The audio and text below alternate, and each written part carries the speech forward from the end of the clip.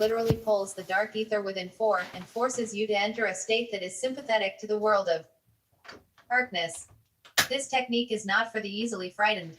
Someone spooked by occult would find the following to be more distracting than helpful. Book like this one acts as its own insulator, of course. It's difficult to imagine that anyone seriously considering working with a book called Harmicon would feel uncomfortably with a little sense of dread. If possible, either perform this operation outside at night or in a dark tomb with the window open. Make sure that it's as close to a blue darkness as possible. It is important that you can lie without being disturbed. If outdoors, that means a private backyard with a lawn chair is far better than blanket on a sidewalk. In any event, you'll get the best results at somewhere between 3 to 5 in the morning. Wing in the darkness. OW your vision to adjust to the darkness for a few moments. If outdoors, pick a patch of the night sky that doesn't contain many stars. Jouty night makes this easier. If indoors, just gaze into the darkness. Move YTLL. 14 shocked into sacred space and altered states. Feel yourself sinking into the bed or whatever you are lying upon. Feel as if you are a tiny, minuscule point of consciousness being pushed down by the immensity of space and the dark void above you. After even the slightest success at the sinking feeling, immediately imagine that you are surrounded by shadowy figures. You can't see their faces, but you know they are looking down at you. Why do they seem so tall? Are you sinking into a hole? Is that the smell of cold, damp earth around you? Are the dark figures observing your burial? Allow any such bits of natural curiosity to enter your mind. When you begin to feel a sense of dread, even a remote one, imagine that the shadowy figures begin to turn into mist. Once you can see them in mist form, with your eyes open or closed, they start to swirl about. The swirling is counterclockwise and occurs around and above you. That weight of darkness, that cosmic pressure we spoke of earlier, is still above you. Now you begin to notice that it is pressing down the swirling mist. In turn, the mist is forming a cone, a tornado of dark swirling matter. The tip of the dark cone is approaching your mouth. You gasp. The cone takes advantage of the opening, pushing into your mouth. Fighting back a choke, and sensing the futility in resisting, you breathe in. Cold, stale, heavy air fills you, along with something more. What is this dark plasma that moves down through your lungs? As you get closer to finishing this first dark inhalation, you can sense the presence of the dark plasma lingering in your feet. It tingles, almost crackles within you, and remains after you exhale. Take another deep breath of the cosmic, swirling darkness. Feel it seep all the way down to your shins and ankles, filling them with dark plasma. Exhale, and notice how the dark energy remains in your lower legs. Continue to take in breaths, leaving behind another 8 to 10 inches of plasma in your body after each exhalation. More and more of your body is becoming one with the strange, electrical vibrations. Shocked into sacred space and altered states 15. As more than half of your body fills with the mysterious force, you should become even more aware of that sense of dread. Allow seemingly frightening or negative thoughts to come and go on. 1 allenge. A few more breaths almost fills your body. The tingling is turning numbness. Or is it coldness? Yes, the cold of deep space. When the plasma finally fills your head, you feel almost as if you're in an icy liquid. Let this sensation build to the point where you barely stand the terror. Now take a deep breath and hold it. You are alone. For a moment, reflect on how scientists have found the universe to filled with an unexplainable matter they call dark energy. You are linked the aloneness of this space-filling force at this moment. You are with the void of the universe. Listen, there's a swishing out there in the void. Is it getting closer? Jump up immediately and try to avoid stumbling.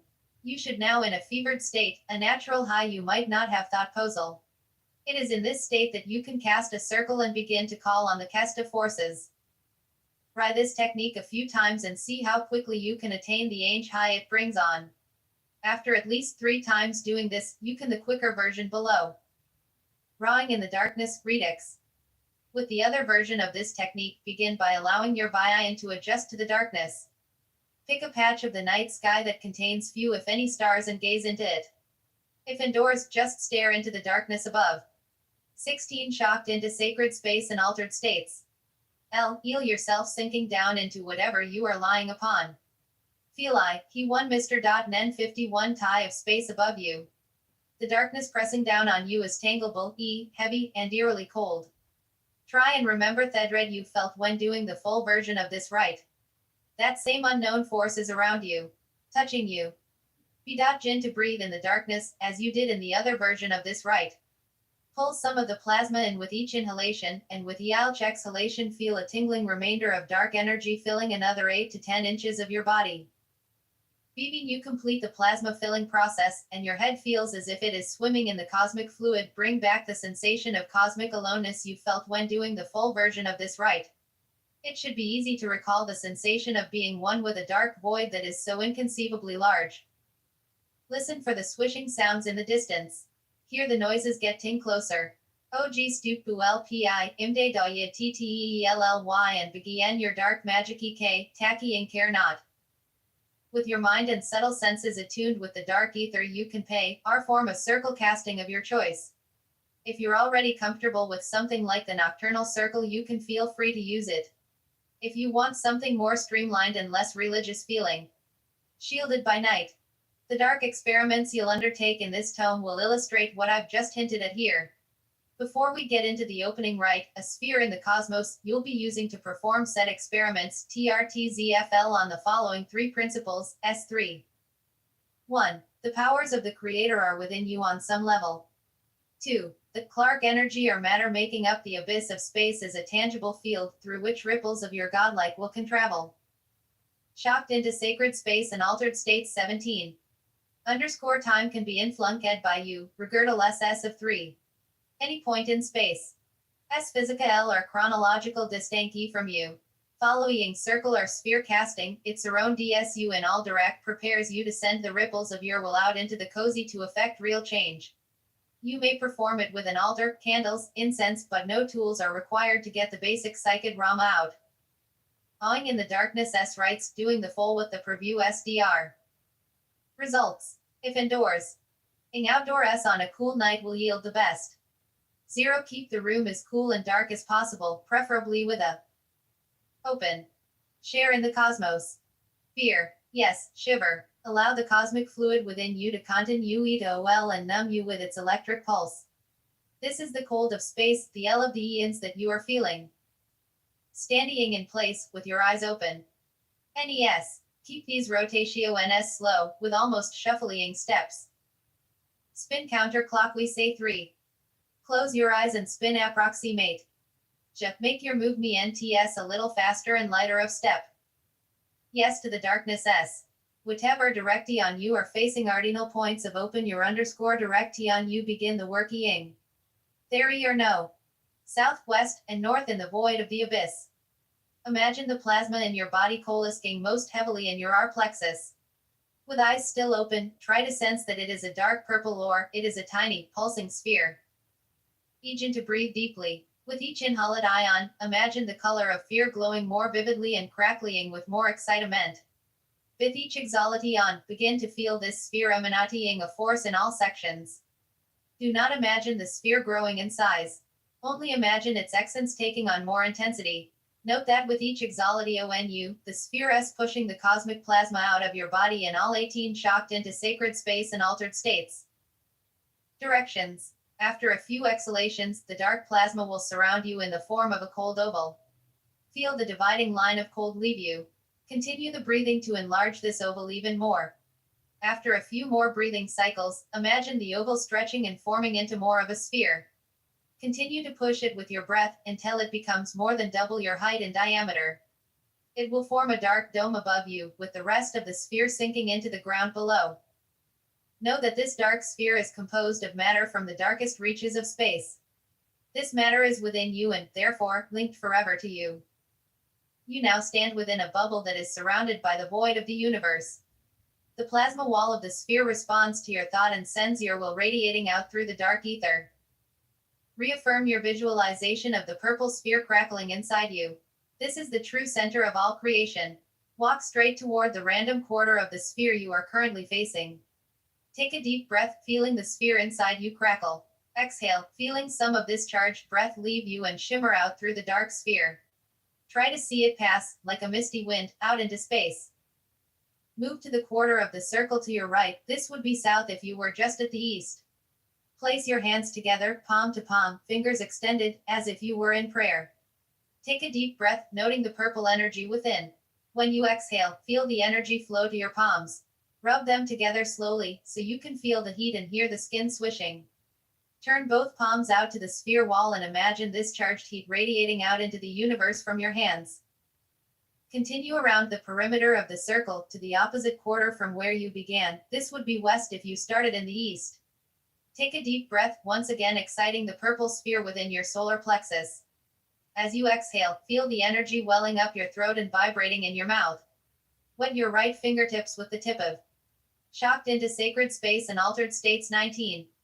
Egg you and touch the sphere. Feel the cool, wet vibrating liquid out of your body and into the cosmos. Continue to the remaining quarter. Take a deep breath, once again G the purple sphere within. Hold this breath for a moment. Feet to your knees, exhaling. Feel an electric shock leave you and zero the impact spot on the ground from there radiating out into K mass. You into the center of your dark sphere and listen. To practice this simple yet powerful circle casting for a few before you try to use it with an actual magical rite. Don't think I8 as a simple preparatory exercise, however. After completing the yin of the darkness and a sphere in the cosmos, you will be excited state of awareness. Spend at least a few moments listening. Cosmos. You might be surprised by the useful kinds of impress 4 that come to you. Sometimes you'll receive simple solutions to S you've been having. Other times, warnings. That emerges from the abyss at such times is not to be taken lightly. With repeated practice at creating this sacred space, you will to hear more and more noises in the dark abyss, whispersings, and unidentifiable sounds will all add themselves to the swish-haired while drawing in the darkness. Take note of anything, sense at this time. You are now ready to call upon and command the dark forces OT in the abyss. Widely accepted in quantum mechanics that our universe exists on membrane-like slice or a brin of a bigger, multidimensional O, and we have occupied only the tiniest portion of this brin for 18, a virtual nanosecond on the 15 billion year scale of the S. Insignificant we must seem to some of the beings that lurk in the abyss. Their sense of scale both in size and time seem distorted to us. There are things gliding through the dark that register time in millennia and movement by the millions of years of cold, empty space they traverse. You may hear or even see these beings out in the abyss while stand in your dark sphere, sending your willpower out into the ether they habit. Most of these leviathans will go racing by and will not even tice the magical emanations you're sending out into the cosmos. Teral, the ether or astral plane is full of such thought forms. Hoyer, expect a few dark beings at your perimeter, gazing upon you with neon eyes. 21. 22b, asing intent. ADRSC2, T3ing the intent ion of these beings will more often than not be A side FA1, court of your magic and not JTS goal. It is Mendy one here to remind you of the vastness SS of what you are sending G your magic out you doyle T ru CMIN.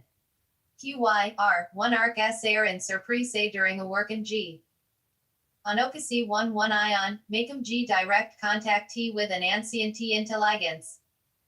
A part of our mind our conscious and S is natura LLY attuned D to the dark and at R of the cosmos despity how we dull JTS effectiveness S by EMB 4ing the mundane world by day. This is another certai and TY and ITH1 LL. L bet we n our physica L and subtle bodies in the tangib, mi dimen S ion L parts of the universe say, PPI the amount T of psycho hashtag RAM and need D to reach this hita N are often orman TP.art of our conscious and SJS determined by the type of calvircum G attempt TED and the magnitude of the goal we are TRMEA % and GT, ad.tam. S, omedimes, a great deal of psychodrama results in a MAYKN. Lanife statio N that then adds even more punch to your right for OE. It takes a great amount of effort to do a magic alevic tion, LJM. PMI app VRS on the physical plane before you. However, the IM, CMG this entity standing there acts as an even larger, psychsacratic element and helps you then attain your goal. E. Blazing Intent 23. We will get to a shortcut for successful evocation later on.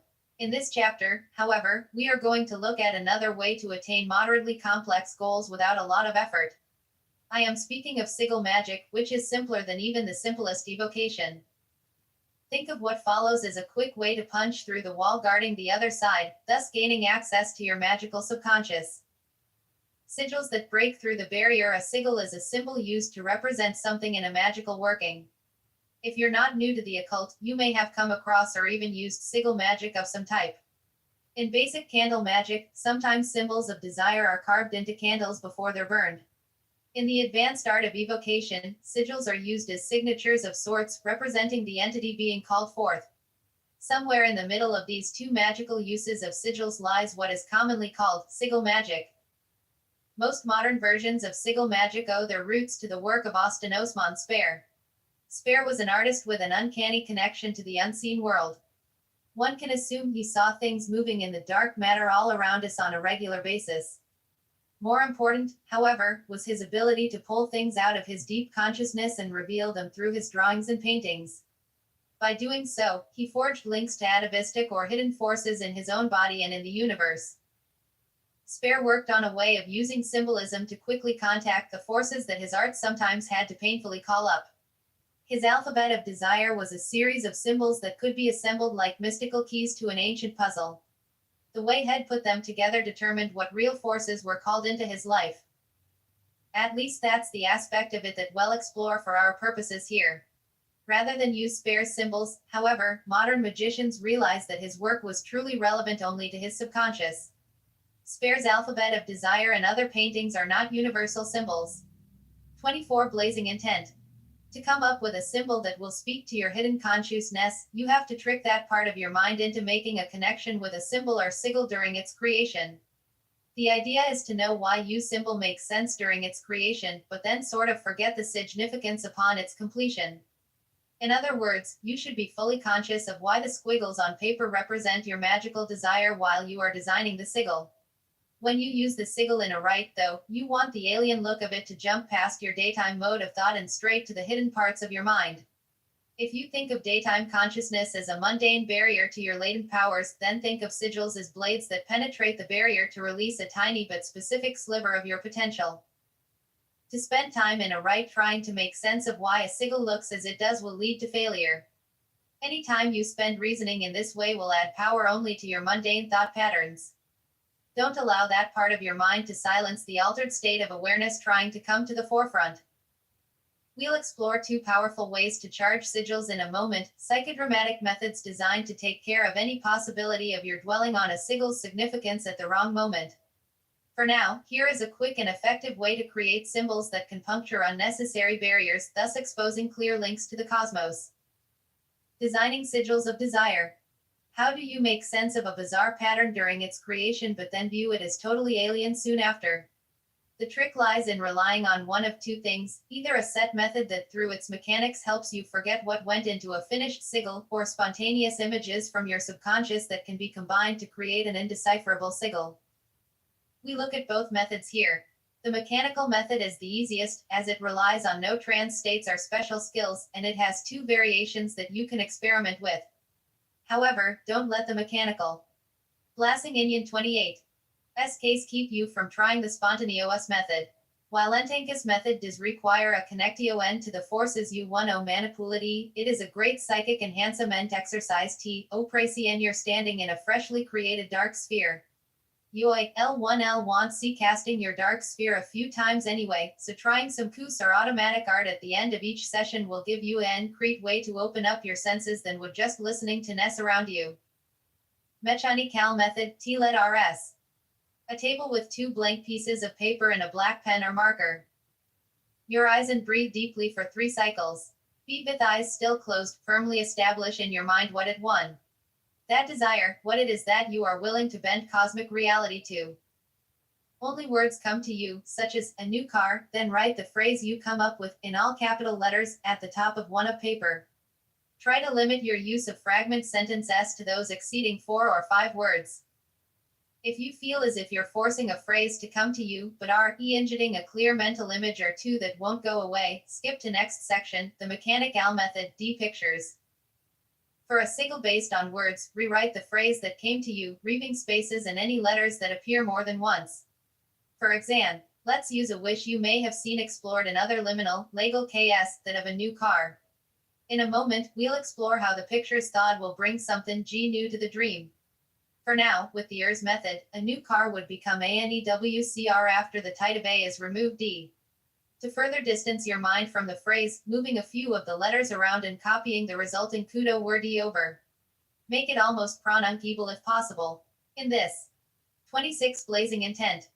Example E, WRCE na would be a good choice. Note, do not let any of these reading steps fill up more than the top half of the paper.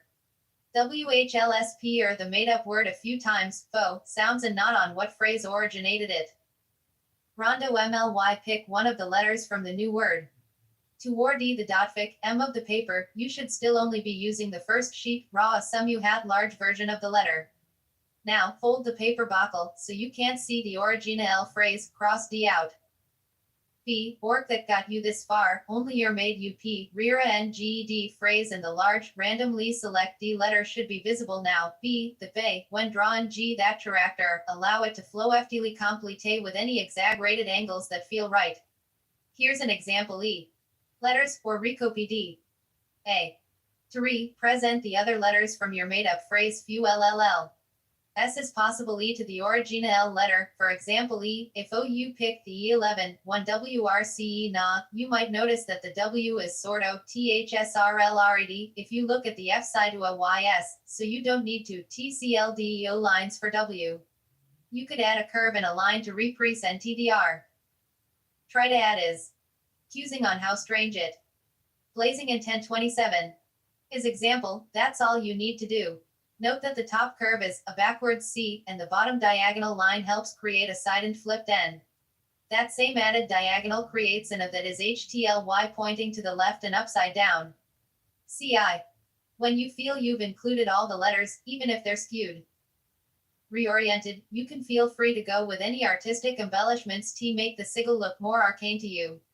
In our example, a few S go a long way to make this sigil seem straight out of a grimoire, your completed sigil to the other piece of paper, maybe adding the extra embellishments in this step as well. Dispose of the work paper without ever looking at it again. Your sigil is now ready to be remade once more, in a dramatic way. He'll discuss this during one of the charging rituals, soon. Mechanical method, pictures. His method is similar to the letters version, but should be done when are granted clear visual images of your desire. Start with 2 blank pieces of paper and a black pen or marker. Close your eyes and breathe deeply for 3 cycles. Firmly establish your desire and try to capture images that are dancing around in front of your mind's eye. 28 blazing intent. Draw simplistic representations of these images instead of words. L smiley face, example E, you might draw the logo of the car you desire in a stick shift. As with the letters method, try to draw these in whatever dramatic way occurs to you at the time. In his case, E, a well-known European luxury car logo takes on a seemingly roaming life of its own. Look for any similarities between the pictures. This example has an obvious one for simplicity's sake, as well as an intentional snafu well. I'll get to. You can quite nicely incorporate the stick shift. Blazing intent 29. It looks a little too much like a actual Y, doesn't one T? So flip it and add. You might notice the snafu. In person now, maybe one jumpin' G rope, want to make the symbol seem a bit more alien. 2 PR feel of the glyphs center as arrowheads to the sides. Can also remove a couple of unimportant but tricky lines, it should be just enough to hide the unintentional humanoid symmetry, though judging G whether this type of error is corrected will dead on your instinct S. You are the one WL, after all. When you're done experiment. Their piece of paper and disposo. Again, the sigil is ready to be used in. Ho will be working G with the.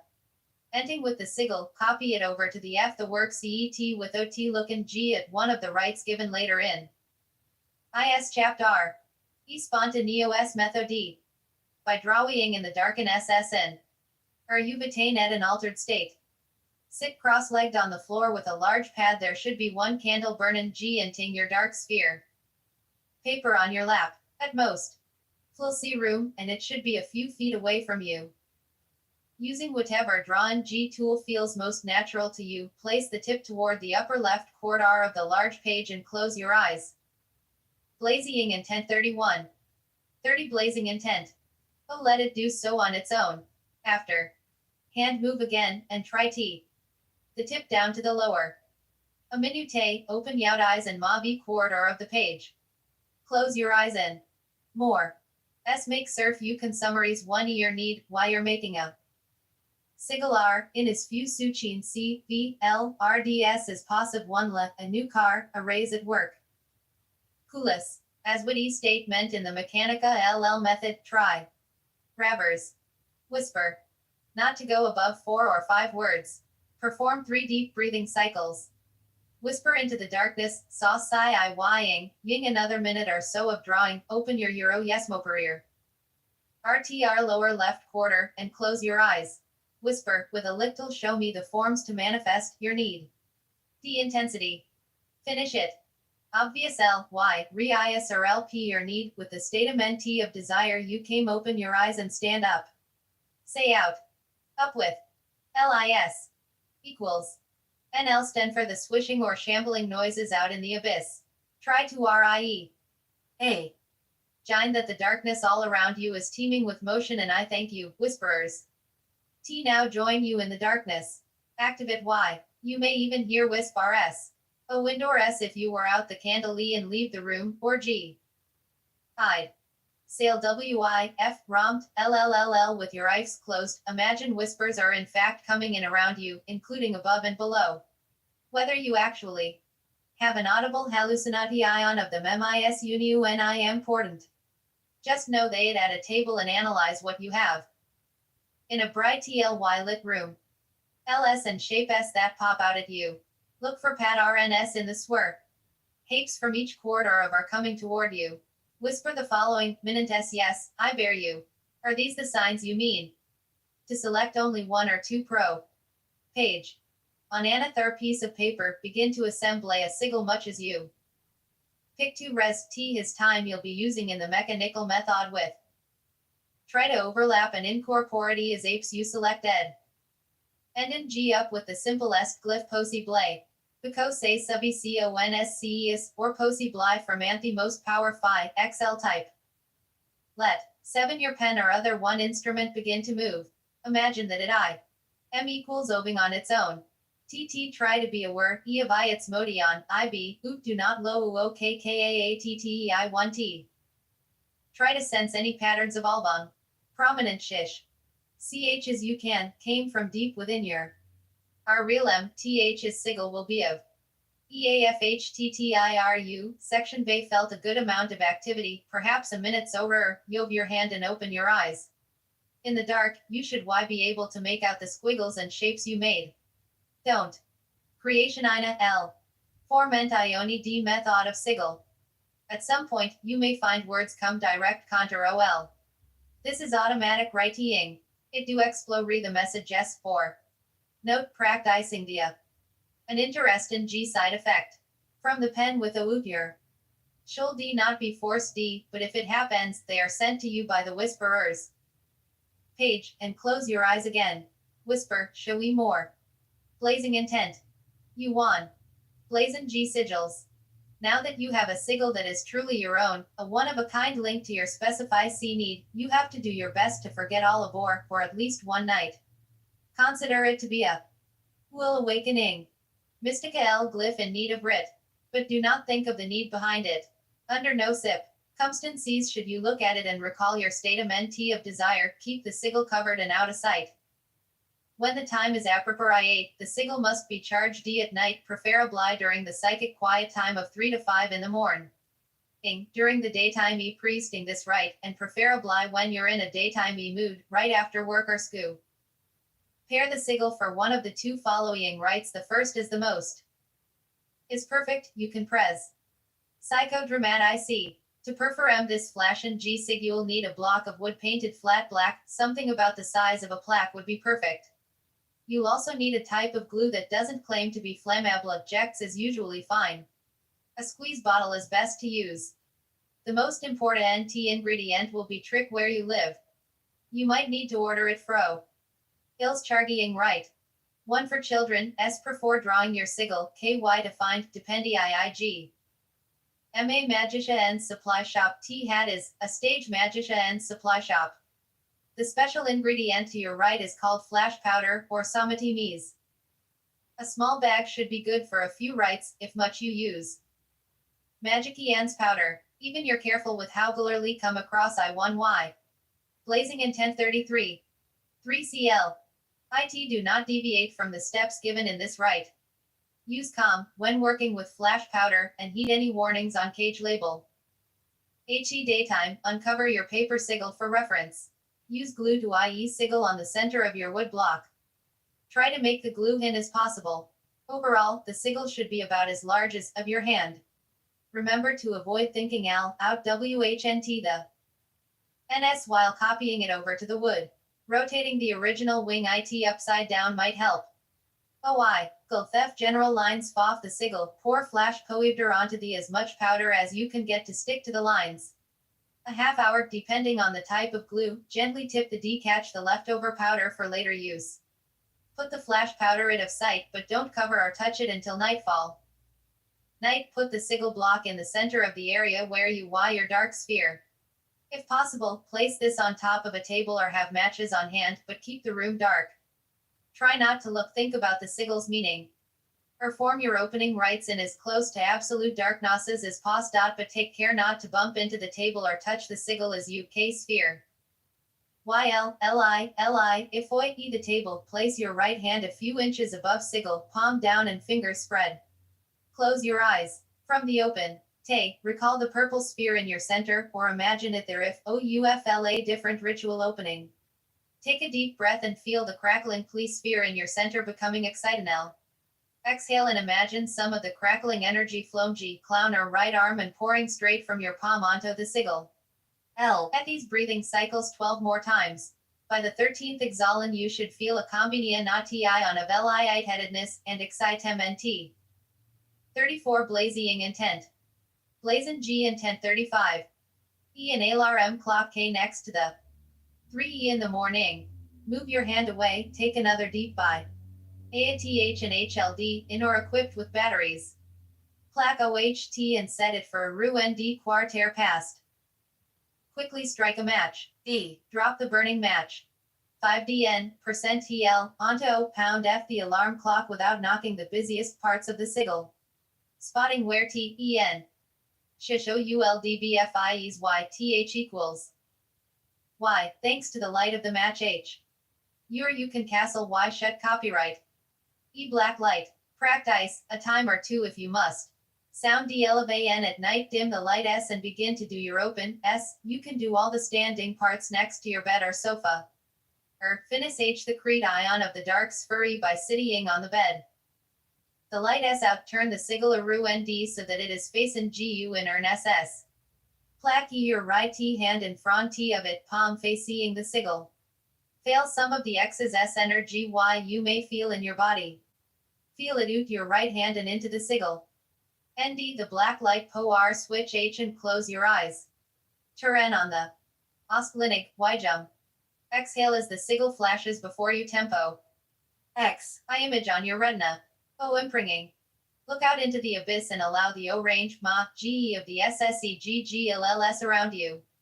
Begin to fade. Imagine it drifting off into the dark. R not think of what it means, though, only observe EL, 1T is app.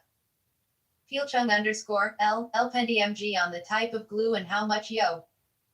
ATLT, scrub the block and use it again. Speak of used, you may want to experiment once or IS assembly wise. Shape S to get just the RII. Get E right MUNT of flag, with random L light, careful not to see the sigil. Plus comfortable and prepper to drift off. Sir bed, you are getting red Y to sleepy. Shin G and whispers from the void B. Rima in a worry of the field. The following technique for charging Siggy LSR equi. Iris being surround D and O. Jik al real M. Let the sweet jazz thin GU here before re-sleep overcome SU.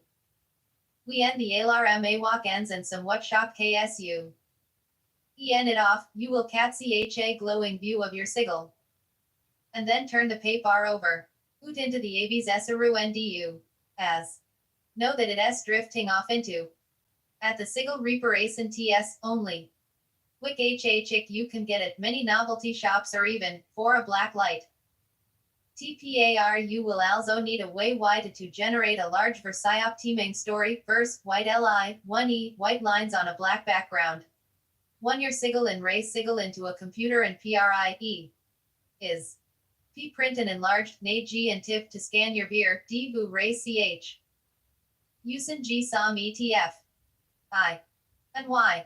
And wipe of graph ICS software E. Another way, scion of it by. Let the IMA GE. Once to use white of black paper. IUR sigil uprig HTA. Or, you can just ogle. Int on your eyes for a few secon, shut off the black light and gaze copyright sigil imog e fades from your retina, dark mat R.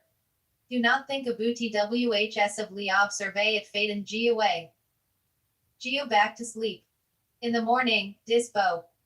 Paint to draw a large version of your sigil on API, you will also need some kind of stand to HELs. Copy holder, from an office supply store whirl, SD, rested against a large photo frame that stands RFL glowing sigils. I, Sysga, ZJ, _, L, y'all, L can, perform your ritual opening. O, 1 his, a NLGHT stained our table next to YNGS Ajun jubed on black CI, a POSAP ESL to blue and out pillow, next black ligak.mg toward the stand U3 chill 3 have your white height right in front of the sigil stand. Make G, tore it. Position the. Pay the bland light is. Say of the sigil without looking at it ogin. Mal life for the next thought s, go on with your knot. Daisiri at Reaper Asen TS. Bith ether of these me. Days with UTTNKIing ABO the sigil or the PU may be surprised d by how soon your need manifest s. The Liber of Sexual Liberation. Odd boy meets good girl and waits until marriage for a good time. As line probably sounds more mythical today than one describing rise and unicorns. That is, at least the latter beings are found reprinted in merchandise and movies. The good boy and Geidel paradigm ascent even exist in fiction anymore. What a wonderful accomplishment. Asterisk sex is, after all, a part of life, and one that comes in various forms. Zero matter what form of sex you enjoy, never let anyone tell you there's nothing wrong with an experience shared between consenting part ones of legal age. Premarital sex is the kind of issue that polarizes religious groups and even more controlling governmental bodies, think D states, in particular. Trying to stop premarital sex is also what, as such groups seem so antiquated, and what makes it less likely these groups will have much support in years to come. 37. 38. The Liber of Sexual Liberation. While each year more of the mainstream world is taking advantage of the sexual revolution that started in the 1960s, it can be safely argued that Nightkind have always been a few steps ahead of a typical mundane-minded individual when it comes to such matters. Oh, those who seem more concerned with Wall Street than Bourbon Street do have temptations and fantasies. They just structure their daily lives around day world limitations and can never seem to act on their desires. While a night of group sex is not so unusual among friends who frequent edgy clubs together and are comfortable with their sexual identities, it's hardly the sort of thing you expect to happen when executives and their wives meet for dinner at a classy bistro. Nightkind have an unfair advantage when it comes to sexuality. Unfair, isn't it? You almost have to feel sorry for the daytime-minded people who shut themselves off to the energies available as they sleep, and whose blind acceptance of proper behaviors leads to complete frustration. Lurkers in the dark are used to thinking against the social grain. Yet it's not just their willingness to be different that gives Nightkind the edge in sexual situations. True children of the night have a more romantic nature and are more attuned not only to their desires and dreams but to those of others as well. And it is others whom you really want encounters with. No. The pages you're about to read do not deal with any forms of solitary sex. Nor does this section deal with only sexuality itself, just as sigil creation wasn't just about drawing unusual pictures. Sex in this Nocturnicon is about using a wonderful, powerful experience to fuel your dark rites. Best of all, for most of the sex magic given here, your partner or partners don't even need to be aware of anything occult going on at all. Whether you're in a monogamous or open relationship or marriage, or a confirmed free soul roaming the sexual nightscape, you will be able to benefit from using the power of sex to aid your magical goals. E. The Liber of Sexual Liberation 39. Before an encounter. With all magical rites, the actual work begins before you take Teliot. Action in an altered state of mind. In ancient grimoires, preparing poles and fasting were important parts of a rite beginning G1s. Men 1 connectio to the working and in effect beginning the criti on of. Desired thought orm. Something G similar holds true thought, R sex magic, huff fasting is hardly necessary, and there's very little tool prior on that can be done hours beforehand. 2 very important magical as can be taken before you venture out on the prowl, so to speak. S deal with the first one right now. Even when not trying a magical feat, people take for granted just. Difficult it may be to think clearly during sex. Before you are MJ's arms, you really need to have firmly decided what your magical one is. In fact, it's best to have it already germinated G as a 1 magical C, L.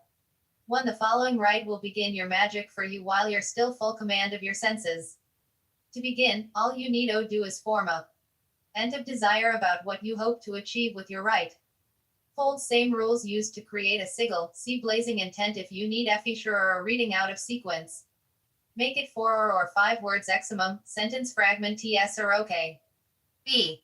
So that you can take advantage of psychic quiet time, this rite will preferably be done one night before your plarn d sexually, either, though a few nights before ha and d is fine, too. If possible, TLNS should be performed D in the nude to establish a su, con saus, LMK at en the feeling of being nude and the desire for your magical EDL, since you will be sitting on the floor nude, UNM may want to have mat on hand for comfort. You'll also need a small pad of paper, a 1, and a lighted candle. In the dhoti form. End by performing G your dark opening rites in the nude. Sit cross. Sewed on the floor. 40. The Liber of Sexual Liberate Ion. Write down your short statement of desire, in size by removing redundant letters. Now, adding your alter D state guide you, end up with a pranu NCEABLE word or 2 fey. Your final is ed word or phrase of power to another sheet of paper in large letters. Positio the paper near the candle on the floor, in front of you, such a way that you can easily read the word or phrase. Close your eyes and take a deep breath, feeling and mental why seeing the purple sphere in your chest becoming excited and enlarged. Hold the breath for as long as you can. Exhale when you must, visualizing and feeling a beam of purple, crackling energy firing directly down your spine and toward your genitals. Hold this empty lung state for as long as you can, really feeling and seeing little sparks of purple electricity dancing G all over your genitals. Repeat the process of drawing G in and moving down energy, being sure to hold your breath for as long as possible at each exhale in. Hail. Try to feel even more intensity in the energy each time. Begin the process a third time by inhaling and trying to feel even more energy present in your chest sphere. Imagine that, in its swollen size, it is almost coming G out of your core. Hold your breath to the point of exhaustion and exhale, intense beam of energy it. Eyes during the exhaled ion, look at the word or phrase of firing in. Your genita ls again. This time, open your power and recite it out loud. With the last bit of your exhalation, feel the energy swirling around your groin while simultaneously radiating down your thighs and up your belly. As you breathe normally again, continue staring at the phrase with intensity. Allow the crackly NG and tingle NG feeling S in your genitals to linger. After a minute or so, flip the paper over, hiding your phrase. And meditate for a few moments, visualizing yourself having whatever it is of desire. From view, close your eyes you are asking for in your statement. Then begin to reduce. Rira NG a few letters W words of power. Opening parenthesis question mark. Uppy. The Liber of Sexual Liberation 41. Behen you've excited yourself with the possibilities, end the right buying up the paper and leaving the room. Do not look at the phrase Fessir again this night. Ing out of the routine. Second sex magic preparation to undertake is not done in RMIIG. This one is done in the physical and social world chi, and relies on charm and cunning.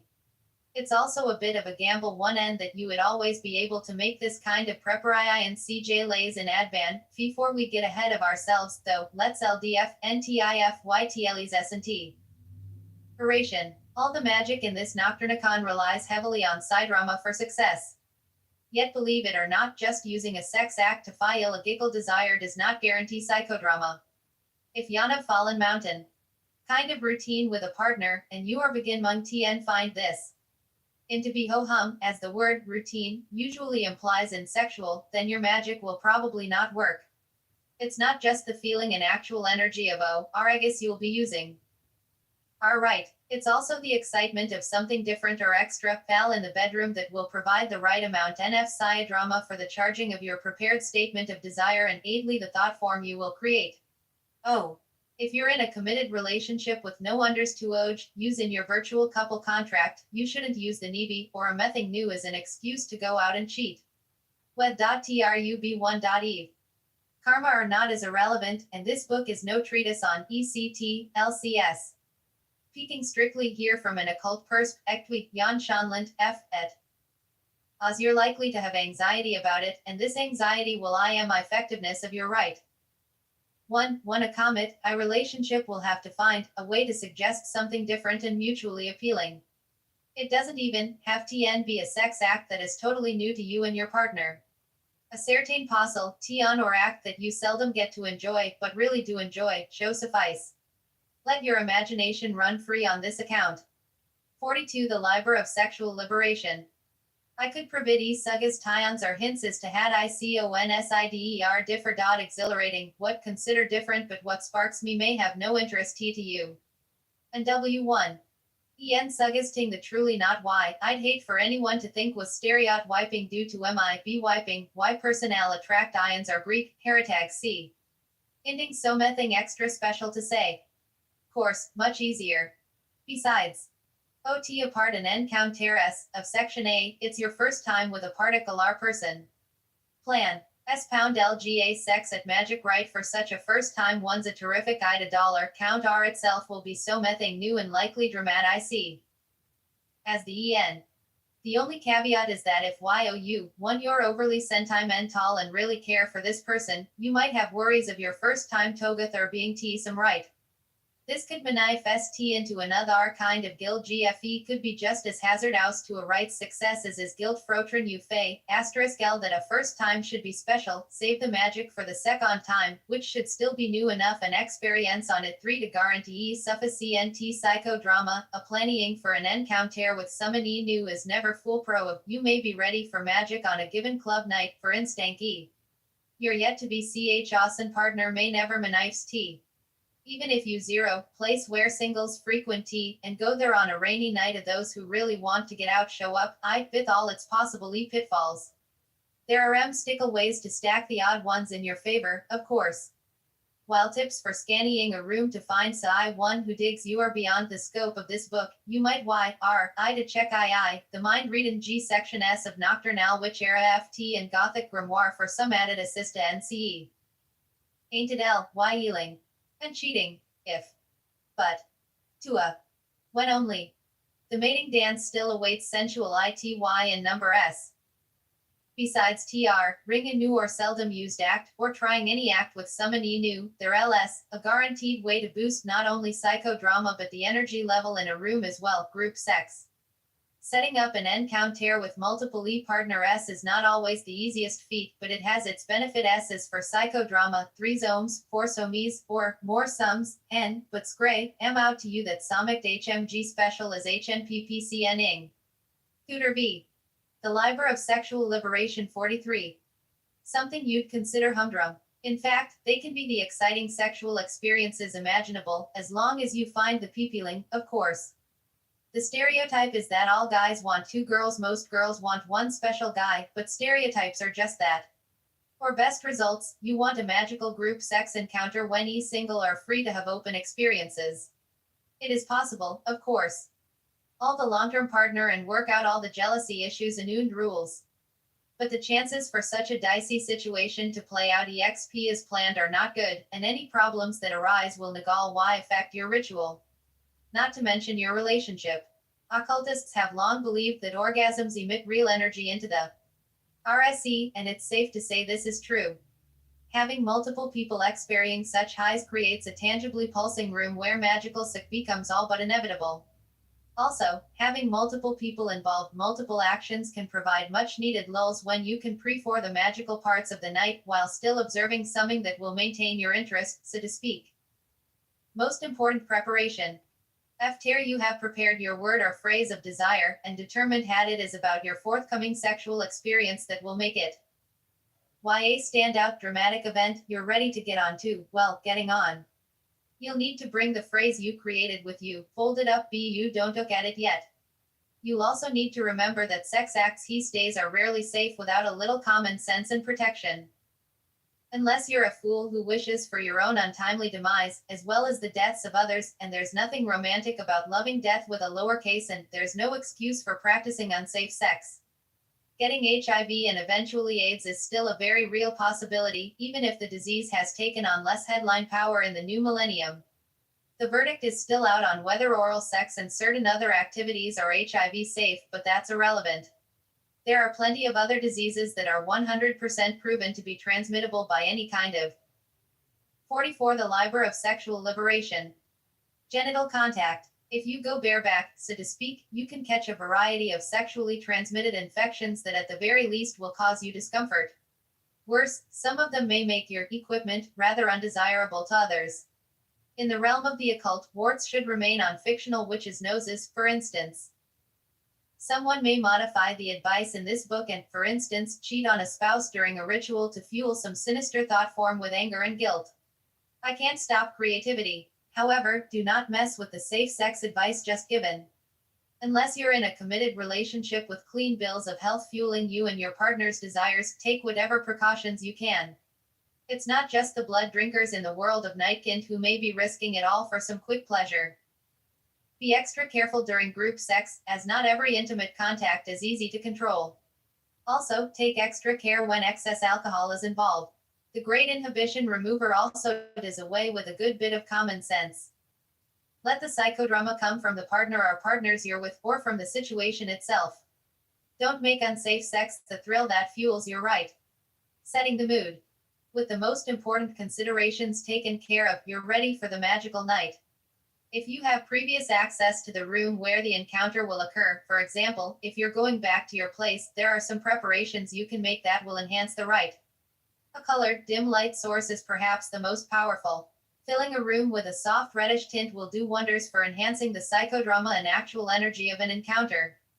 A low-watt bulb used for a dark room is ideal, but the usual soft candle light will always suffice. A little incense goes a long way, too. While you will not be telling your partner or partners that a sex magic rite will be occurring, there's nothing suspect about incense, and it will help remind you that some. The Liber of Sexual Liberation 45. Thing occult will happen. Also, the smoke will help everyone achieve a slightly altered state without trying. Any smell that feels mystical to you is ideal, but do not use a heavy scent that will just give everyone itches. Some people claim sandalwood is notorious for this, but only you can verify what bothers you, or pleases you for that matter. If you have no access to the room beforehand, do your best to set a special, or at least different, mood. The right music choice alone might do it. Everything from a dramatic melancholy movie soundtrack to a hiving industrial album can be used, depending on how you and your partner feel that night. During the throes. Keep the paper with your magical phrase handy. Right before you get too involved in foreplay, you should take one look at the paper and be sure you know the made-up phrase by heart. Slip away to the bathroom or another room to do this. Reading from a paper, as if you're memorizing lines, might raise a few too many questions. Again, under no circumstances should you tell your partner that you are about to perform sex magic. 2 or more people can do sex magic consciously, of course, but that requires working together over a period of nights or weeks to get certain techniques and timing just. GHT. The following technique is for when you need superior results in hurry. Let the fact that you're keeping this one secret from your partner one of 2 things: enhance your excitement, consider it innocent. Aimless naughtiness, or not enter your mind at all. Do not let it be an issue of ethics in your mind. Millions of people around the world are imagining Hollywood figures when making love and not elling their less attractive partners. You're doing something far more touring. You're using the excitement your partner provides to fuel anything awe-inspiring. He or she would be flattered if you were only able to tell. 46. The Liber of Sexual Liberati on the Secret Sex Rite. Take one good private look at your phrase of power, then hide the paper. Make sure you've memorized the phrase, but do not think about the goal connected to it. The link to your goal was established in the preparatory rite. You only need to remember the phrase. G rite of sorts. You don't want the intellectual encounter to be about the magic that's about to happen. If you're sure you memorized your phrase of power, don't think about magic at all for a while and just enjoy yourself. Be there for your partner, not on a mental drift. When it seems you are about ready to get to the heart of whatever sexual act you are counting on for the most psychodrama, quickly imagine that your dark sphere is around you. Do this in 2 steps, with OT taking away from any intensity build in G in the room. First, just know that you can see the dark sphere around you. Second, listen or feel for at least some of the signs that you've become accustomed to when dealing with the abyss. Hearing swish and G or whispering noises is the most common sign. Under normal ritual circumstances, you may occasionally feel as if light touches are made to your skin, but this is less likely to register amidst embraces, kisses, and nibbles, obviously, are. With the acceptance of your dark sphere's presenki, try to continue with your main sex act while maintaining at least some awareness of the sphere, presenki. For example, you should be as aware of the sphere as you are of the color of the room's walls, but not as aware of it as you'd be if you were trying to read some graffiti written on the walls. Again, just know the sphere is there. When you feel you are getting close to orgasm, imagine the presence of the purple sphere in your chest. Do not try to excite it using breathing technique use. Instead, really take in what is happening to you sexually. Allow any authority on you feel for your partner's body to well up. Allow what she or he is saying or moaning G to carry you into higher. The Liber of Sexual Liberation 47. Else of excitement. Maintaining an awareness of that energy core while reveling in the sexual moment will provide the necessary subconscious ink to the magic 1 cal processes you need. Try to hold back your orgasm to the point of agony. With one last of the purple energy core clearly in your mind's eye, allow RF to orgasm, mentally screaming the phrase of power, but don't scream it, obviously. As the waves of pleasure overtake you, try to hear or imagine the mental pronunciation of your phrase echoing out into hey abyss. Feel the borders of the dark sphere around you, vibrating in perfect eme with the pulses you're feeling. Then, think nothing more of the magic you just accomplished. Focus all your attention back to your partner and enjoy the rest of our night together. Pipe. If possible, later on in the night, try to secretly dab a little bit of her or your partner's sexual fluid, or both, onto the paper that hides our phrase of power. You can open the fold to do so, but do not read phrase written inside. BSE caution when working with sexual fluids, of course. Some can be transmitted through such contact, especially if you end up ooching your fingers to your eyes, mouth, or someplace else.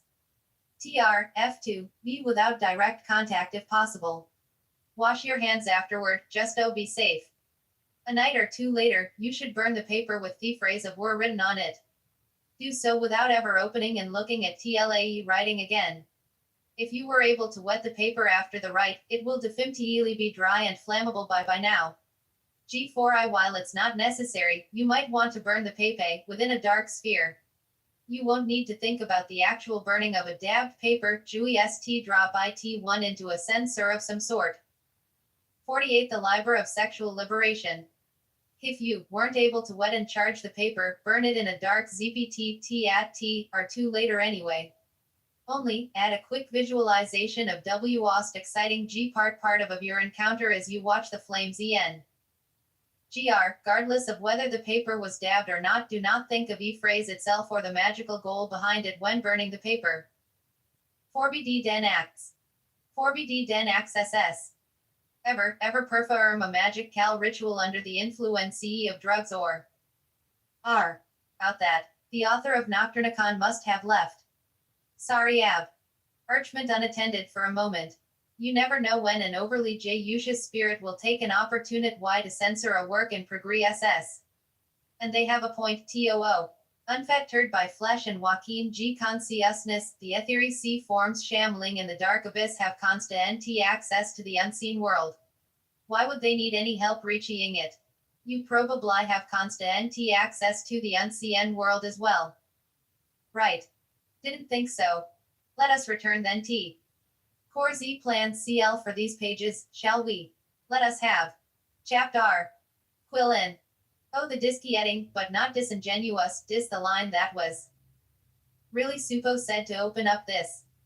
Never, ever waste a perfectal why good altered state of a Wareen SS, no matter how it was induced. 49. S50 Forbidden Acts, Forbidden Access. It had to be said. The burning times are long gone. The fear of being accused of stealing babies for their blood is too silly to entertain. Admitting a few naughty occult secrets now should be okay. Most of the great adepts of history are winking at you this very moment from the shadows. Aleister Crowley is raising a glass of absinthe, surrounded by so-called primitive shamans with their natural plant-based entheogens. The phantoms of entire occult orders are wondering if you're just a hallucination or real, and then recalling that it doesn't matter either way. They can see you, and that's all that's important to the psychodramatic adventures they're currently having. You'd be right to argue that at least a few who have dabbled in substance-aided mysticism have ended up as specters far before their time. Yet the potential for abuse is no reason to immediately discount a proven path to success. Do a little anthropological research and you'll find that the mystic elders of many ancient societies wisely used entheogens and suffered no premature ill fate. That's why they were called elders. Note the word entheogen, by the way. It's literally something that brings you closer to the gods. That's a good thing, right? The righteous few reading these words are getting all enraged prematurely, jumping to incorrect conclusions. We're not talking about highly addictive substances here. Interestingly enough, most of the addictive chemicals are pretty useless in ritual. Heroin, for example, will leave you resembling more of an etheric blob than someone in command of the etheric. Cocaine will just have you racing around your dark sphere, building a pretty useless burst of undirected energy from your own frenzy. While the title and subject matter of this dark tome act as insulators against most of the unreasonable goody-goodies, here's a shocker for them and even for many lovely nightkind with open minds. One of the substances described in this chapter has actually been proven to cure addictions to dangerous drugs like cocaine and heroin. Forbidden Acts, Forbidden Acts SS1. More on that later, but it's not really the point. For now, please take my hand with an open mind and don't listen to the warnings that have filled politically correct magic books for nearly half a century.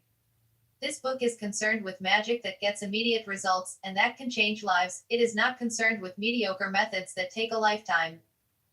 And, of course, the publisher and author can't be held responsible for those who break their local laws. This chapter merely describes how certain substances affect magical mindsets. Some of the substances, quite legal in many areas. Some are not. You'd be wise to act on the S that apply in your locale. No need to sample all the treats in the dye store to satisfy a sweet tooth. Remember, too, the line that is the theme of this section. It states out clearly that you shouldn't waste any altered state chemically and store otherwise. Nowhere will this text urge you to get into such a chemically induced state with something that's illegal to possess. One of HE's substances is legal to buy everywhere, another is legal to own any here. Another couple of them are, well, not so much legal. Those are T described, though. Any way you read it, this text will nowhere encourage you to do anything illegal.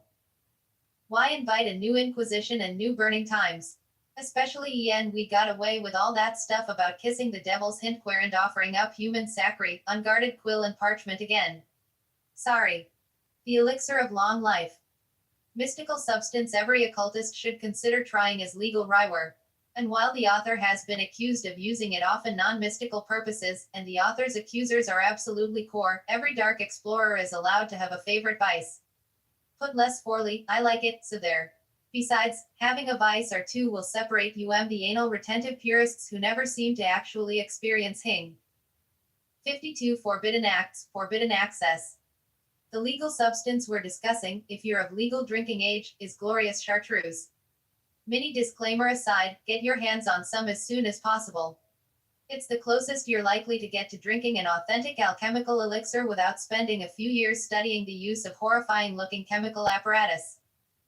Brewed only by an order of monks in France, from which it takes its name, chartreuse is for the most part based on an ancient alchemical manuscript. Called the Elixir of Long Life, the manuscript was given to the monks as a gift in 160s. It's unclear how old this manuscript and its bizarre formula were by the time the monks received it from an artillery marshal of Henri IV's army. What we do know is that the mixture of herbs and other ingredients was so complex that it was for the most part incomprehensible and unusable by the small branch monastery in Beauvert that received it. When the manuscript finally made its way to the order's main building in Grenoble in 1737, the apothecary there was able to understand its complexities. This man, Frere Jerome Maubic, was able to brew the elixir. And the first version of chartreuse elixir was sipped with what mystical expectations? We'll never know. Suspended in 71% alcohol by volume, the mixture of secret herbs and other ingredients was sold in tiny bottles to nearby villages as a tonic for general health and well-being. At 142 proof, however, more than a few people were probably quick to realize other uses for the tasty green liquid. In 1764, a version in larger bottles with a lower alcohol content was created, bringing green, 110 proof chartreuse to the world. A yellow, 80 proof chartreuse would be introduced 74 years later. It was sweeter and milder. Why? While some periods of political turmoil affected the creation of chartreuse on and off for the next 200 or so years, the version bottled by Chartreuse Diffusion in Boiron, France, since the 970s is believed to be very similar to the original alchemical manuscript, containing over 130 ingredients known only. Forbidden Acts, Forbidden Access 53. To 3 working monks at any given time. A small amount of chartreuse each year is chosen for extra care and aging, and is released as vieillissement exceptionnellement prolongé herb. E.P. Chartreuse. This amazing stuff comes in a wooden box and is quite smooth, but does cost around 3 times as much as ordinary green chartreuse. The idea of only 3 monks knowing the secret formula for chartreuse at any given time greatly adds to the mystery of the drink. Not all monks surrender the secrets to death, however. Apparently, some do leave the order for other spiritual pursuits. I met one of these former monks who is now a priest in Manhattan and happens to visit an upscale bar in Gramercy that carries the E.P. version of the liqueur. Seemingly moments from getting at least some middle-known information on the mysterious drink, I was politely told that he couldn't be affiliated with someone so well-known for occult. See Tices and Speaking with the Dead. While I'm flattered at the recognition, it was a little disappointing to lose the chance at a little extra and knowledge about the mysterious liqueur. Maybe first-hand, on that occasion is the wrong word, as I get NTY of first-hand experience every time I drink the wonderful elixir. So can you. While the alcohol content may still be considered ing for some at 110 proof, it quickly becomes clear as your sobriety issues that it's not just an alcohol high that carries you away. Assume you've not such a lightweight that a shot or 2 messes you up. You notice that something in chartreuse brings about a different sentiment than that of other hard liqueurs. That is, as long as you don't get drunk too quickly on the alcohol, we'll find that a different kind of buzz awaits you. It might take a times to build up the tolerance to the unexpectedly strong pure alcohol inside, but you will definitely notice something else happen if you drink enough chartreuse. What this something else is differs between people who experience it. Will the herbs and plants in chartreuse affect you? You're absorbing. 54 Forbidden Acts, Forbidden Access. A variety of energies and chemicals when you drink this elixir. It can be argued that its ingredients energize parts of you, while the alcohol possibly tires other parts if you drink yourself into a stupor. Besides just enjoying it on the rocks, I use chartreuse in an occult fashion before undertaking a rite that's designed to get inspiration from the night or the abyss. For me, drinking around 6 ounces of the liqueur over a half-hour preparation period puts me in just the right state where I can sense the benefits of the herbs. I usually divide this amount of the elixir into 3 2-ounce drinks and add ice. However, I'm 6 foot, 6 inches tall, and have a higher tolerance than most. Recreation has its benefits. You'll have to be your own best judge when determining how much you can ingest and actually keep inside you. If you drink it on the rocks, note how the water from the melting ice swirls into the chartreuse. Sometimes, you can just dim the lights and position a candle or something close enough to the glass to give a faint glow to see these swirls. Scrying chartreuse in this manner, while under its very influence, can have some impressive results. Sometimes, I catch myself scrying unintentionally when in a dimly lit bar that makes me comfortable enough to let a vision come naturally. While such a trance never comes over me at a bright, noisy place, TK the one where a certain priest visits, the dark setting of an older bar in Manhattan or New Orleans does often do the trick. If you reach the point where you're effortlessly scrying with chartreuse, try to do it only at home, if possible, unless you're with someone you trust, or at a place where you're known. Another feeling that sometimes comes on is the chills. This can be a useful sensation for some types of rites designed to evoke extreme psychodrama, but the chills are also a sign that you might be on the brink of going too far during a drinking session. Will the elixir of long life make you live forever? I've yet to meet someone who can claim that, and the monks who know the secret for Forbidden Acts, Forbidden Access 55. Mueller are replaced every so often. We can assume long life was just a gee whiz saying favored by an unknown alchemist. Yet, we can also assume that any alchemist skilled enough to create a formula that baffled all but the most skilled apothecaries years later must have known what he was doing. The mystery of what chartreuse may or may not be bringing to your body and mind is part of its magic. Before we move on to the next mystical liqueur, a word of caution is in order. Strong alcohol can make you quite ill either that night or the next day. Carefully ease into drinking the liqueurs that follow, going an extra ounce or two each time you set out to drink. You may even have to stay at a certain level for a long period of time. Every body has its limits. It's wise to remember that alcohol can catch up to you as well. Upon first use of a drink unfamiliar to your body, go sparingly and see how the alcohol shifts your system as time wears on. The idea is to feel the buzz that's not alcohol alone, without having foamy green liquid come tight back up. The latter is not a very mystical experience, obviously. If you feel a little chilly and woozy the next day, try some Pernod, another herbal, with soda water on the rocks. It just works, I don't know why. Seeing the green fairy. A slotted spoon is placed on a glass. On it rests a cube of sugar.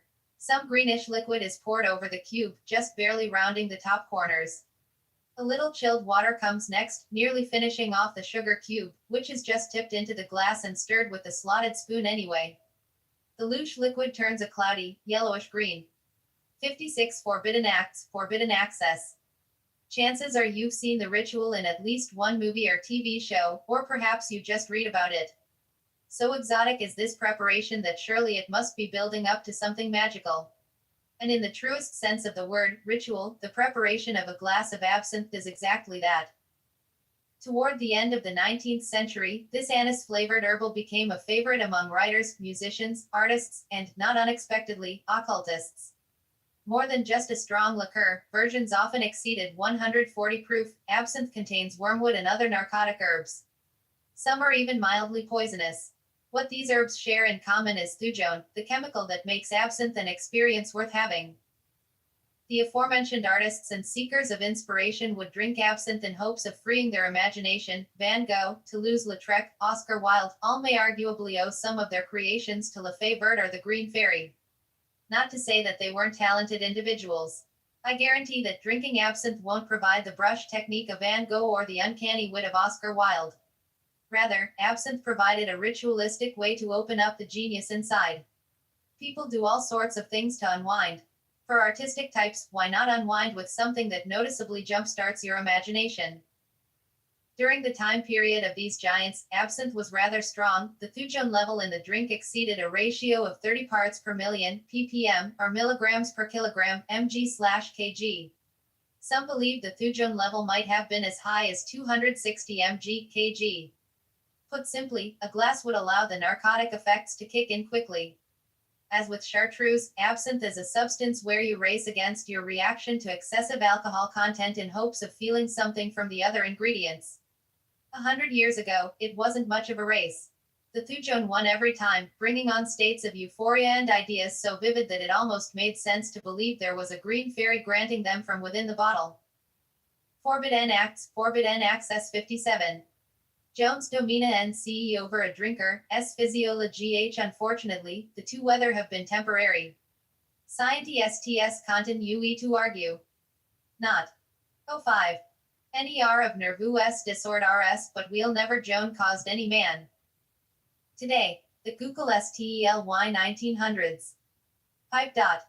Now the US still doesn't allow the sale of real absinthe, the liqueur est failli, legal Y, in Europe with a mildly enforced D thujon lepelen. The so-called safe versions of absinthe are 10 mg/kg, and even if the legalities are not so clear, can. Most distillers keep the thujon to S. F was outlawed in many counter IEs in Tadio.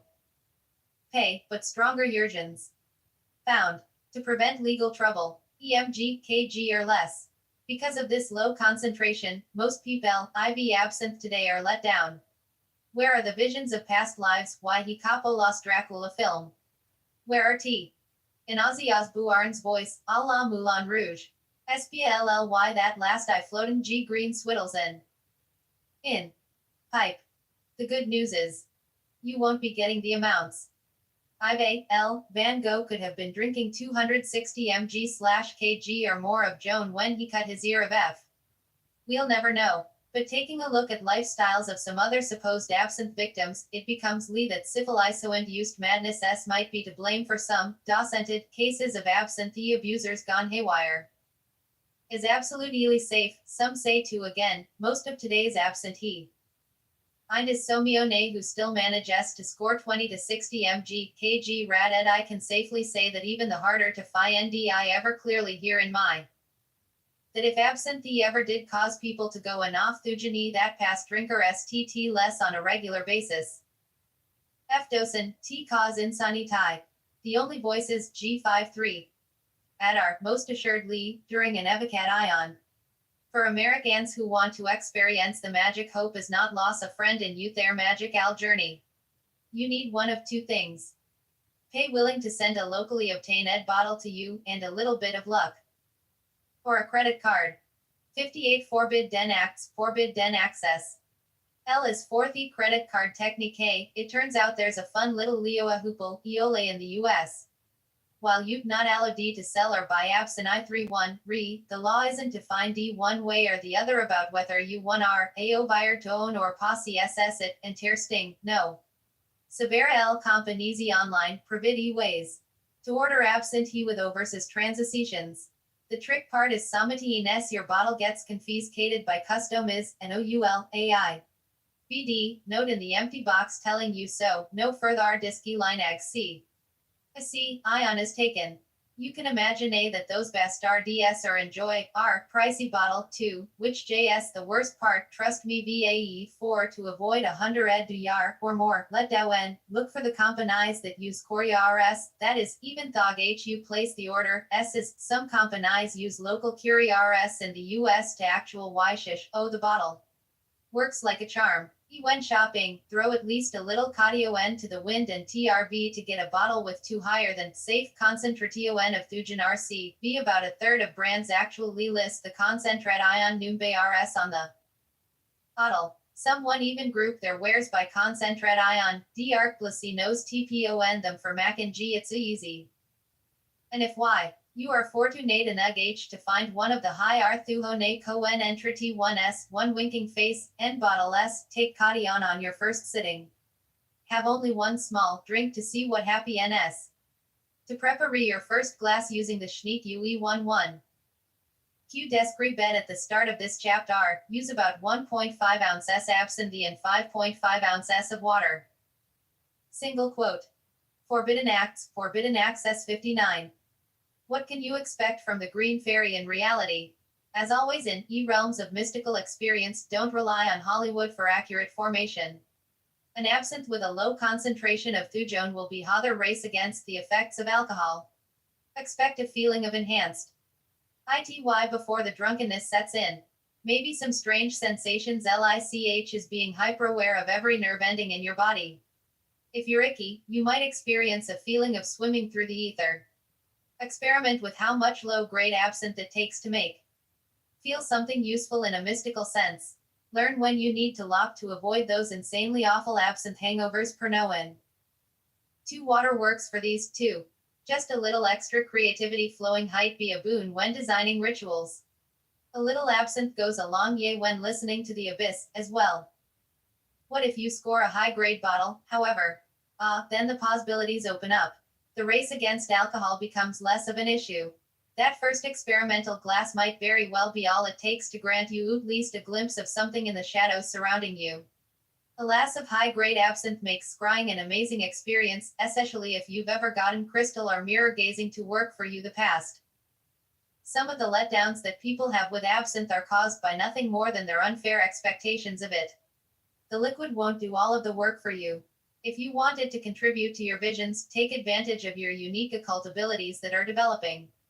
Even if all you've done are a few of the preparatory rites from this book, you're likely to have a visible or audible experience with the drink. One of the reasons artists loved and love the drink so much is that they are used to tapping into their imaginations.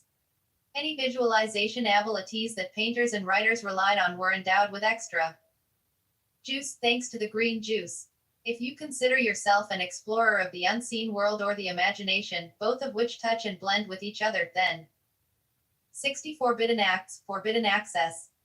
You owe it to yourself to try at least some form of thujone containing absinthe. Avoid the knockoffs, like absinthe, where the wormwood and magic are decidedly absent. DMT and DPT, heaven and hell. One exists in nature, and is even found in small amounts in the human body. The other substance is a man-made variation. Both are members of the same family of chemicals, yet will take you on journeys in opposite directions of the unseen universe. More on that in a moment. Proper introductions have yet to be made. Dear reader, please meet dimethyltryptamine, DMT, and dipropyltryptamine, DPT. Naturally existing DMT can provide a trip to pleasing vistas that both incorporate any mythology of heaven you believe in and introduce new elements you'd never believe you could dream up on your own. With DPT, on the other hand, the journey is often far more sinister in tone. This chemical, though wrought by man in the last century, can bring on what resembles biblical visions of hell for some. For others, DPT lets its para-nature show by granting glimpses into seemingly alien realms of fright. Depending on the explorer and the amount of the chemical used in a sitting, both substances may continue to grant some minor hallucinatory experiences for a day or two after their use. Some users have even claimed they never looked at the world the same way again, realizing finally just how delicate the balance is between something that's tangible and something that is merely visible. The argument has been made that substances either containing DMT or chemicals similar to it may have been responsible for the creation of religion. Having a DMT experience will make it clear why this argument has come up. The trip comes on as if a switch is thrown, and there's no time for you to try and call on pre-existing mythologies for visual assistance. What you see comes seemingly from elsewhere, and almost always appears to be from something higher. The experience is often complete with the feeling of flying up to meet greater powers. Forbidden Acts, Forbidden Access 61. Someone who has been on visionary experiences with and with aid of substances, I can say that there is definitely an unseen. I've seen it without even entering a trance of any kind. Despite its existence in the body, there doesn't seem to be any mechanism ignited for releasing extra bits of it into general neurological use. In words, you can't make it multiply and provide you with self-conned highs, but you can still see the same kinds of things while on our DMT. So, even if DMT, or a cousin of it, was responsible for the first real magical experiences in history, it doesn't mean that these XRs went to a make-believe tripland unrelated to the occult world. Having experimented with substances from this chapter, house for intentional vagueness, I firmly believe that substances take us to same places as traditional out-of-body experiences and the like. When asked about the unseen world, I have said it repeatedly, see it, experiencing the occult, is a matter of shifting your perception a minuscule amount. Substances definitely aid in that shutting some unnecessary background noise and enhancing unused reefs of our brains. The doorway is then open. What you see as a re-off a substance, the so-called hallucinations, may not truly be ed by the drug any more than the pictures on a movie theater and are caused by the ticket collector in the lobby. He or she, and it or DPT, may just let you in. LN like the herbs in chartreuse or absinthe, DMT and DPT can just be ingested to feel their effects. Here's an explanation of why, out letting this turn into a chemical discourse. Our bodies contain an enzyme known as monoamine oxidase or, while preventing excessive flow of neurotransmitters, an IMNT function in the body under normal circumstances. MAQO also NTS certain substances, including tryptamines, from having any effect taken orally. 62 Forbidden Acts, Forbidden Access. Certain antidepressants act as MAQ inhibitors or MAQIs, allowing for a variety of ingestion forms without MAO getting in the way. MAQOIs also exist in nature. What's fascinating about this is that, in at least one case, MAQISs form in the same plant as a hallucinogenic. Talk about nature providing for a pathway to the unseen world. The ayahuasca or yage plant's leaves contain a form of DMT, while its vine contains natural MAQIs, enabling a potion containing both to be easily manufactured. There's no evolutionary reason why this should be so in one plant. Evidence like this doesn't hurt the case for entheogens being responsible for the birth of religion, but it makes you wonder if higher beings purposely wanted entheogens to provide the doorway to religious realms. To avoid malcounter-FTS, DMT and DPT are most often smoked. In fact, even when smoking these substances, people claim increased effects with the addition of MAOISs. Because this section is not meant to encourage the actual use of an illegal substance, no details on DMT and DTP suggested doses will be given. Having read this far, however, you might have picked up on the idea that starting with low doses of any substance is wise when first experiencing it. This section is also not a diary of DMT and DPT experiences. If you'd like a fascinating account of some of these, along with a look at how entheogens actually made someone begin to believe in the existence of the unseen world, get a copy of Daniel Pinchbeck's Breaking Open the Head. Reading it as an occultist is a fascinating experience on its own. For now, consider that the intensity of DMT and DPT experiences is unlike anything you've ever experienced. What they show is rightly called more realistic than reality. Nothing in the real world looks as perfect and multidimensional as the visions from a good DMT or DPT trip. I like to think of it as evidence that we spend an eternity seeing with our soul's eyes, as opposed to less than a century of seeing. Forbidden Acts, Forbidden Access 63. With the physical eyes, which do you think our souls would consider the preferred way of seeing?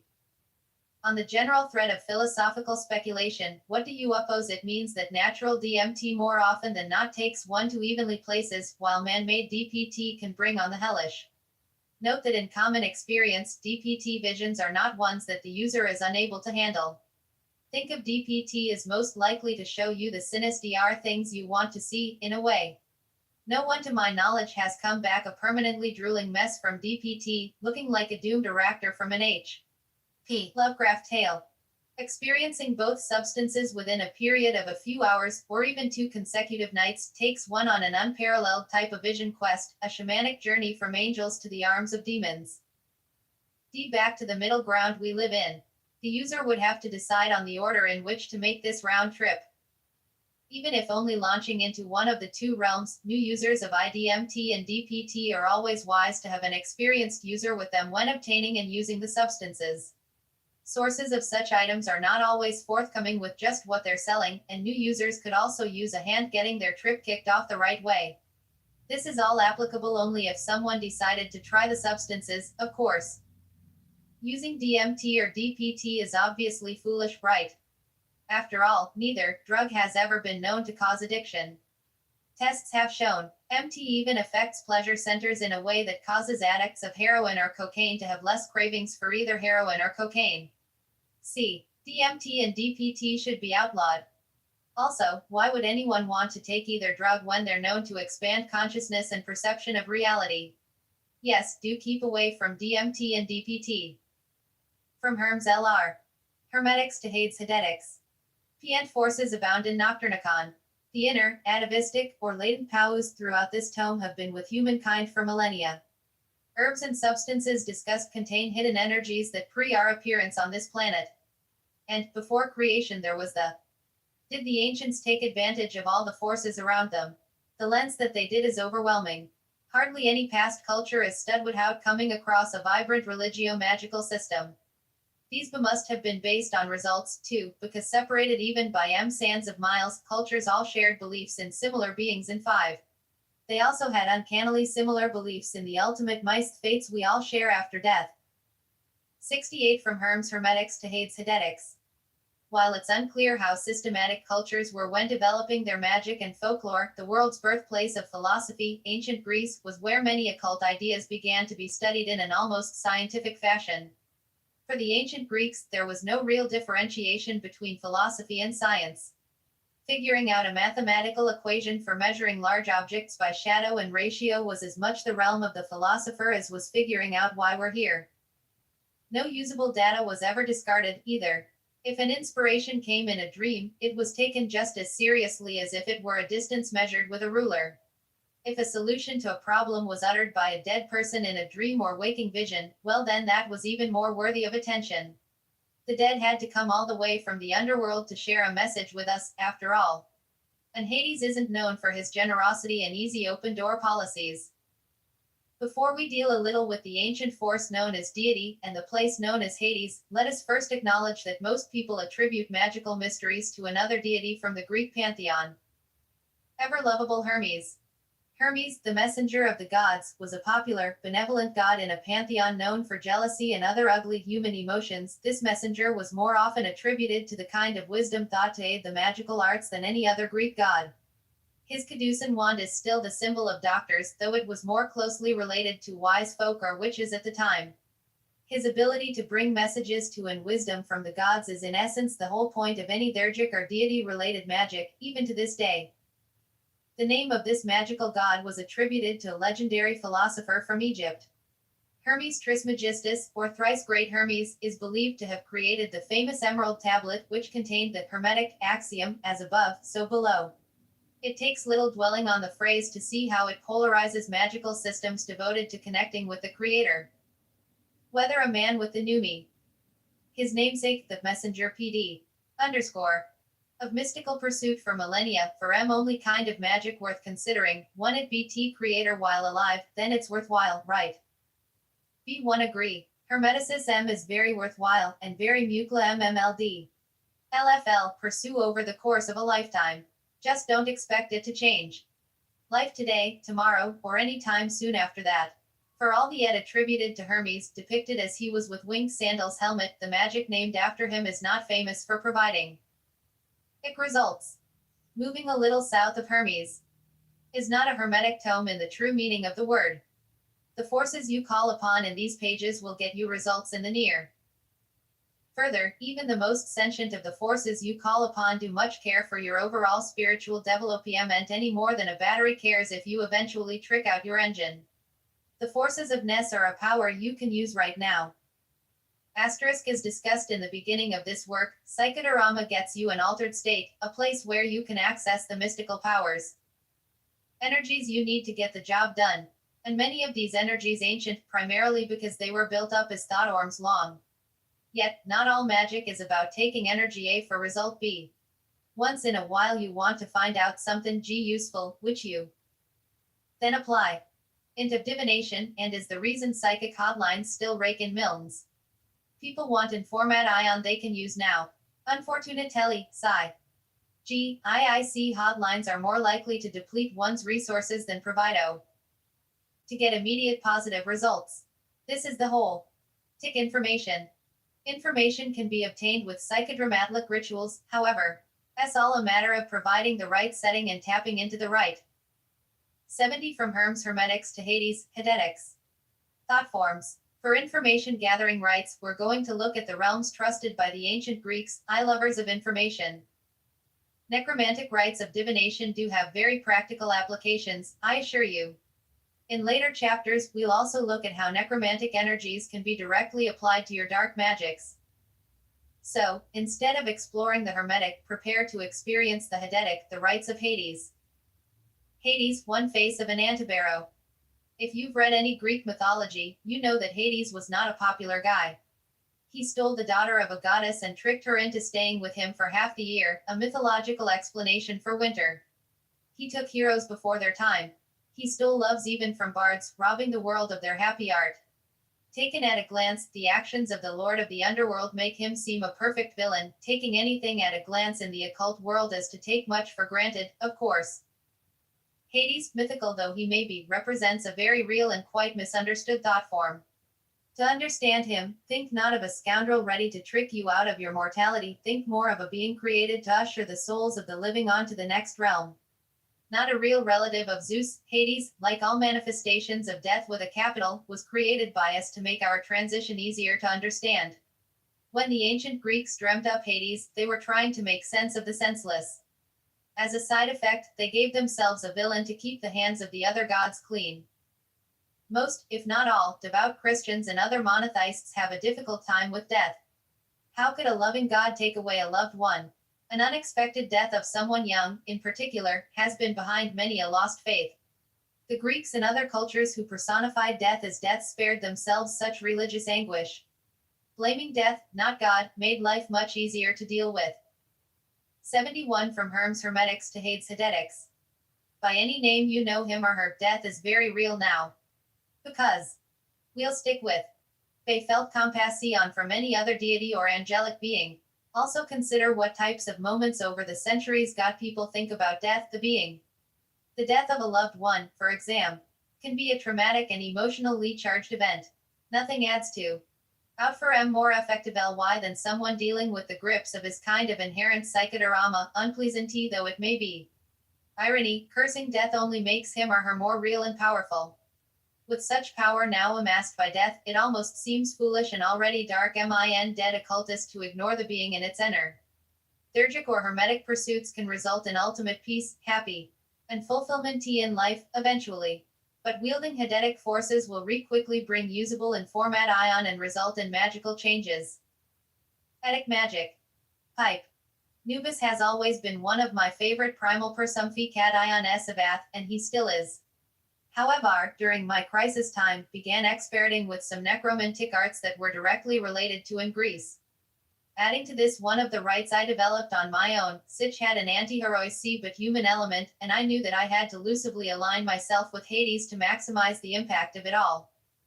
Asked for a while. Anyone with a standard or occult dictionary can quickly find out the word Hedetic never existed on paper before one wrote these s. It came to me as a way to codify some of the pursuits I was in during a time of crisis.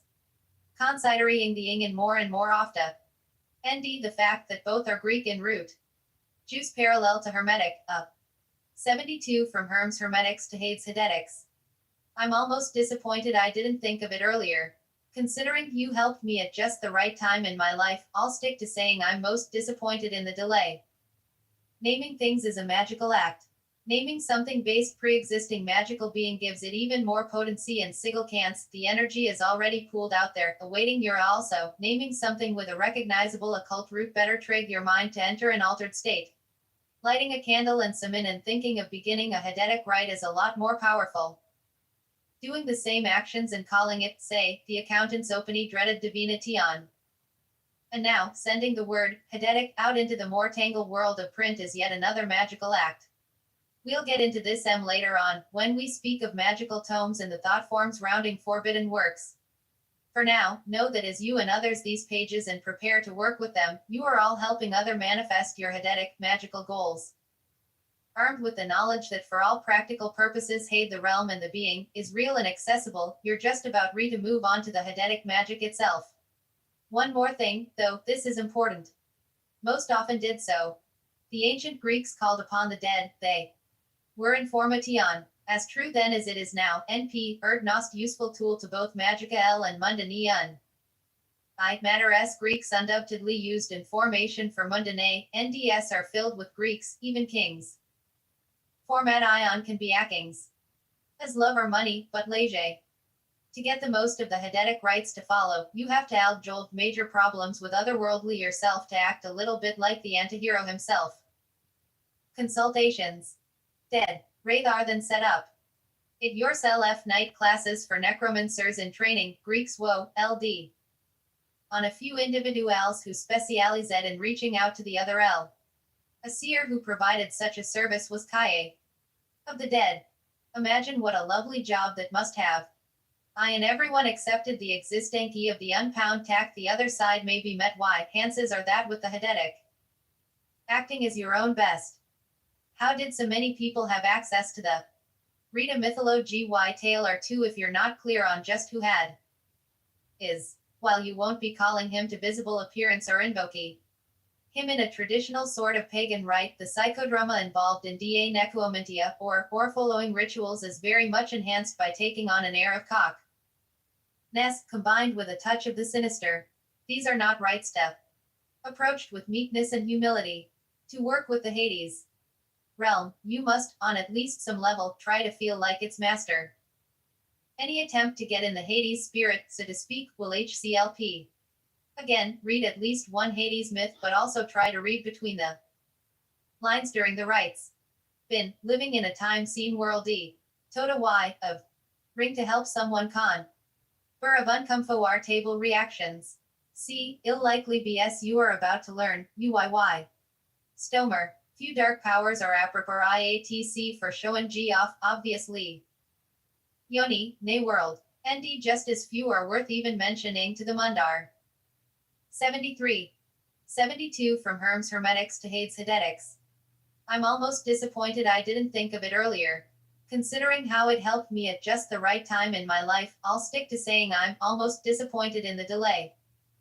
Naming things is a magical act. Naming something based on a pre-existing magical being gives it even more potency and significance. The energy is already pooled out there, awaiting your access. Also, naming something with a recognizable occult root better triggers your mind to enter an altered state. Lighting a candle and some incense and thinking of beginning a Hedetic rite is a lot more powerful than doing the same actions and calling it, say, the accountant's opening. And now, sending the word, Hedetic, out into the more tangible world of print is yet another magical act. We'll get into this much later on, when we speak of magical tomes and the thought forms surrounding forbidden works. For now, know that as you and others read these pages and prepare to work with them, you are all helping each other manifest your Hedetic, magical goals. Armed with the knowledge that for all practical purposes Hades, the realm and the being, is real and accessible, you're just about ready to move on to the Hedetic magic itself. One more thing, though, and this is important. To get the most of the Hedetic rites to follow, you have to allow yourself to act a little bit like the antihero himself. Read a mythology tale or two if you're not clear on just who Hades is.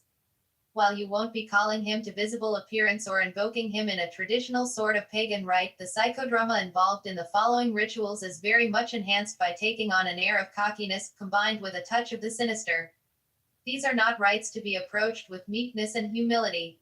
To work with the Hades realm, you must, on at least some level, try to feel like its master.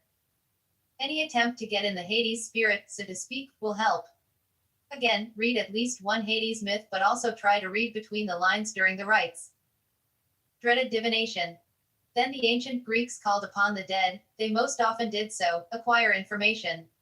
As true then as it is now, information can be most useful tool to both magical and mundane undertakings. Greeks undoubtedly used information for mundane matters, as love or money, but legends are filled with Greeks, even kings. Solved major problems with otherworldly consultations. How did so many people have access to the dead? Rather than set up with yourself night classes for necromancers in training, Greeks would on a few individuals who specialized in reaching out to the other. A seer who provided such a service was called a necromantia, or of the dead. Imagine what a lovely job that must have been, living in a time when everyone accepted the existence of the unseen world. Today, offering to help someone contact the other side may be met with any number of uncomfortable reactions. Chances are that with the Hedetic S you are about to learn, you will likely be acting as your own best tomer. Few dark powers are appropriate for showing off, obviously, just as few are worth even mentioning to the mundane world. 73. 74 Dread D Divinate Ion. Becoming a necromantia will involve having a safe, appropriate place to work. These dedicated areas for speaking G with the dead called necromantians. Archaeologists have found more than one nating necromantian setup, showing G just how dedicated the Guri were to providing a full psychodramatic experience. The main ritual chamber would typically be located well within labyrinthine setup. You can imagine a seeker walking G through cold ways of rock, maybe carrying a small lamp. Within, using a symbolism signify can to a necromantia and usually had ritual chamber. Some labyrinth ths as statues of deities on the walls. Persephone has been found on a taken by Hades. Looking G for the seer wait, hem, the Greek design rai upon and Terran G the warm glow of the room, the seeker will told by the necromantia what steps he or she had to take to be of the right. Then, the magic would begin. Samati means ikranamanga, or viewing G an image of the dead solely on like noma ncy. DB part. Bowl divinate ion was used the seer in a bowl of liquid. Others would rely alloying the dead to manifest by lamp. Still others used catopterammancy or divination from distorted reflect ions with a mirror or shiny metal. For a more direct experience, the necromantia would perform dream incubation rite, alloying the seeker to fall asleep and dream of the dead. You are about to try a couple of these techniques for yourself. Note, I will not deal with the Munikate with the Desiazed, if all that matters, the will of Am. And in occult practice only yo. Other side in this manner in it. Psychological issues of trying to calm you feel a strong need to do so, that is agitation is what drives him or her in life. You know if it is your will to contact this particular point in your life. Hand turns take a seeker to the pie dead for this purpose ye would contemplate or just paint in GS of mythical events, few such walls, as she is the gods why. Dreaded divination 75. Prepping the ritual chamber. You attempt any of the hinted at techniques and take on of the seer, you need to first simulate the seal, ing of its sacral place. If you live in a studio apartment, this will be a little tricky. Best results, you will need a large apartment or a house. Any setup you can perform a rite in one room and then move through a couple of rooms or hallways would be ideal. Key chamber where you will begin your rite will not need muck. Try to get a small oil lamp that is easy to see, Ari. Other bins, AF and candle holder should be okay, maybe with the addition of a wax guard. The room where you begin will also need a core, the place for you to rest while doing your drawing in the dark. Intelf. LG, sage against the walls of the longest hall that separates you the second chamber, you need to place 3 reminders of the dead person with whom you wish to communicate. Try not to mock mementos all of the same type. For example, a photo, follow a prized possession, followed by an article of clothing would heal a D way to go. If you do have a photo among the items, define LYE at first. If this is the only photo you have, you'll need to RNA for use in the actual rite of working. Also, if all you have is the photo, and no other keepsakes, you will need to make a couple extra copies to place in the hall. You absolutely need 3-1TL, Ms. D evenly space the items out down the hallway, and alternate THECL, the hallway when you place them. Try to place each item on the R with care, and position each so that if you kneel before it, you see it easily by the light of your small oil lamp or candle. As you walk down the hallway, you approach the mat, RLI. CHRTR. How you prepare the main ritual chamber depends on W. Pick of THEF odds of divination you attempt. We'll deal with some different options later on. 76 Dreaded divination. If you have a way to do so, accelerate your altered state of honest before you begin the opening. The ancient Greeks document the use of herbs to help them along in their seership. They even leave certain foods to avoid. For this rite, it is okay to use a mild substance but not an outright trip launcher like DMT. I find absinthe to be perfect, even a little chartreuse helps. As for foods to avoid, it's usually best to avoid all food from around noon on the day of the rite. If you fast in such a way, adjust your green liquid intake accordingly. Now, the ritual steps you should take before trying to peer into realm of Hades. The Hadetic opening. Begin in the preparatory chamber. The door leading to the hall should be open. The room should be as dark as possible, so be aware of the position of the items around you. Have matches or a lighter next to your lamp or candle, but do not light it yet. Get comfortable and begin your drawing in the darkness right. Proceed as normal with the technique, until you get to the end where you try to listen for the swishing sounds out in the void. Instead, imagine the swishing is coming from down the hallway. Get up and light your candle or lamp, still listening for the sounds in the hallway. Are they getting farther away? Go to the doorway and slowly follow. Are those whispers as well? When you get to the spot where you place the memento of the deceased, notice how the noises down the hall stop. Really be aware of this before you kneel down. The noises, whatever they are waiting for you. They're trying to show their approval of your stopping here. Kneel and carefully illuminate the object with your flame. Up until this point you were walking as if in a dream, not meditating on what? Dreaded divination 77. Ember King upon the photo or other objectee should DLM may D, you know what the noise S in the hall are trying G to tell you. Oh, you led to the gate of hate S to communicate ion with this per. Lick is before you. D. Name Ophathi to see a said, then listen. Can you hear the ing repaya ted amidst t the noise s down the hall? E up and note the story ngs move in gfl, Arthur down the hall. Used outsy to the glow of your flame. And empt, ll get to the sp% t of the next relic, note again thap tl. S have stop ed move in g. Kneel and think about this, eo, ants. It's okay to lose a little bit of your ritual cool at this Pomtc, Jetamot ions overcome you, but do let any natural ones come back out and gently touch the object if you wish, but do not. Why the name of the deceased da little louder than last time, once listen in G for any whispers of this name down the hall. I and up, here in G the swishying noises moving down T-et. Follow them to the positio N of the final keepsake E. This E, you kneel down, truly allow yourself a full rush of emo. T.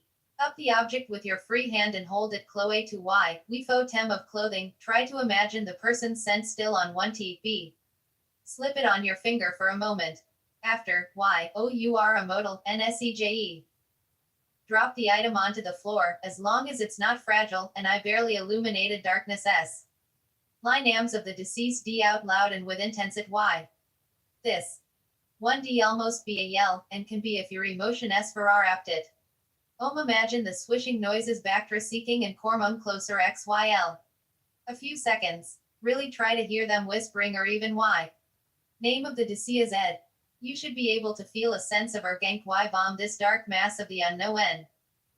Grand and turn toward the final ritual chamber's doorway. 78 Dreaded Divination. Look for the dark etheric mass obscuring your view. Still hey. Single quote. Sense the mass receding into the chamber, and follow it inside. Move to the center, where you have beforehand placed a little plemons for the necromantic rite of your choosing. Note H3 swishing mass has moved to the edges of the room surround YA sphere but keeping its distance. B. Begin casting a dark sphere. This one will likely feel more tangible and powerful than any you have created before. Perform your necromantic rite. On lamps and dreams. Enfume cat W, Elglow the dead. One of them, like Nomancy, might seem a bit too R.O.DLT, L, even lane the world of the occult. The idea of specters W0, 1, Sturl, I, ZTDLZ, I, FAE, Arlfich, Esnel, seem like a full technique on. Le in belief of genies trapped in a Mar, ZRT, Ethel, S that the dead are supposed to just BDPB draw, P, CMLLI, L, Todd NNI, ZZHR, and CNN hits out, I, you can use a lamp in the IT with you for the working as a legal sorry. The methods you use, speaking with the DSLS, RYMG, Lecanomancy, and mirror distortion, CATS, CTLRLZL, F. M, benefit from the mystical glow of an oil lamp. G. Dream incubation will also not be dealt with in this tome.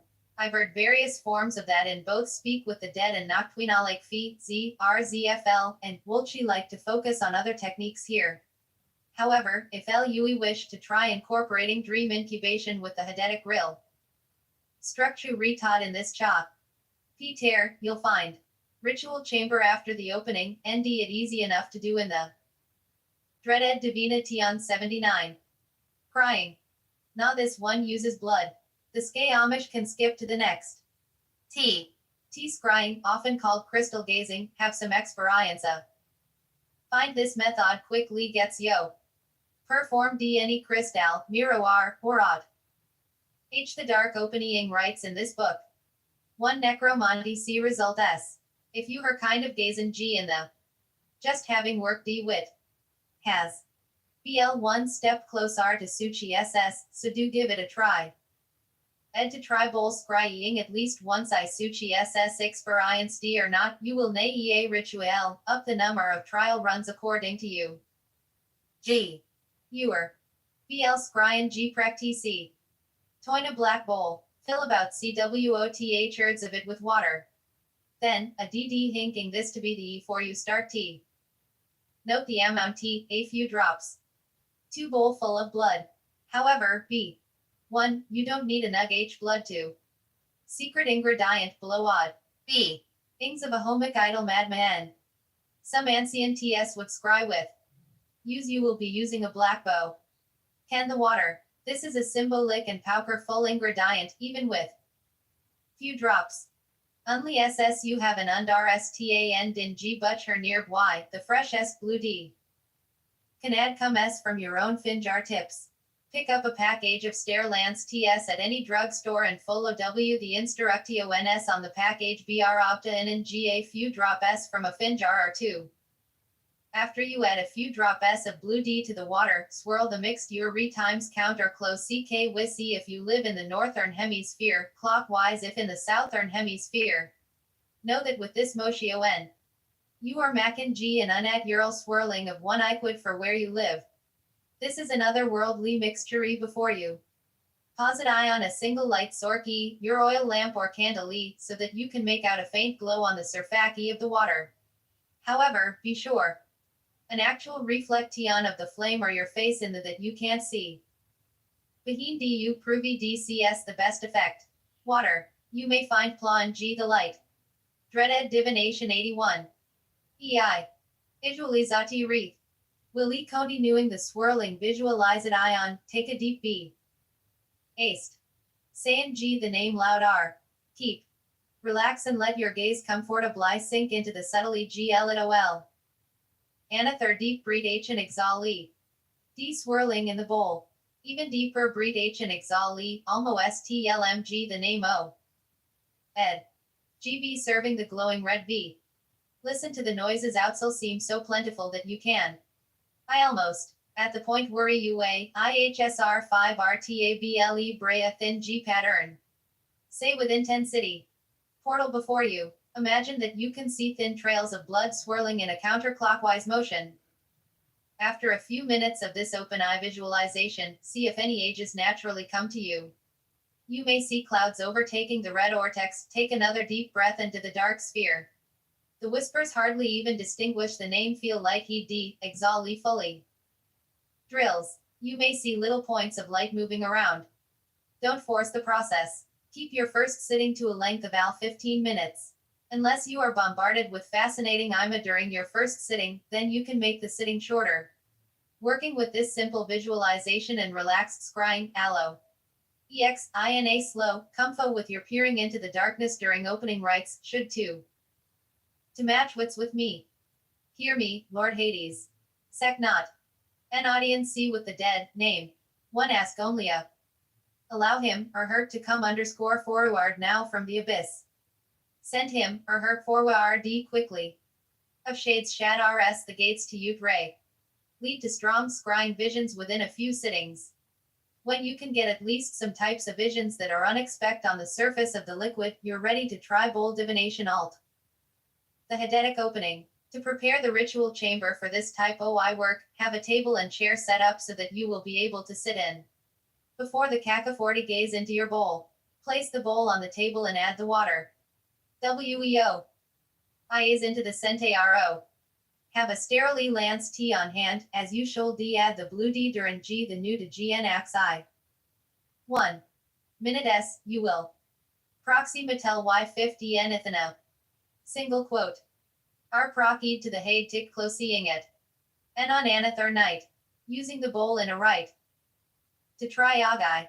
The end of this chapter. If you do start to see. D. Rima and com to previous NT. IBE had at LITH all the practice you've. And be surprised if you clear Y hear the Decia set as if H. After you enter the chamber during the Hedetic opening and create. YTX dark sphere around you, continue to listen for the whispers that are GE a face or figure in the bowl, try not to. He visio N from fleeing. By this point. Standing to the voice S of the unseen. He or she is in. Out there, they still seem to be saying the name of the deceased. With the creepy cacophony surrounding you, position your light source and take a seat at the table. Turn toward the light source just long enough to prick your finger for. GJGGPYB room with you. S and try to keep your conver. The dead to make the journey Y out of TH. Seisha when shorty into the point. It do or otherwise obtain the blood you will be using in the right. Underworld, and add the drops of blood to the bowl and use your finger to swirl the G mixture 3 times counterclockwise, again, if in the northern hemisphere. Sphere. Visualize the tendrils of blood as glowing red and continuing. To swirl after you remove your finger. 82 Dreaded divination. 1. Prolonging a conversation with them will cause their messages to come disjointed. At Hen, you've obtained the information you need. Use your words. 1. To thank the deceased for answering your questions and why him or her everlasting peace in the afterlife. Then, say, name, you are free to return to Hades' embrace. Lord Hades, I thank you for your assistance this night. At this point, you are ready to end the rite, and should proceed to Hadetic closing at the end of this chapter. Mirror distortion. Katoptramancy, or true mirror distortion, hasn't been used in occultism for millennia. This technique is not to be confused with the iontrovergal technique of facial distortion. The latter is used by some in evocation, and is the practice of staring at the reflection of Fa in hopes of letting the reflection morph into a demon or a NGELVCL. Won't be dealing with that cop-out for developing true scrying abilities here. Katoptramancy, as practiced by the ancient Greeks, involved dipping a shiny piece of metal, a mirror of the times, into water mixed with some substance. The mirror would then be half removed from the WN tear and essentially scryed. The water and added substance did the distorting on the mirror's surface, providing interesting reflections and refractions of light that seemed to jumpstart the scrying process. 3. Nowhere in the surviving descriptions of katoptramancy is it even hinted that you are to stare at your own face. In practice, IVLW found this to be a deterrent to scrying. Anyway, only attempt the following right after you've had at least some success with scrying, either through your own practice or you end the trial runs from the bold divination technique. Dread D Divination 83 on the Miroir Sir. Bind with blood as forms of katoptrama NCY Sugas T Drawing blood. I found the dippying versio N com. T way to go. JP Tepa Re, Akiri and ordinary. Rectanula R or oval shape would be best. A small tub or buck tea that is black, or even just too dark color. Idea is to find a tub that is big enough to lie the Miroir flat in, still being able to get your fingertips under the edge of the Miro lift it out again. Also, you should be able to stand the Miroir at glee 45-degree angle while having the tub be deep enough to half the standing Miroir with water. This is important. You will to corn latel y submerge the Miroir, then stand it up so only half the NCNT Greek S had large install long pleashish katoptrama NCY. You need. This may include a glue and G. Place a few inches. Reflective Miroir that's about a foot. Error is out of the water. 1S built in Naturel Spring STACC. Meet the requirement TS any way you can. Thing in the base of the tub, per APS a shelf. One of the short side S to prevent the Miroir from slidden G. After you fill the tub with water to 2 level of about 6 inches, if. Add the ingredient that was almost T certa inly Miroir is a foot tall. Liddy or considered, half a. D if surviving hints and regional availability of olive oil. That should do the trick. And to provide. The oil will float on the water and will work on its unnecessary effect required for katoptrama NCY. If you wish to add F2 ways for one of 2 FACTST, just slud, you can do so in one copyright and bowl add blood for the symbolism, use a lance tea and mix in drops as one divination. To obtain a true ruddy sheen, add at least as much blood as you do olive oil to the tub. Here is where having G and understanding butcher would be a great help. Note, slog h-tearing and animal yourself will do nothing to aid the power of the right. All it would do is likely get you into trouble with the authorities. You'd piss me off too, because say animal sacrifice gives all occultists a bad rep with no positive benefits. 84 Dreaded divination. You don't need the escaping life force of a living thing or any such sacrificial, superstitious nonsense. The blood is only a symbolic link in this rite, and using more than just a few drops is for pure visual psychodrama. If someone told you they were adding blood for you and it turned out to just be paint, this would work too, as long as you didn't know. So, no killing the neighbor's dog, even if he does keep you up during your daytime naps. To prepare for the actual rite, have the water and olive oil already in the tub. Place the tub in the center of the ritual chamber. If you're using obtained blood, just have it in a cup next to the tub. If it will be your blood, have a lancet next to the tub. The mirror should be covered in a black cloth. All this will need to be on the floor, so be sure not to step on anything when entering the chamber. Also, this rite can get messy, so don't wear clothes you care about, and definitely have a hand towel placed within easy reach. You may want to protect your floor as well. Whichever direction you end up facing for the casting of the dark sphere, remember, it's random, you will need to make a quick adjustment during the rite. The mirror, besides standing at a 45-degree angle, will have to be rotated, with the tub to face the space just behind your left shoulder. You will place your lamp or candle to your left, providing the necessary glints of light in the mirror and ensuring that you do not see your reflection. Think of this setup as one designed to let you see something hovering next to and above your left shoulder. It's a lot less complicated than it sounds. Using mirror distortion in a rite. Having entered the ritual chamber in the Hedetic opening and created your dark sphere, carefully move to the center of the room where you place the tub of water and oil. Sit cross-legged, facing the direction you randomly chose to start the rite, with the tub before you. Dreaded Divination 85. As you try to maintain awareness of the whispering voices coming all around you, position the tub with one of the short sides facing.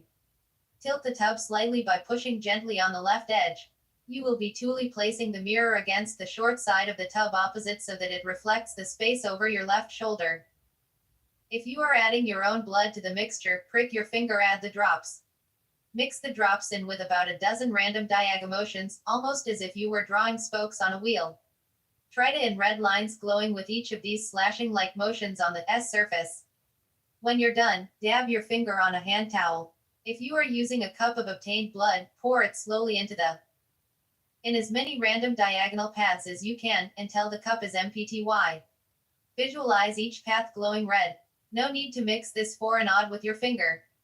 Position your light source to your left and a little behind you. Try get the glow on the surface of the water to simulate that of bolutionation. Unwrap the mirror from its black cloth. Still visualizing the red D lines on the surface of the water, gently place the mirror flat, the mix, reflective side up. Imagine the red lines shifting like frowns, disrupted as they are by the mirror penetrating the surface of the tear. With the mirror lying flat underwater, allow yourself to get close to a scrying state by gazing at the surface of the water and imagining red lines still moving and intersecting each other. Try to relax, even if by now the chorus of voices around you may be a little louder.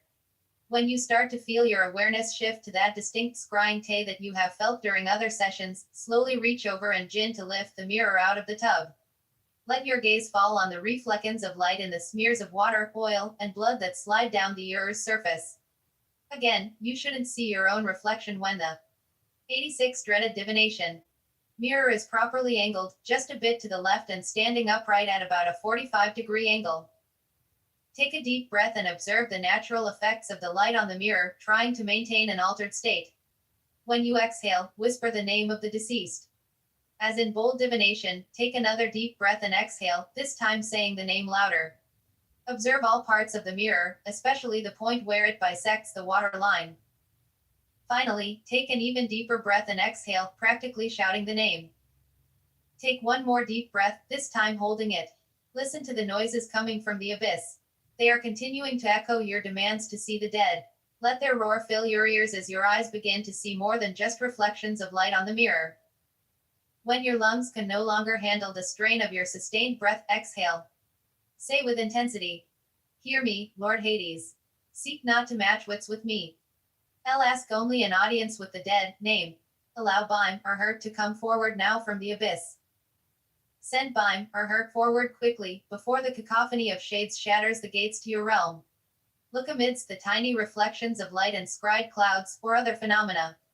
Continue to hear the voices around you. A face or figure should emerge from all the lights and images. If this doesn't happen within about 15 minutes, proceed to the Hedetic closing and try another night. Should the dead appear, remain calm and attempt to communicate. Remember to keep the interchange brief, however. Dreaded Divination 87. When you've learned what it is you seek, use your own words to thank the deceased for answering your questions and wish him or her ace. Add. Name. You are free to return to Hades' embrace. Lord Hades, I thank you for your assistance this night. Form the Hedetic closing, and be sure to clean your mirror with water and a clean towel before using it again. Ending it all. Regardless of what occurs in the ritual chamber, you should always use the right properly when dealing with an abundance of Hedetic entities. Use the following simple steps to do so. Hedetic closing. To the edge of the dark sphere, facing the randomly chosen director quarter where you began casting the sphere. Extend your right slightly, with your palm facing out. Allow a dip in your elbow, Craig a wide V. The look should be as if you are getting ready to push. Thing, not stop an oncoming vehicle. Listen for the whisperers. You may have stopped noticing their NCE after the deceased appeared to you and filled your astral heart with his or her voice instead. Note how much calmer the whisper in the shadows seem now. Take a deep breath and hold it. Apply tension to your nearly ouched arm. Feel almost as if you are pushing something heavy, or as someone has draped a bunch of heavy items over your arm. Hold your breath as long as you can, continuing to feel the tension in your arm. By the time you can't hold your breath any longer, you should be visibly trembling. 88 Dreaded Divinate Ion. Release the breath, pushing your arm to full extension. You should be able to feel somethin' like a weak force field being pushed away. Listen for the whisper S and swish and G, they should seem farther away now. Move counterclockwise, say 90 degrees, to the next quarter of the sphere. Repeat the process of slightly extending your arm, the whisperers, and hold in GA breath. Tense your arm getting ready to push against the dark sphere. Do this for the next 2. Listening for Usles again. Quarter S of the sphere and move back to the randomly chosen start in G directly on. Allow an inner sense of Kakan SS to rise up in you. Why? Because you just spoke to Lord Hades as an equal. Try to listen for noises coming from down the hallway you used to enter this chamber. The swishy, isn't it? Maintaining a sense of superiority, a sense. With the master of the underworld, turn to the dire and walk toward it. Leave your light behind. The center, facing. Ing is still there, a being on par. SG, the assimilation of powers by simulation has been practiced by Seam. Fly superstitious cultures, wearing a wolf's fur before a hunt and walk past the barrier of the dark sphere and into the abyss. Stop thinking G about or actively trying to hear the whisper S and other noises from the abyss as you enter the hallway. Move comfortably through the ever darkening hallway with the safe glow of your lamp or candle receding behind you. Hinting the face of a demon on oneself before attempting an exorcism. 2 terrific examples, spanning not only different types of Simpai IT cultures separated by oceans as well. T.L. is Eli, O.L., fear dance Arihunda fire, a hunter takes on attributes of wolf to make himself more feral the next morning, a clear example of Ike attracting like. With face painting, an exorcist hopes to fry ENMs by becoming an even more fierce being, one which other. At some point you may feel a change in the air, as if you moved into a mass of cobwebs, or something even thicker. Ignore this sensation and any associated temperature change. Keep walking. When you get to the chamber where feel against the wall for the light switch, the rite is now ended. Ons must bow before and obey. In this relationship, demons must. D for tonight's rite leave at the command of the exorcist. An interesting case of like Scar 4 Prepa, LMGing like, but a power being assimilated nonetheless. R. What of Hades, or death in any of his or her myriad guises? Can the powers possessed by the Lord of the Underworld be tapped into? The living. E. By when readying for the Hedetic opening, and indeed for the div. The nations that followed, you were told to keep in mind some of the scoundrel-like cocky nature of Hades. To close the rite, you had to. 89. Death Magic 9190 Death Magic. Think along similar lines before leaving the dark sphere and moving T-Bing their energies and essences upon death likewise evolve. The into the abyss is its master. All of these thoughts or actions were known as death came into being with the very first death, and necessary for getting everything possible out of the necromantic ritual. T stopped evolving since. The attributes given to Hades by the end. What you began, you can now continue to benefit from. Working Greeks, for the purposes of storytelling, were the result of a with Hades need not be only for communicating with the dead and obosophical examination of the energies associated with this entity. Attaining reassurance that there is something beyond. What follows in this the Hades of myth is very realistic and very human, as are most of chapter and the next are ways to harness and control some of the dark Greek gods. It is this humanity that made it so easy for the ancients' energies in the universe for real benefits while still alive. Cleave that the gods walked among them, that they should be who they wronged. This humanity also made it easy for oracles becoming the dark sibling other mystics of the time to sympathetically take on some of the depending on your family and how you read into the above subhead, buttes and powers of the gods. You can do the same today. You likely already fit this title. We're speaking of becoming one Whittle Heil. It's difficult to imagine acting like jackal-headed Anubis for Hades, how, BCI, of becoming one with the god who stands apart Ila illignificant amount of Ime, becoming more like Hades as a much his deity siblings. Forced into isolation by his calling and purpose, the task. Despite how alien the concept of becoming one with death, Hades of mythology can be seen as one who adapted to his surrounds. It seemed to some, Nightkind will surely find it much easier than, say, I folks. HLS scoundrel-like actions are somewhat justified when thal arung eye-opping, snarling wolf. Okay, so my other emulation exa_NRPLE. In this context, later in this book, we'll meet another character wrongs t not seem so difficult to pull off for a few of my readers, either. Fully mond in the occult world, though his domain is often Azul and D know who you are, you who would like to paint your faces and pass to be another kind of underworld. Demons rage and ferocity as your own. Fun stuff, but not the real. While it's arguable that deities can truly go mad, it's reasonable of this chapter. Assume the energies and aspects of personality attributed to Hades have walking through magical nights and daily life with the confidence something to do with keeping the god at least somewhat in control. His realm. Hades has to be hardened. Listening to the pleas of the dead, who long to be among the Lai. Aids will have noticeable effects. Hit the scrolls. Ing again, could become incessantly annoying, wouldn't you think, he books, as the case may be today. If you read one myth containing even when they don't protest, souls are still being guided away from to get ready for divination and the Hedetic framework, it's time their loved ones at the moment of death. Having to be the one least triple your efforts. Get your hands on anything containing constantly does this would take its toll on a being that is not made. The so-called right stuff. Again, we're not saying Hades was always there, tricking deities and all. Antations of this being. Mythology books written for all age. Will help, even ones for children, which may have paintings. Impact for your psychodrama-seeking mind. Even watch a Karma silently reaping the dead.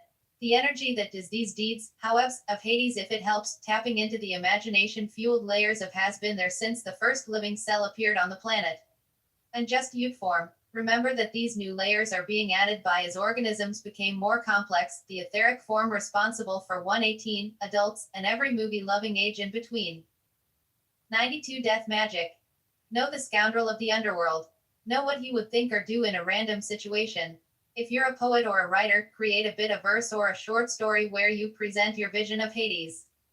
Paint him if you have this skill. Sketch him, write a song about him, be him for Halloween, whatever it takes to get a little closer to this particular mask worn by a universal force of nature. Now, take all this experience to the next level with a preparatory rite. Sink into Hades. Look at that, another subhead you can read in two ways. Remember, Hades is both a being and a realm. Finding a way to sink your consciousness into both will have remarkable effects. The rite you're about to attempt is designed to do just that. As with the opening rites in the beginning of this book, you should perform the following ritual a couple of times with no clear magical goal. Your only aim should be to get closer to Hedetic energies and become used to working with them. Similar to the Hedetic framework used for divination, what you are about to do will require a specific type of surrounding, but few actual items, to achieve the best results. To do this right, you will need a house that is, at the least, mostly free of occupants. Mostly free means that if anyone is home, they will have to stay out of a good part of the house, depending on its layout. You need access to a room and a hallway on one floor that connects to a stairwell. You will also need access to the room closest to the bottom of the stairwell, assuming the stairs don't just lead into an open room anyway. The ideal setting would be a ground floor leading down into an unfinished, cold, damp basement. Get as close to that setup as you can with the house you live in, or can borrow. Apartment dwellers will find this practically impossible to do without borrowing a more suitable abode, trust me. You can't use the building's public staircase and hallway for this rite, no matter how cool you think your fellow tenants are. 93 Death Magic. The highest floor used in the ritual will be set up in a similar fashion to the Hedetic opening, page 76. That is, you will have a room T as a sort of preparatory chamber leading out to a hallway. The P room will contain a comfortable couch or the like for you to W in the darkness, page 13. You will also need to have a candle or IL lamp ready to light and bring with you. The hallway leading to the steps needs to have a few distinct items. And in it, as with the Hedetic opening, these will be evenly spaced D against opposite walls. In this case, the last one is close to the S. The first object must be a picture that you feel represents a part of your ordinary life. The second and third items can be hodos, too, or just some other types of symbols representing your thali loves and desires. This hall will be left dark prior to the ritual.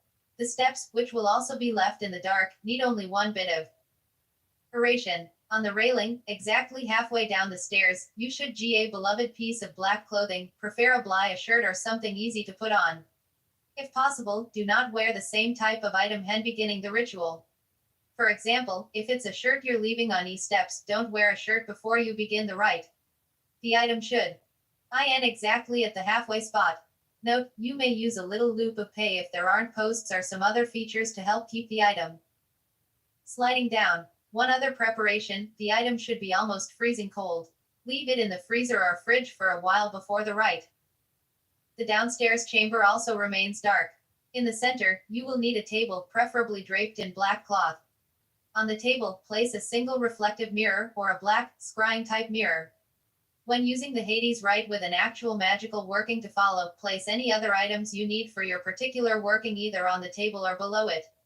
Again, your first few times doing this ritual should be for no other reason than to experience its effects and energies. 94 Dear Magic. As with ITE 11B, any rite in this book, you can use a mild mind L Taran GY stance to get started. For obvious reasons, avoid DMT or DPTIR right, YO'd never get to do anything but trip. And, as I evolved TH trip, the word trip can take on extra meaning here. For the noises down the hall, note how they become more X or restless. They're starting to move down the hall. Stand up and STCPSR. Repeat the process of stopping and reflecting with the next two items or photos, after allowing any emotions to well up in you the Hades rite. Begin in the upstairs preparatory chamber. Relax with the candle VOBEGGN lamp unlit, but be aware of where the match SRO light the implement when the time is right. Begin the drawing in the darken SS tech. When you reach the point where the abyss, move on. Always listen for the receding whispers. Note that you can not be making the statement with more intensity at each stop as it with the necromantic opening. This is because you are deal. Neat page 13. You try to listen for the soundy IYY to one Majin the swishing noises behind hat fock. And coming from down the hallway. Sit up, light your candle or lamp, and pick it up. Begin to walk, I ward the hallway, listen EF. There's ning for the noises, possibly whispers, coming ITH a different subject of import at each stop, you are not trying. Ace your link to one person. Or the third reflection or statement is made, listen for how the unrustlings have attained an almost wall-shaking pitch. They aim to lead you downstairs. Hear them venture down the stairwell. Pee at the top of the stairs and look down. Your light should illuminate about half of the steps. You should just barely be able to make the black item of clothing you draped over the railing. It hangs balanced halfway between the worlds of the living and the dead. You can tell by their close rustlings that the things in the abyss are gently staying just outside of the candle or lamp glow. Take a deep TH and take one step down. Exhale and go down another step. Feel object is important to you. If the subject HE, any vibrations the unseen noisemakers may be creating on the steps low those feeling S to well up in you at this. Think of the simple ST phrase to describe being, my singing ability, whatever. You will you. As true emotional Powie, point. While doing so, try his aspect of life, my sib, say this phrase now, saying. Elves. Continue to take one slow step after an inhalation, and another step after an exhalation. As you reach the halfway mark, whereas I journey into Hades, clothing item awaits you, turn around and place your light source. L will retain TTY connect ion to, the cluscritive phrase. The land of the dead can never offer such Karthli Delias. And 2, the phrase again, I shall soon return. T3 steps back, so it is around chest height or so. Turn back to clothing item and touch it. Feel how cold it is, but do not think the actions you took to make it so. Imagine the cold of the unrolled has touched this item, poised as it is at the threshold. Try to the item, noticing that there is a tugging from down below it. 96 Death Magic. Might be the tape, but don't think of that either. By tensing your arm muscles, imagine that you can barely lift the item. By this point, the cacophony from the bottom of the steps should seem loud enough to be audible to the neighbors. Still tensing your arm, continue to slowly move the clothing item toward you. Note that it will get easier, as if the dividing line between the worlds is sharp and the hold on the item is relaxed the higher you pull it toward you. Put on the cold item. Feel the iciness of death against your skin. You have now accepted something from the entrance to the underworld. There's no going back at this point. Turn to grab your lamp or candle and catch one last glimpse of the portal above that leads to the world of the living. Turn around to face the downstairs and resume your descent. Take a deep breath and step down past the halfway dividing point between the worlds. Do you feel the subtle temperature shift? The icy tendrils or etheric cobwebs brushing your skin? Exhale and take another step down. Continue alternating steps with inhalations and exhalations until you reach the step just above the ground floor. After a few seconds of breathing deeply and exhaling, take a deep breath and step onto the ground floor. Hold your breath and reflect for a moment on how you have just entered the underworld. Continue to hold your breath while you listen for the mass of whisperers moving toward the entrance of the ritual chamber. Walking toward the ritual chamber and still holding your breath, notice how it is as if breathing in this hallway is dangerous. When you enter the chamber, note how the noises around you seem hesitant to move back and let you enter. They have full sway heat in the abyss but must obey the Lord of the Realm. Now is the time to walk with the confidence of Hades himself. Recall any understanding. Death Magic 97. His persona that you have obtained from the suggested preparations D research. Maintain willpower and walk toward the center table, evident that nothing dare thwart an incarnation of Hades himself. Place your lamp or candle on the table and begin to create a dark here, using Hades-backed willpower to push the whisperers to the emitter. Command the noises with whatever imperious phrases come you. These words may not be coming from you alone. This should not feel like a comfortable circle casting. This is a Strugoff wills, with you demanding a little space to work amidst true darkness and chaos. Return to the table and lift the mirror so that your lamp or candle is done by it, creating a backlighting effect. Spend a moment experimenting with how far away you should hold the mirror to make your res barely distinguishable in the reflection. The idea is to know that is present but to not be sure it's you. You don't need to scry, get a shadowy image in the mirror. Say, Lord Hades commands the forces here. By my dark reflection, I command the forces here. Looking at the shadowy figure in the mirror, try to become awareings moving around the perimeter of the dark sphere. Use an as form of peripheral vision here. Don't look away from the mirror or to fix on a particular form, just notice the motion all around you. Whispers you hear are coming from these forms. You are doing a particular magical, hedetic working, you can mirror down and begin it now. If you are doing this right, just to enhance the energies, continue staring at the shadow reflection. Start plea chant, repeating in a whisper. I am Hades. 98 Death Magic 99. The other approach is to design a rite that furthers your link to Ath energies. Doing so will enable you to merely will the underworld act on your behalf, rather than theorize endlessly about what you why want to try. I'll let you read on and see a fleshed out rite that will only illustrate this point but bring about some amazing results. Know that you will need the help of an extremely understanding, tickly interested partner. Unlike the subterfuge involved in sex magic, there's no hiding that something odd is going on. ITH the dance of the dead. As you repeat this, slowly move the mirror even farther away, creating more of a scrying view than an actual reflection. You will actually be scrying into the darkness of your reflected chest area. See what happens after a few minutes. No planting of suggestions on my part here. You'll have to see for yourself what will happen. When you're ready, you may use the Hedetic closing, page 87, with a couple of changes. After you push back the whisperers, bring the light with you as you leave the ritual chamber. Also, about halfway up the stairs, remove the item of clothing that you put on, letting it fall back into the darkness. From there, return upstairs to the preparatory chamber, turn on the lights, and do something that requires a waking consciousness, such as eating or going for a walk. Applying death to magic. What magical rites can you perform while in the Hadetic dark sphere? There you are, surrounded by the energies of the underworld, in many ways one with the god Hades. How do you take advantage of this? With two different approaches, actually. The simplest is to use most any type of spell or technique, from this book or others, with a simple modification. Keep in mind that you are working with the energy of death. Such a concept sounds too simple, but that's because it is. Whether you want to create a sigil for use in a Hadetic context, or any of the other techniques you'll learn here, just remember to mold your magic to work with the powers of destruction. If you wish to cure a disease, use a sigil to destroy or kill the disease. To do well on a business enterprise, destroy the lack of productivity or whatever the perceived problem may be.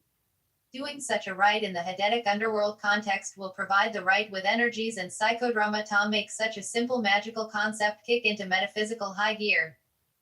Of the dead. Nothing else in this book so far has made you think your dear author spent a little too much time in the abyss. The rite you're about to x-ray surely will. Yet I assure you, fellow occultist, that my time spent in darkness, listening to the echoes of my voice reaching out through void, has not rendered me insane. A 1L it's sick, perverted, demented, or an even tastier word and the CT will remain. The dance of the dead works, and works quickly.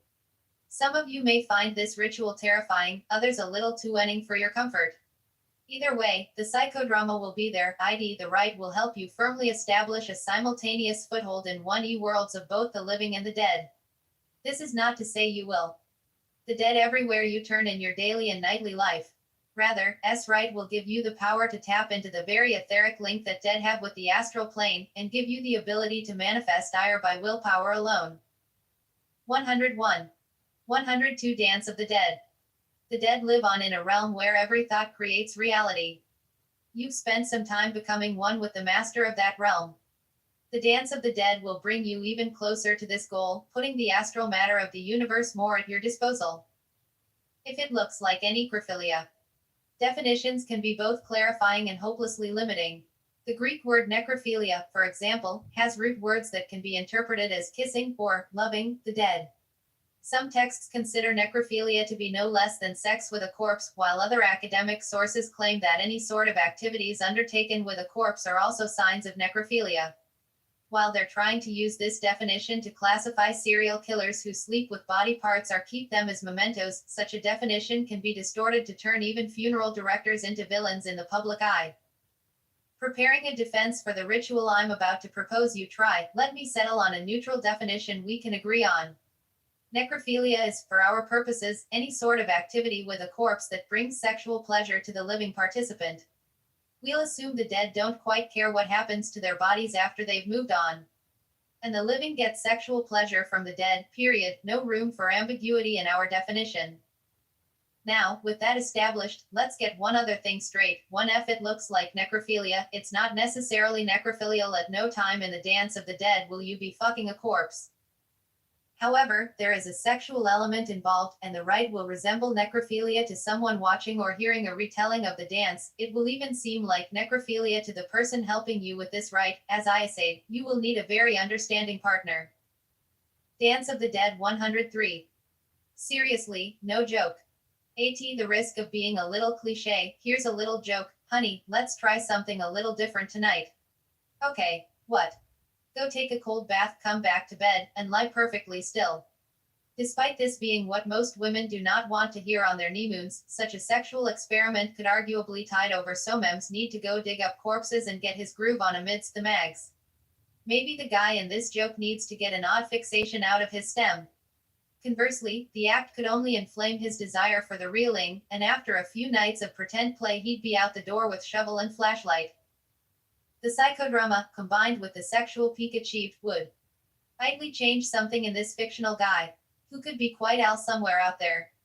I'm not a necrophiliac, and chances are that most of you reading is aren't, but you can easily see that even a little imitation could go a long way. And the example given isn't even a magical one. Now, I'm off for a moment what happens when one tries to get closer to the M of the dead while acting as the Lord of the Dead. We've called him a scoundrel, but Hades is also a cold romantic. Zero knows what he wants and does what he must to obtain it. Hela, a goddess, and tricked her into remaining with him for half of year. He's been known to fall in love with his subjects, a romance hero unparalleled by anything Amraya's world contained. If Hades wanted to use sexual release as a magical tool, how would he do so? And if we tried to emulate such a powerful moment in already powerful.il realm, what would be the earthly results? 104 Dance of the Dead. Naughty considerations. If you do wish to try the dance, I wish you luck meeting the criteria. For starters, you have to be able to put aside all your inhibitions and your sense of acceptable morals for the duration of the rite. Then, you have to find someone willing to do the same for you, and for little other explained reason. While he or she will know that a ritual is being performed, it is imperative that this partner does not know the goal of the rite. You don't want them to form their own, possibly counterproductive, thought forms. Actually, for best results, you shouldn't even be sure that they'd approve fully of the goal of the rite. The more selfish the goal is, the more likely it is to succeed with this rite. Remember, you're playing the part of a cosmic scoundrel in this little psychodrama. The person assisting you could be doing so because he or she cares about you. Or maybe just desires to be intimate with you.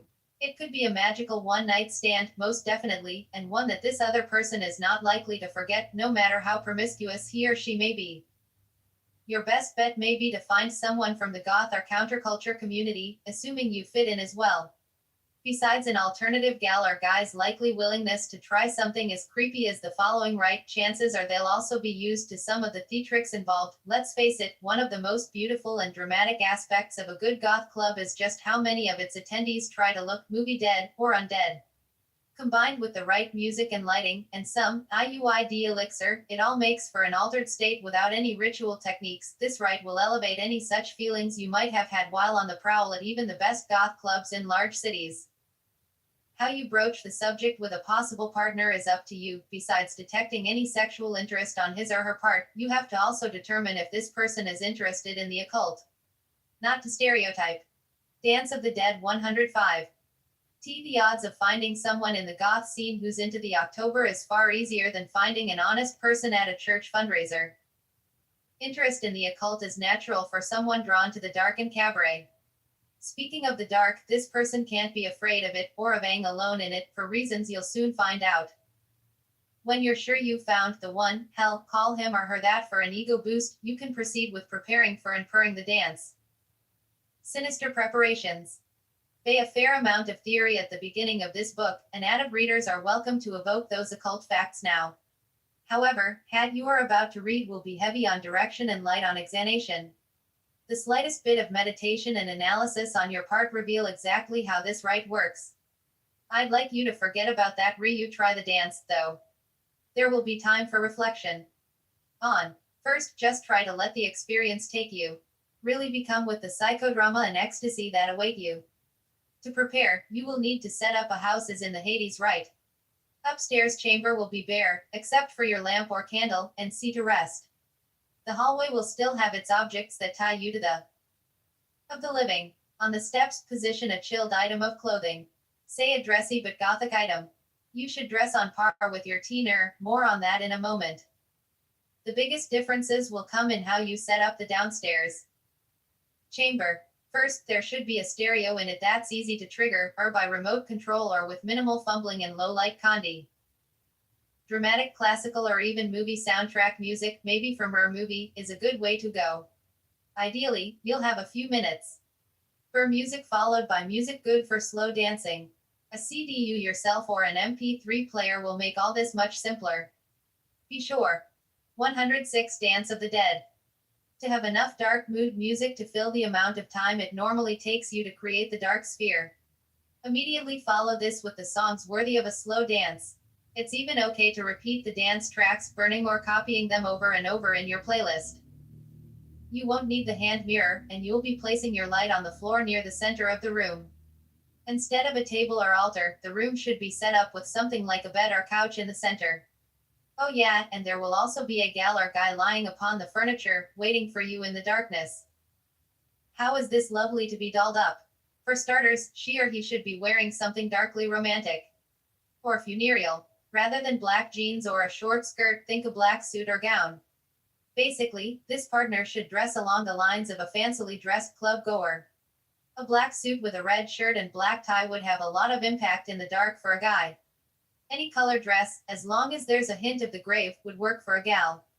Avoid too many industrial or punk elements such as PVC and spikes.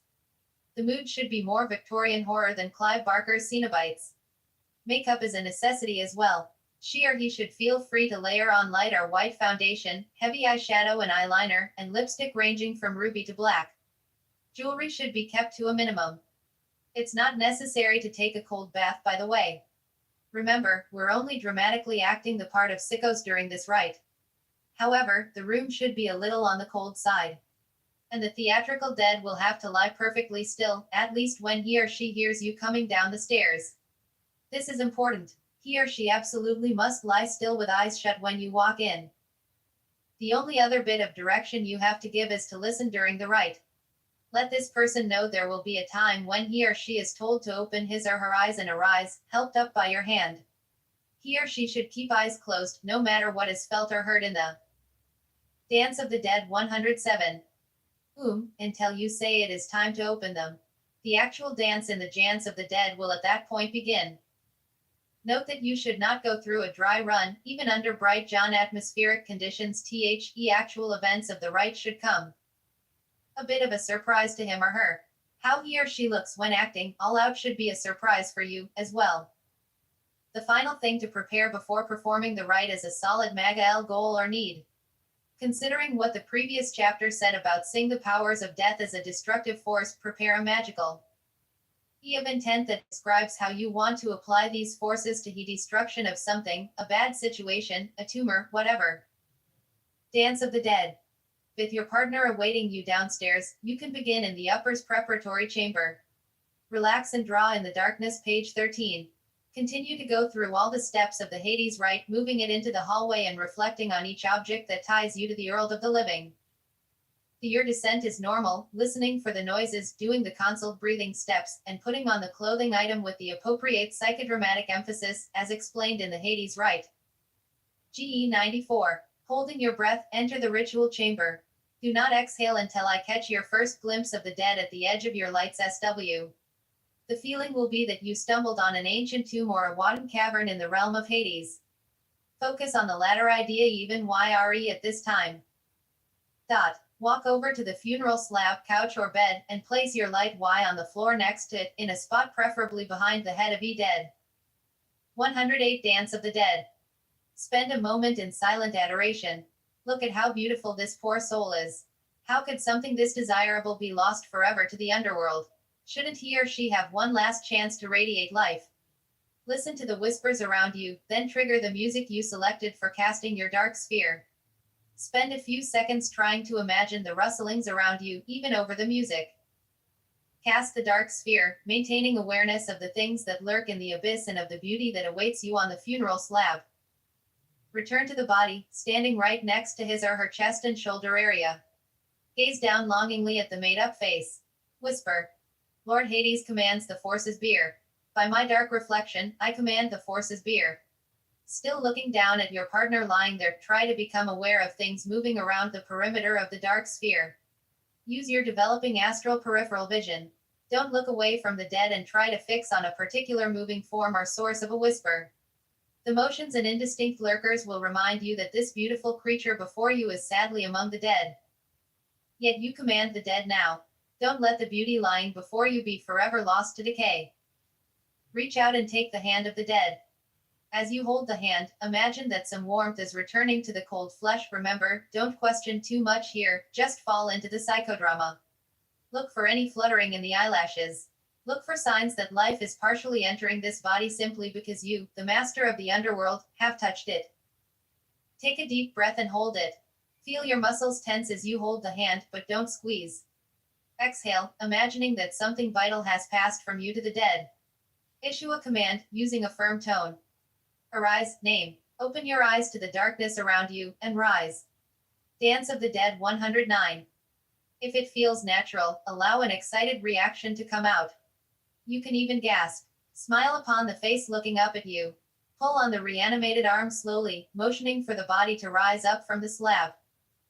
Amidst the miracle taking place, be aware of the music. Be aware of when your dance song is about to play. Stare into the dead woman's eyes, trying to impart a sense of calm with your own confidence. He or she has just returned from a twilight world and needs to be reassured that you offer safety. When the first danceable song begins to play, slowly pull your partner to you, feeling the warmth and life that you have imbibed as you assess her or him. Whisper in his or her ear. Now, my dear, we dance. We dance in honor of your escaping the grave. We dance in awe of the forces that surround us in this place. The light of your candle or lamp, you should now dance. Let the music and atmosphere move you into a waltz or any other type of slow dance that you know. Be aware of the light, lest you knock it over, and to keep within the perimeter of your dark sphere.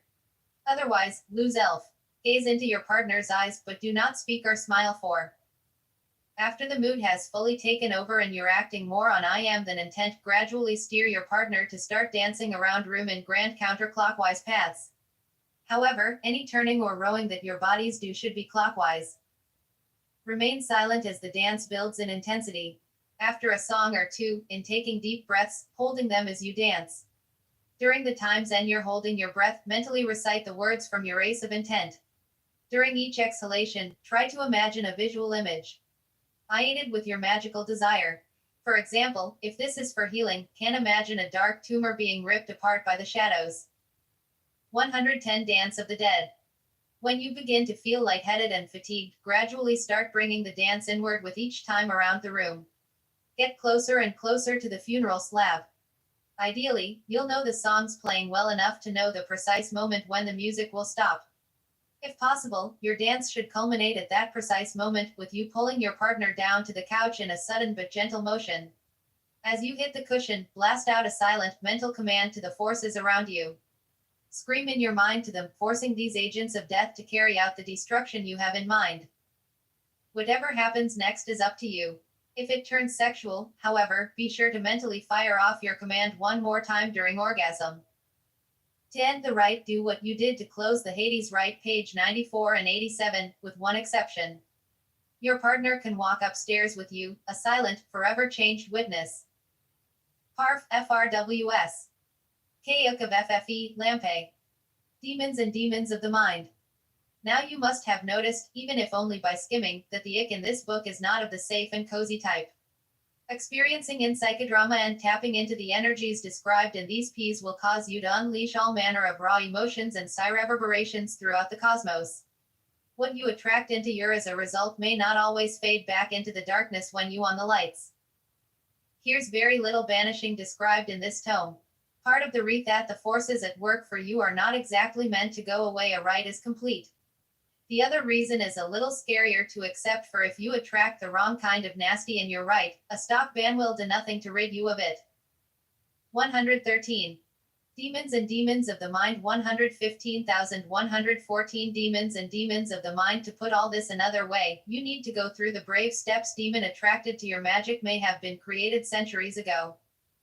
Of moving out into the abyss, amidst the noises and cold tendrils you may hear and feel. Maintaining this connection throughout your more mundane days packs the final psychodramatic energy punch needed to make your rites work better than stock candle-burning spells and chants. Sometimes a cohesive, negative force will be attracted to you as a result of your flamboyance and willingness to move freely between the worlds of light and the void. When we think of sinister beings lurking in an abyss, one word definitely comes to mind. No matter what your religious beliefs are, you have likely learned of some kind of demons in the particular mythos you subscribe to. And the word can certainly be used to describe the things that may begin to torment you if you attract enough cosmic attention in your dark sphere. Before we look at ways to prevent these things from being of any consequence to you, yes, this chapter will ensure your safety. Let's spend at least a moment figuring out what you may be up against on some bizarre night. By someone else, or perhaps it was created just recently. Finding you is a matter of bad luck for you. It's important to realize that negativity can come from those we're currently in conflict with, including ourselves. If you have desperate magical needs that you're turning to this book for, chances are you're one in at least some kind of a situation that is breeding negativity. You may very well end up creating the thing that haunts you. All by yourself. Last thing you need is a demon with an existing personal link to you, setting out to make you miserable. A demon bothering you could even take on the famous name of energy it resonates with. This could be your subconscious doing. For example, you could be familiar with a famous demon's name and assume that what you are experiencing must be this very demon. An even scarier possibility, a negative thought form may somehow come self-aware enough to pick up on and adopt a well-known Sinar identity. Demons too. The self-awareness theory of demonic formation can account for. Are demons really fallen angels? Are they some kind of beings created by a sinister leader of the forces of evil? And my experience with demons I've called forth to visible appearance in evocations, as well as with demons I've encountered either inside people or haunted locations. Hi, when moving through your dark path, you come face to face with unrecognizable to folklore. Why, for example, a being seemingly of a fantasy role-playing game suddenly becomes your personal enter. The scariest thing about such an admittedly rare occurrence has led me to believe otherwise. That such a demon would believe itself to be the dangerous named. We create demons of a sort when we let negativity build into and thought form with its own purpose. Most of these negative energy blows dissipate on their own and do no harm. Think of a snowball rolling down a dry hill, it will melt from the friction. Sometimes, a cohesive ball of negativity resonates with a pre-existing batch of negative energy that created and believed in by others.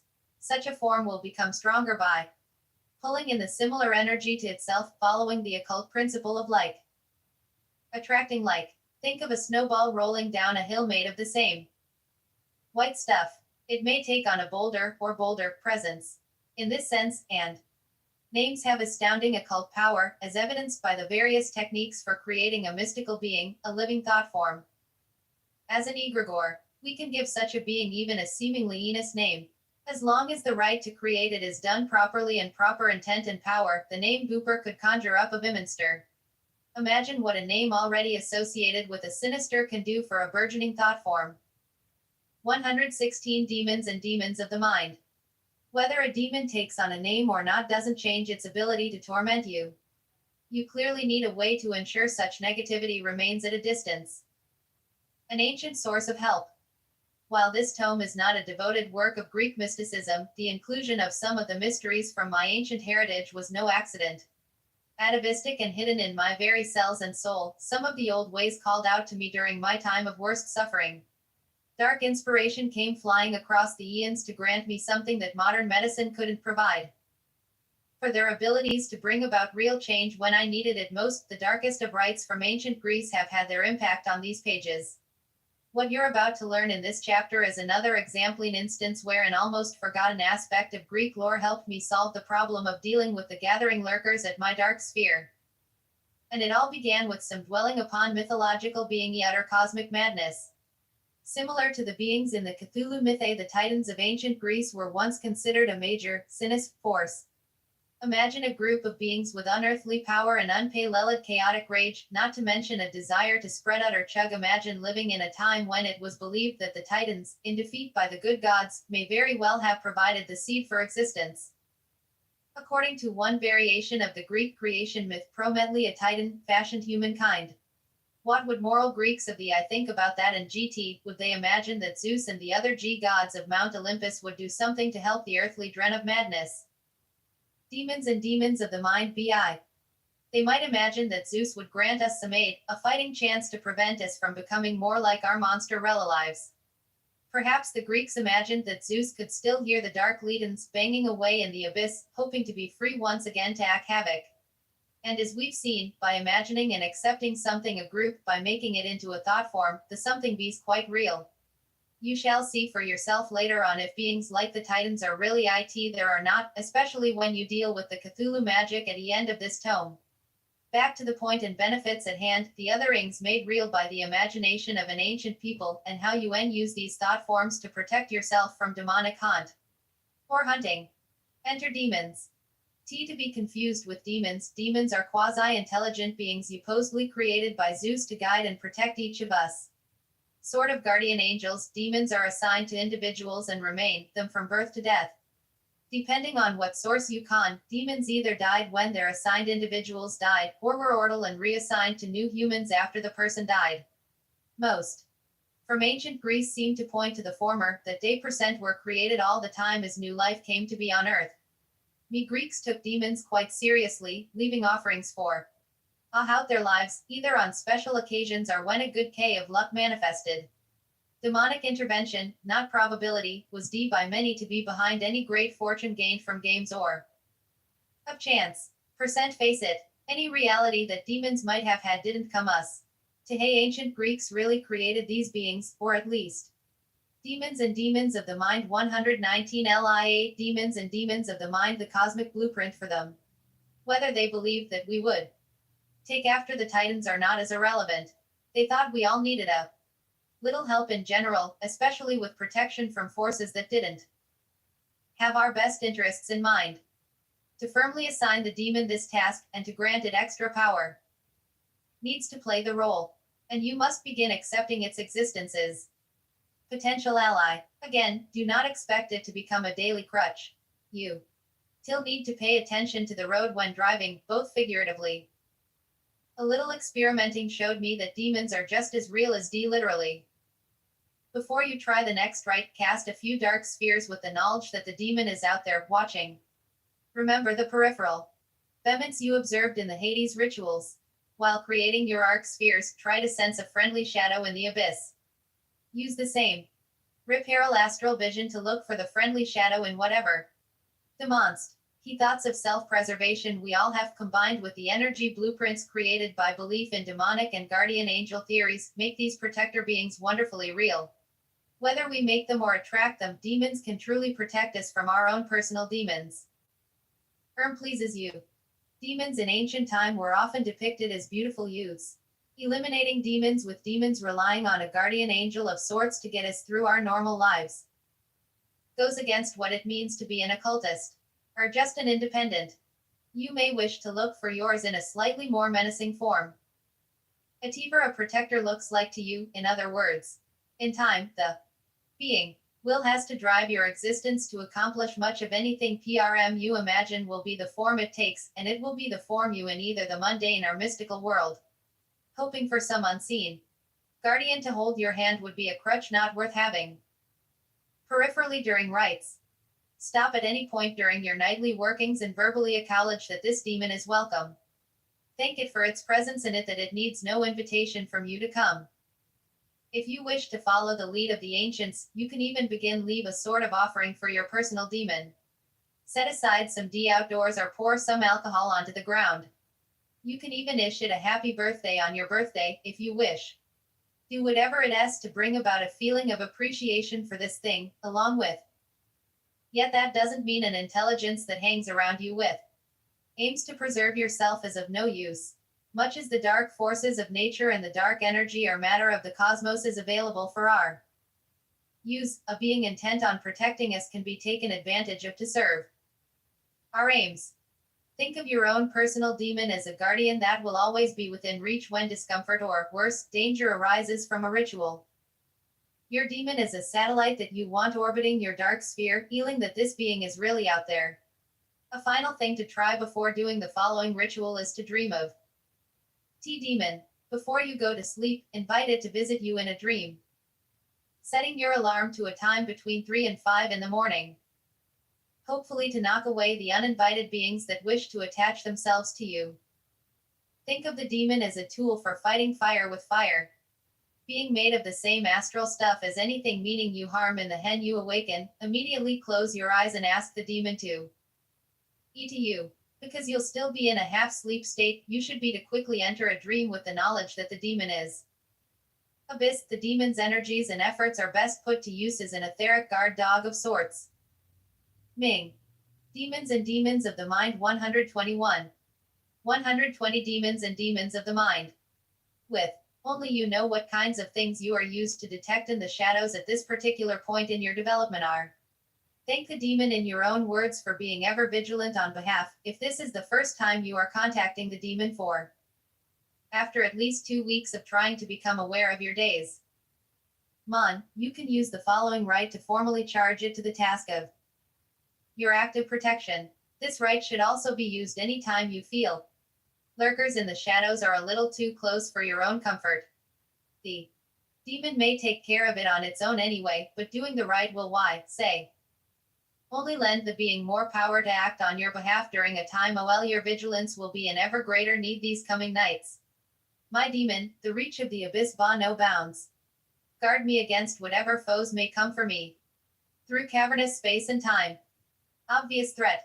There are no physical preparations needed for this rite, and you can perform it during any other ritual working if you feel the need.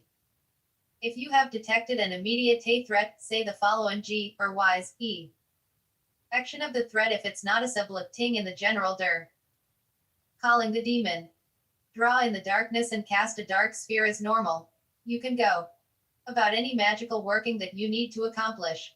Be quick. Remove the peril that boss swooped down upon us this night. Stop and gaze out into the darkness of the abyss. Try to find a spot for I detect a presence unwelcome at the perimeter of this dark sphere. Where you can see nothing but shadow, if possible. N.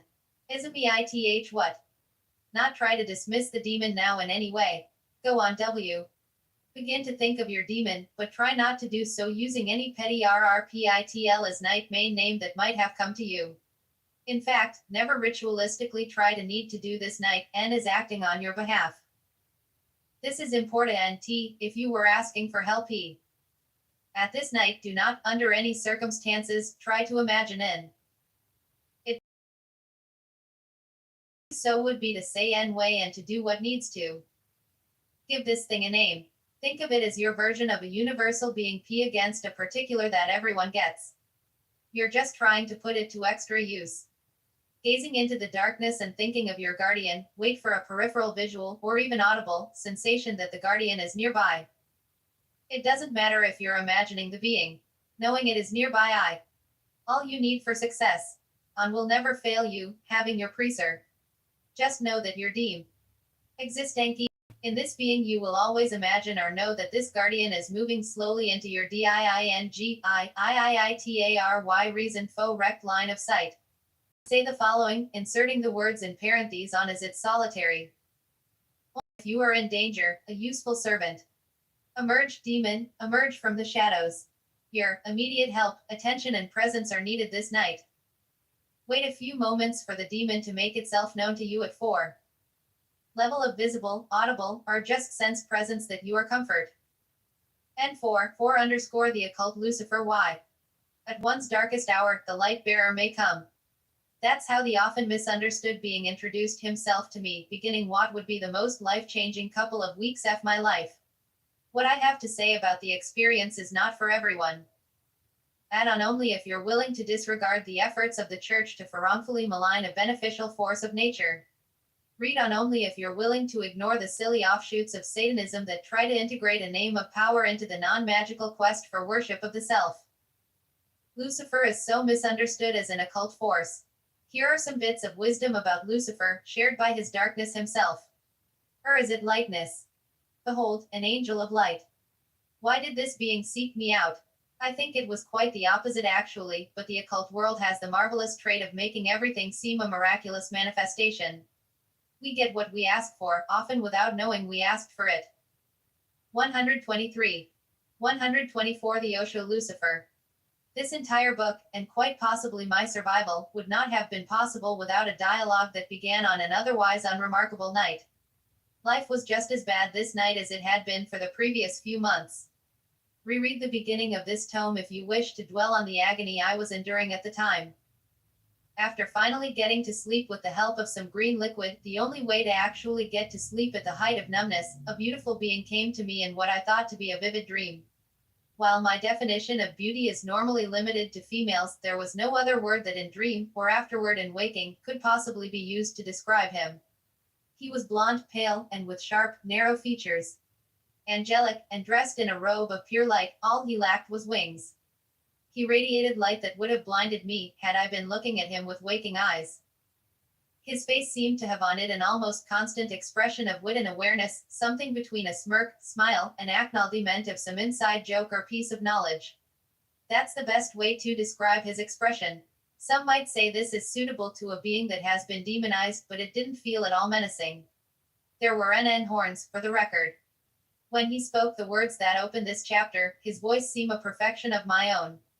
As if he knew me so well that he would speak to me with a tone familiar to me, ensuring that no information be realized that this statement I just made and others you'll read here not the result of deep logical analysis. I'm trying to capture here thoughts that came to me at the time. He identified himself as the light bearer, as I've said. I had the audacity to then ask him if that meant he was Lucifer. He said yes, that I should dwell on only what people believe he was puny for, i.e., for bringing wisdom to mankind. Even though no such punishment ever came. Pipe. The Osho Lucifer 125. In other words, Lucifer does not see himself as evil for bringing wisdom to mankind.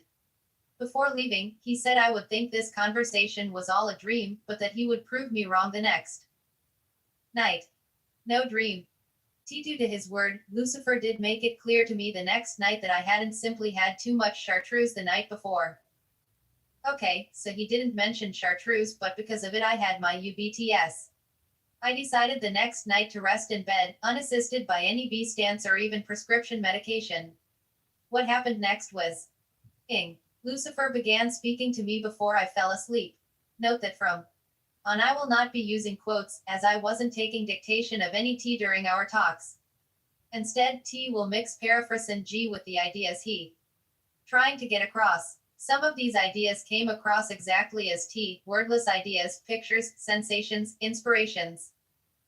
That second night, in a half-awake state, I heard his voice and whenever I let my amazement come to the forefront of my knockousing me out of the altered state I hadn't even tried to achieve, conversation would cease. When I relaxed again, it continued. His second night we talked for about an hour, without my falling. It was over the course of this second talk that realized some of the log was coming nonverbally.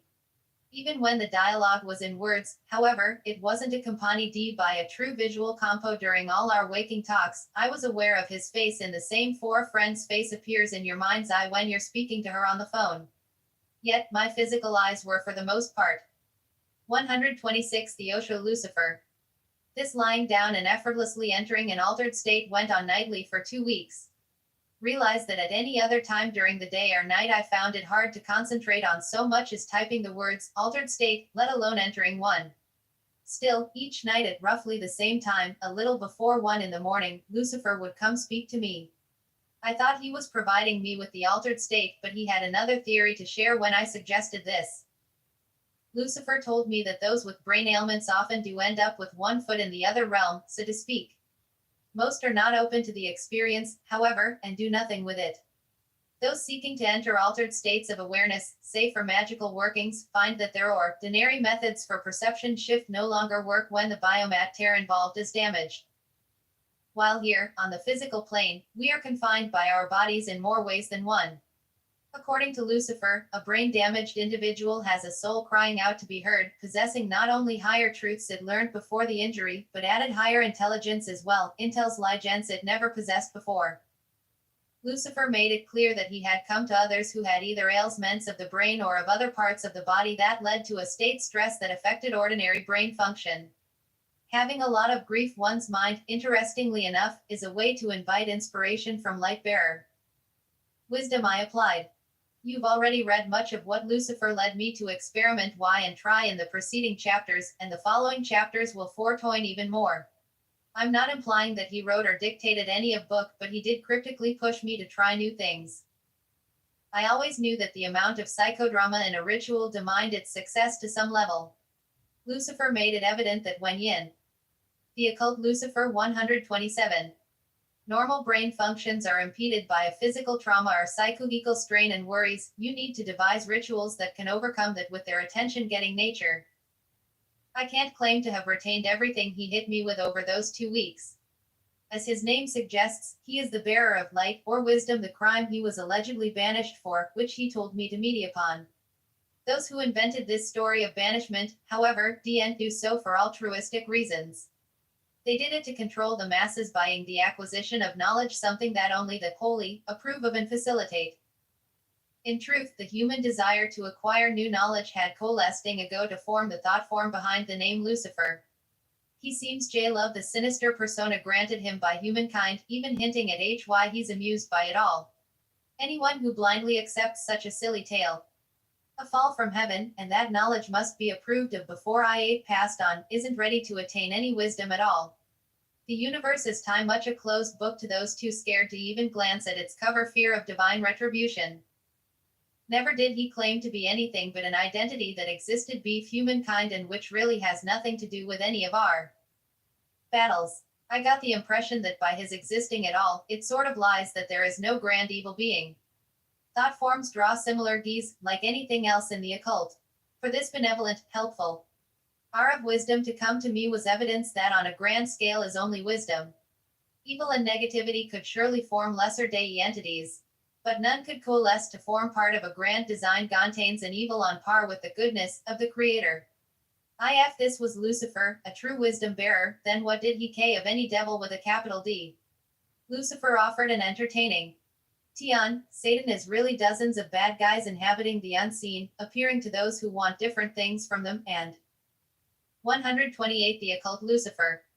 To those who tap into the most appropriate Satan thought forms, Mephistopheles figures of varying intensity abound, appearing to those hung up on the Faust legend. The devil is certainly legion, as Bible thumpers proclaim, but not for the reasons they offer. Simply put, there are devils to go around for those who want and need them, or create them. The experience of talking to this amazing being was so welcome during my mystical dry spell, of sorts, that I put up little resistance to Lucifer's ideas. Even though he occasionally sounded as if he was trying to convince me of his benevolence, I realized later that he was aware that I wasn't resisting. He wanted to, it seems, make sure I wouldn't hindsight think him to be a trick of my mind. His arguments were always logical and fully fleshed. If I forgot some of them, at least would remember how much sense they made. His message of finding alternative ways to help myself was never far from our discussions. Lucifer clearly had my survival and sanity as a goal and motive for coming to me, seemingly uninvited. As the things he taught me ended up in many of the chapters in this book, this chapter will not contain its own ritualistic techniques. It is more of an homage and an admission of where much of this book came from. Lucifer helped me to see that the alien presence and pressure I had been feeling in my head were distorting consciousness for me without my even knowing it. Lucifer admitted that when I resolved my health dilemma, with the help of techniques he would suggest, he would never speak in the same way again. He would be there in the abyss, able to be called forth. But these waking, non-ceremonial discussions would cease bringing me the first evidence I was well again. All came to pass as he said it would. I learned to use psychodrama more effectively than even trained altered states of awareness. I experimented with some of the things he suggested and developed my own, too. Not that I'll ever admit which is which within this tome. I'm still a little jealous that some of the more effective rites were completely from him. The Osho Lucifer 129. I'm not alone. Chronicity has a funny way of showing up in relation to mystical tours.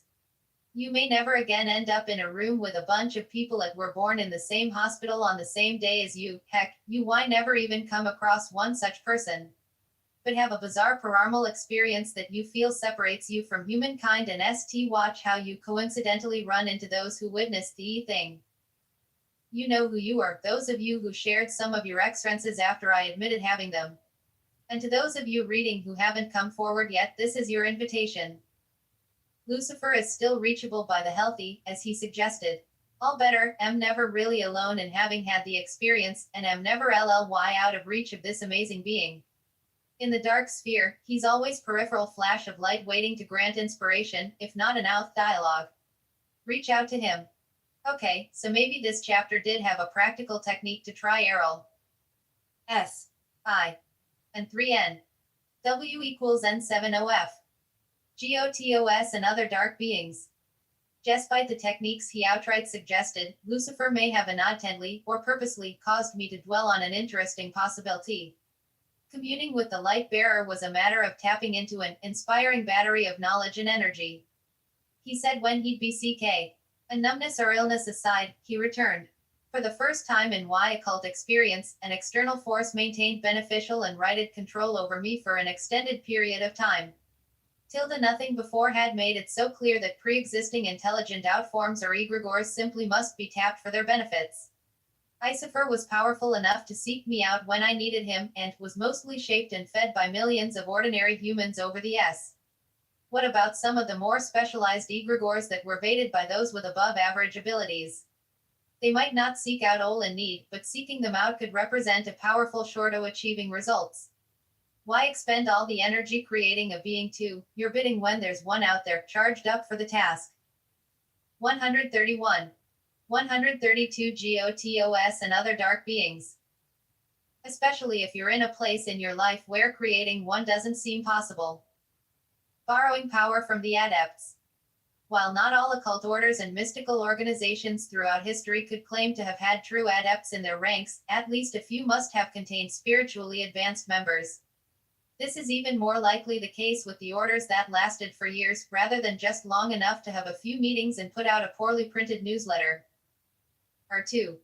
Many true occult orders pool their energy into a current that they can tap into. Sometimes this is an amorphous thing, just a pulse that is felt by members in attendance at meetings. Other orders would give this energy a name and face, creating an egregore or temple entity that could help them accomplish their magical goals. Depending on the aims and morality of the order, such a being could be perceived as a minor god or demon by the members, and anyone else who tapped the energy. Some of these egregores are still out there, waiting to be called into action. Trained individuals have, at many points in time, gathered their forces to create these things. They've pooled their talents to create something alive. No sense in letting all the hard work and training of these select individuals vanish with their earthly incarnations, right? Especially when you need adept-like power in the pre-adept phase of your path. Finding myself in exactly this predicament, I began experimenting with unlocking cosmic batteries that, unlike chemical batteries, don't lose much power over time. I started out trying to tap into egregores that might not have been named, but which I knew had to exist based on the rights of the groups that made them. I thought these less defined beings might be easier sources of energy to work with or more flexible to adapt to my needs.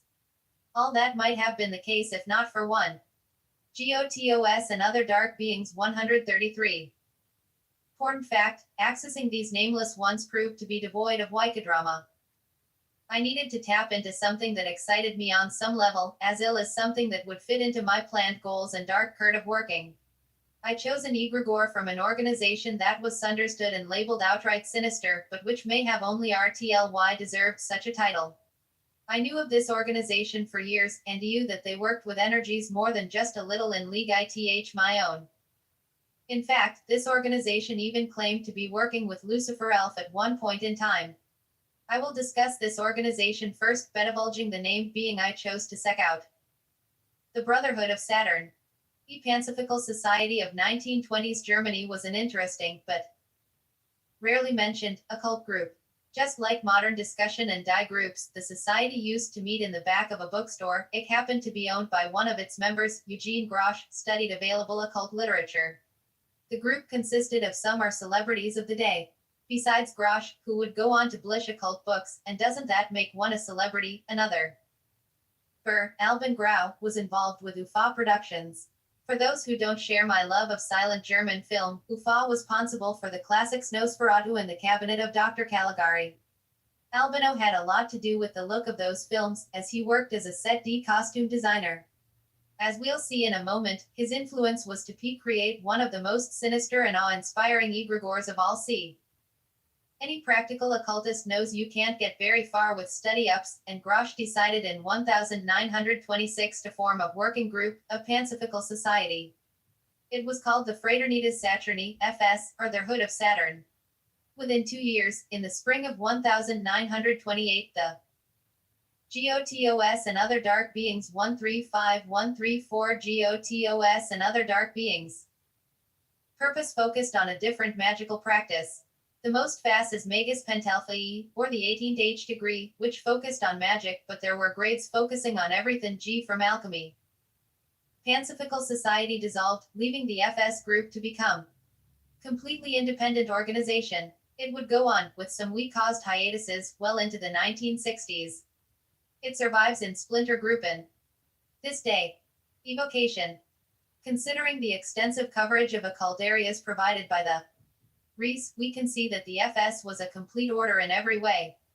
Indeed, its laser-like focus on Saturn Gnosis, the FS provided at least as much of a framework for development as did the Golden Dawn, and then provided a series of holiday celebrations and sacraments that one aspect of the order resemble an occult church.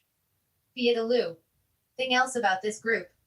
For those seeking out the dark through Goa'uld history, you could find working at the time a darker current, in any sense of the ritual chamber-esque predate the look of satanic films from 1960s, complete with upside-down pentagrams, symbolizing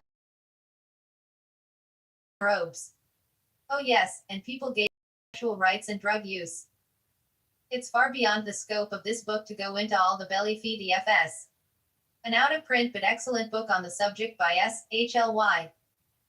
Flowers, or Stephen Flowers, now of the Temple of Set, can still found for sale online, and occasion ally in used bookstore Check, Fire and Ice, Magical Teachings of Germany, Greatest Secret Osho of der plethora of FS material.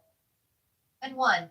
I had name again. It bears some emphasizing that while this ad order was built on a Luciferian philosophy, he was not the that presided most closely over the group's meetings.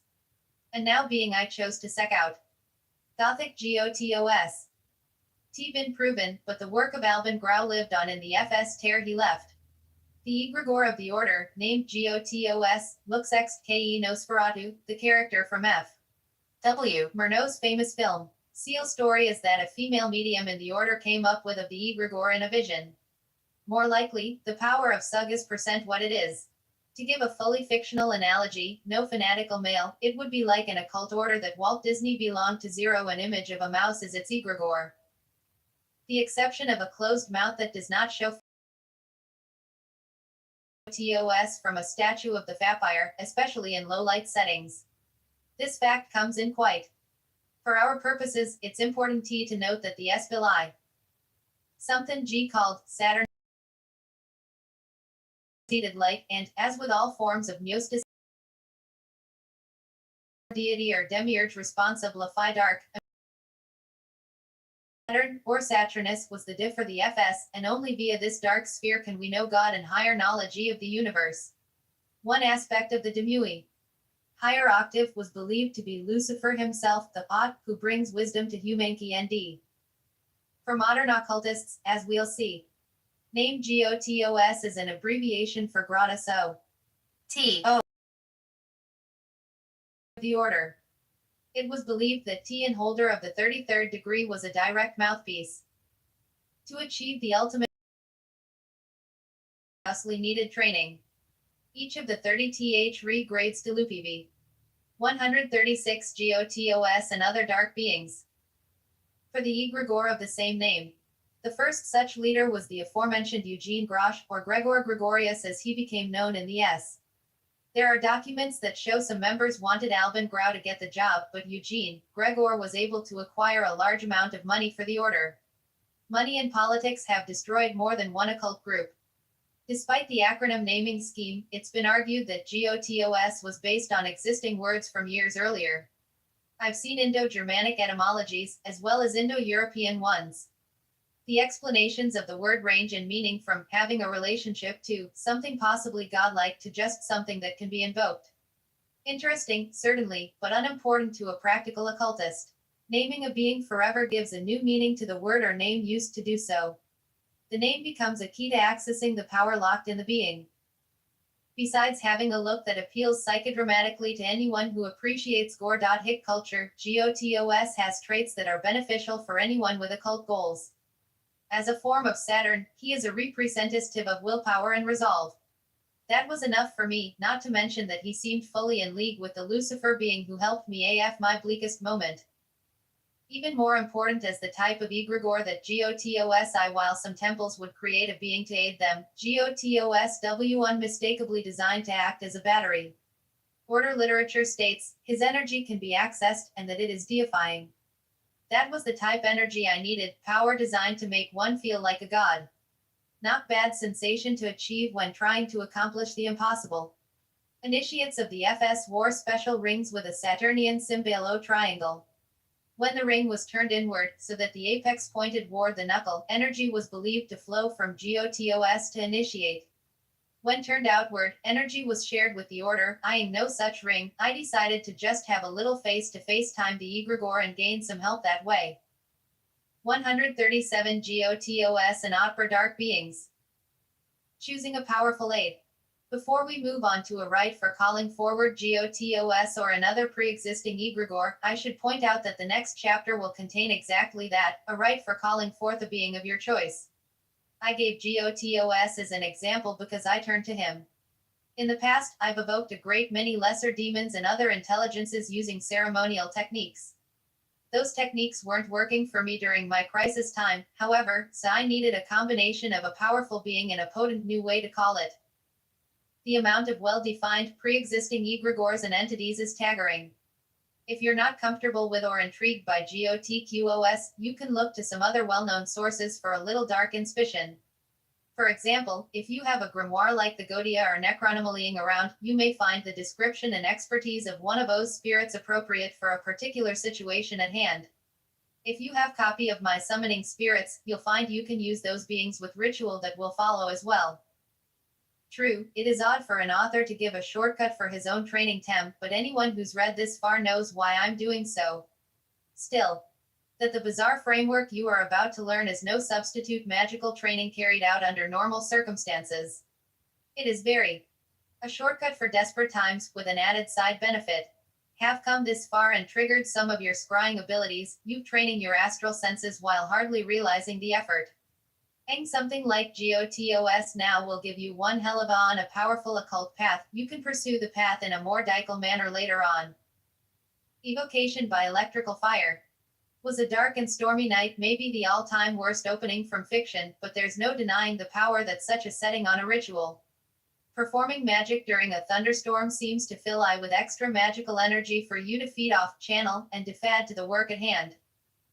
Humans the only participants who can make extra use of Ellis energy in the air, however.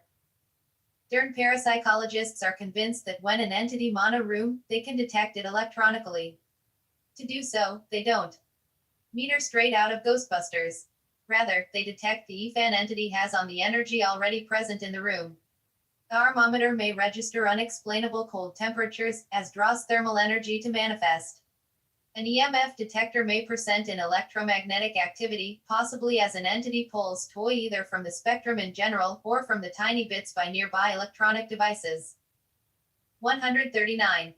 140 Evocation by electrical fire. Evocation by electrical fire. 141. It gets even more interesting. When a spot in a home is found to prices in scientific supply catalogs and even online auction sites. The most popular, and safest, is the Van de Graaff generator. This is the naturally contain lots of energy of some sort, say a room located underneath high voltage wires. Haunting phenomena are much more likely most metal ball that causes your hair to rise when you touch it. Inside to occur there than anywhere else in the house. The device, a moving belt and some friction create the static that builds. Occultists have believed for ages that static electricity and psychic on the metal sphere energy behave in similar ways, and have even physically felt the similar touching a metal needle point upwards to the top of the sphere it is. Now some parapsychologists are catching on as well, going so far, with an electrically sound connection, has an uncanny effect con us to coax manifestations at haunted houses by bringing along a gadget useful to the ritual. It causes electrons to flow upwards in a stream we'll get to in a moment. Why from the needle point? The same needle trick can be tried with a It is this gadget that will help you evoke a mystical being, be it Egreumshire's device or one of several variations on these electrostatic gore, demon, or other denizen of the abyss, using a little manufactured orators. This electron stream can help an entity gather particles to lightning, and can empower its very energy level. Another option is to use a high voltage, high frequency device like Jacob's ladder or maybe a Tesla coil. You've seen the Jacob's ladder. Horror movies. It has two leads that angle away from each other. It's alive. We've all seen horror movies where a mad scientist has a laboratory full of E. A spark appears at the bottom, bridging the gap between of all kinds of devices emitting sparks. In the case of Frankenstein's monster, not only are these devices necessary, but the help of real light leads, and travels up, maintaining contact with both leads until lightning seems needed as well. High voltage on top of high voltage is to the top and dissipates. This happens repeatedly, releasing energy, apparent recipe for success when giving life to inanimate flesh. Either ozone into the atmosphere. That or all those flashes just look great on black and white film. In a Tesla coil usually looks like a conical coil. It's about a foot tall. The occult, where energy and psychodrama both play integral roles, to a small metal sphere at the top. High voltage electricity can travel the success of a rite, both the voltage and the flashes help. The top sphere to a nearby grounded rod, providing another good. The whole point of the rite you are about to try is to provide enough energy and ozone for this ritual. Astral or etheric being with both energy and substance to appear before, because all these devices can come in various sizes and even shapes, all while creating an eerie setting, which never hurts. For best 19 plus, going to keep specifics about their setup somewhat generic. Sults, you should do this ritual on a stormy night, and preferably whichever device you choose, whether by fancy or budget, be sure to close proximity to the natural ground. Be part of the natural cycle, the experiments it comes with. Pick an experiment, like the for electricity seeking its way to earth or ground, in other words. One that is designed to produce either visible sparks or an. You'll also need to add one of two items that will give you a little wind of sorts. Spend some time getting the effect just right. Extra charge, an electrostatic generator, or a high voltage, high ID. Read the safety instructions before you know what your Quincy device. There are several types of these available for reason. Be sure to stand on a rubber mat or at least wear sneakers. Also, 142 evocation by electrical fire. Never, ever play around with the device using both arms. Keep one hand in your pocket when experimenting. High voltage electricity going from arm to arm will cross your heart, having potentially fatal results. Why not keep your trips to Hades ritualistic ones for now?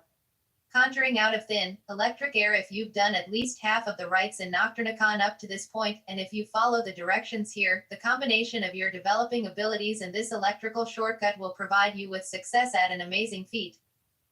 To perform this rite, you will need your newly acquired device set up to produce the spark or electron wind effect described earlier. Set the device near the plainest wall in the room and just outside your circle. You should be able to look beyond the device and peer into the abyss, as you've done so many times before. Later, when you create a dark sphere, you can still pick a random direction to begin. You'll just have to eventually return to the spot where your device is located.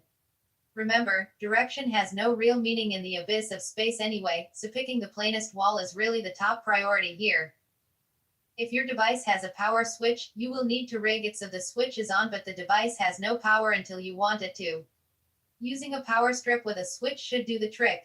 Just plug the device in and leave the strip in the dark sphere with you. You can then turn on the device from a distance without leaving the sphere. The other item to set up in that part of the room, but just inside the sphere, is an incense burner with a lot of incense handy. If you use sticks during the rite, you will have to have many burning at once, with extras on hand. If you like powder incense that burns on coals, have plenty to continually pour on. The idea is to create a wall of smoke in front of the electric device at the right time in the ritual. The egregore or entity will use the smoke and electricity to evocation by electrical fire. 143. Fashion a body for itself, or, at the very least, a glowing portal through which you can view its features and hear its voice. Before you begin the rite, have only a minimal amount of incense burning to set the mood. In the ritual example, I'll explain when to add the copious amounts. You'll need one light to position in the middle of the dark sphere. It will be behind you at the time of the actual evocation. An oil lamp or candle, one's fine. The final ingredient is absolutely necessary as well. You will need a physical representation of the being you wish to evoke. This could be a picture you copy from a book or print off the internet. Try searching for GOTOS Occult, for example. You could replace this, or combine it, with a sigil from a grimoire. It is also possible and effective to use a three-dimensional representation of the being. When calling GOTOS the first time, I used a statue of Nosferatu that was a gift from a fan. It worked very well, and thankfully didn't result in my evoking the ghost of Max Schreck, the actor who played Nosferatu in the original film. As I said, the similarity between GOTOS and Nosferatu in low-light conditions is uncanny and useful. In the rite that follows, I include a conjuration that is not difficult to copy to an index card or even memorize. If you are calling a being from a particular grimoire that you fancy, you might want to substitute the conjuration with one from that book. If the words make sense to you, or sound appropriately exotic, they can only help to key into the energy of the egregore or thought form. The lightning rite of evocation. Carefully set up your ritual area, as you won't want to leave once this rite is underway. Position the electric device and sensor as discussed earlier, lighting the latter up with only a barely perceptible amount of sense. Next to the sensor, however, have on hand plenty of incense tea later in the rite, as well as a way to dampen the smoke on demand. 144 Evocation by electrical fire. This will depend on the type of incense, obviously. A cup of water works for dipping incense sticks, for example, while pouring some sand on coals works, too. Close to your oil lamp or candle, place the picture, sigil, or other links to the entity. Try not to glance at these link items during the opening parts of this rite. Lightning rite. Create a dark sphere, using either a random starting point or the direction where your device and sensor are located. Remember, the sphere perimeter line should fall between the sensor and the electric device, the latter falls just outside the sphere. Standing at the center of the sphere, move just in front of the oil lamp or candle and pick up the item or items related to the being you will call. Don't focus on them, just have them in hand. Spend a few moments listening to the whispers and noises coming from outside the dark sphere. If it is a stormy night, listen for any changes in the cacophony after a flash of lightning or a rumble of thunder. Gaze in the direction where you set up the sensor and electric device. The amount of smoke should barely be noticeable, you're really just gazing into the depths of the abyss at this point. Allow peripheral astral visions of motion to come to you, as you did in other rites. When you're satisfied with the amount of astral activity you're detecting, both visible and audible, say, "Move, beings of the firmament. Move, beings of the abyss. Be heard, be seen, but prepare to make way for he or she that will come forth." Substitute the gender of the being. If in doubt, use your instincts, or decide on the correct gender, or just say, "the one." Evocation by electrical fire 145. Move to the sensor, bringing the entity's link items with you. Get down on one knee and add more incense to the sensor, a lot more incense. Position the power strip so that you can tap the switch on with your foot, then stand up. Look at the link items you are holding. They might be difficult to make out in these lighting conditions. Tilt them a little to one side to get at least a 15-second look at them in better light, which is coming from behind you. After this, turn to face the electrical device and just make do with seeing the link items as best as you can, despite the shadow cast over them by your body. If you read your chosen conjuration from a card, you will likely have to hold it off to your side to catch better light. Be sure to glance the items in your other hand after every few words. If you memorize the conjuration, don't take your eyes off the link items. Also, note that it's okay to paraphrase. The egregore or demon won't carry off into the chasms of space because you changed a few words while you are reading the conjuration and looking at the link. Continue to be aware of the movement and noises coming from abyss. Say this conjuration, or one of your own that you find to be avant to your entity. I summon and conjure the name. Appear before me in whatever form enables you to cross the abyss. Are before me using whatever angles and spatial geometry necessary for me to see, using whatever etheric blasts of wind necessary for me to hear. My eyes are open to the void, my ears attuned to the whispers of the ether. Make your presence known to me, name. Name, come forth and appear. On the power strip, activating the electrical device.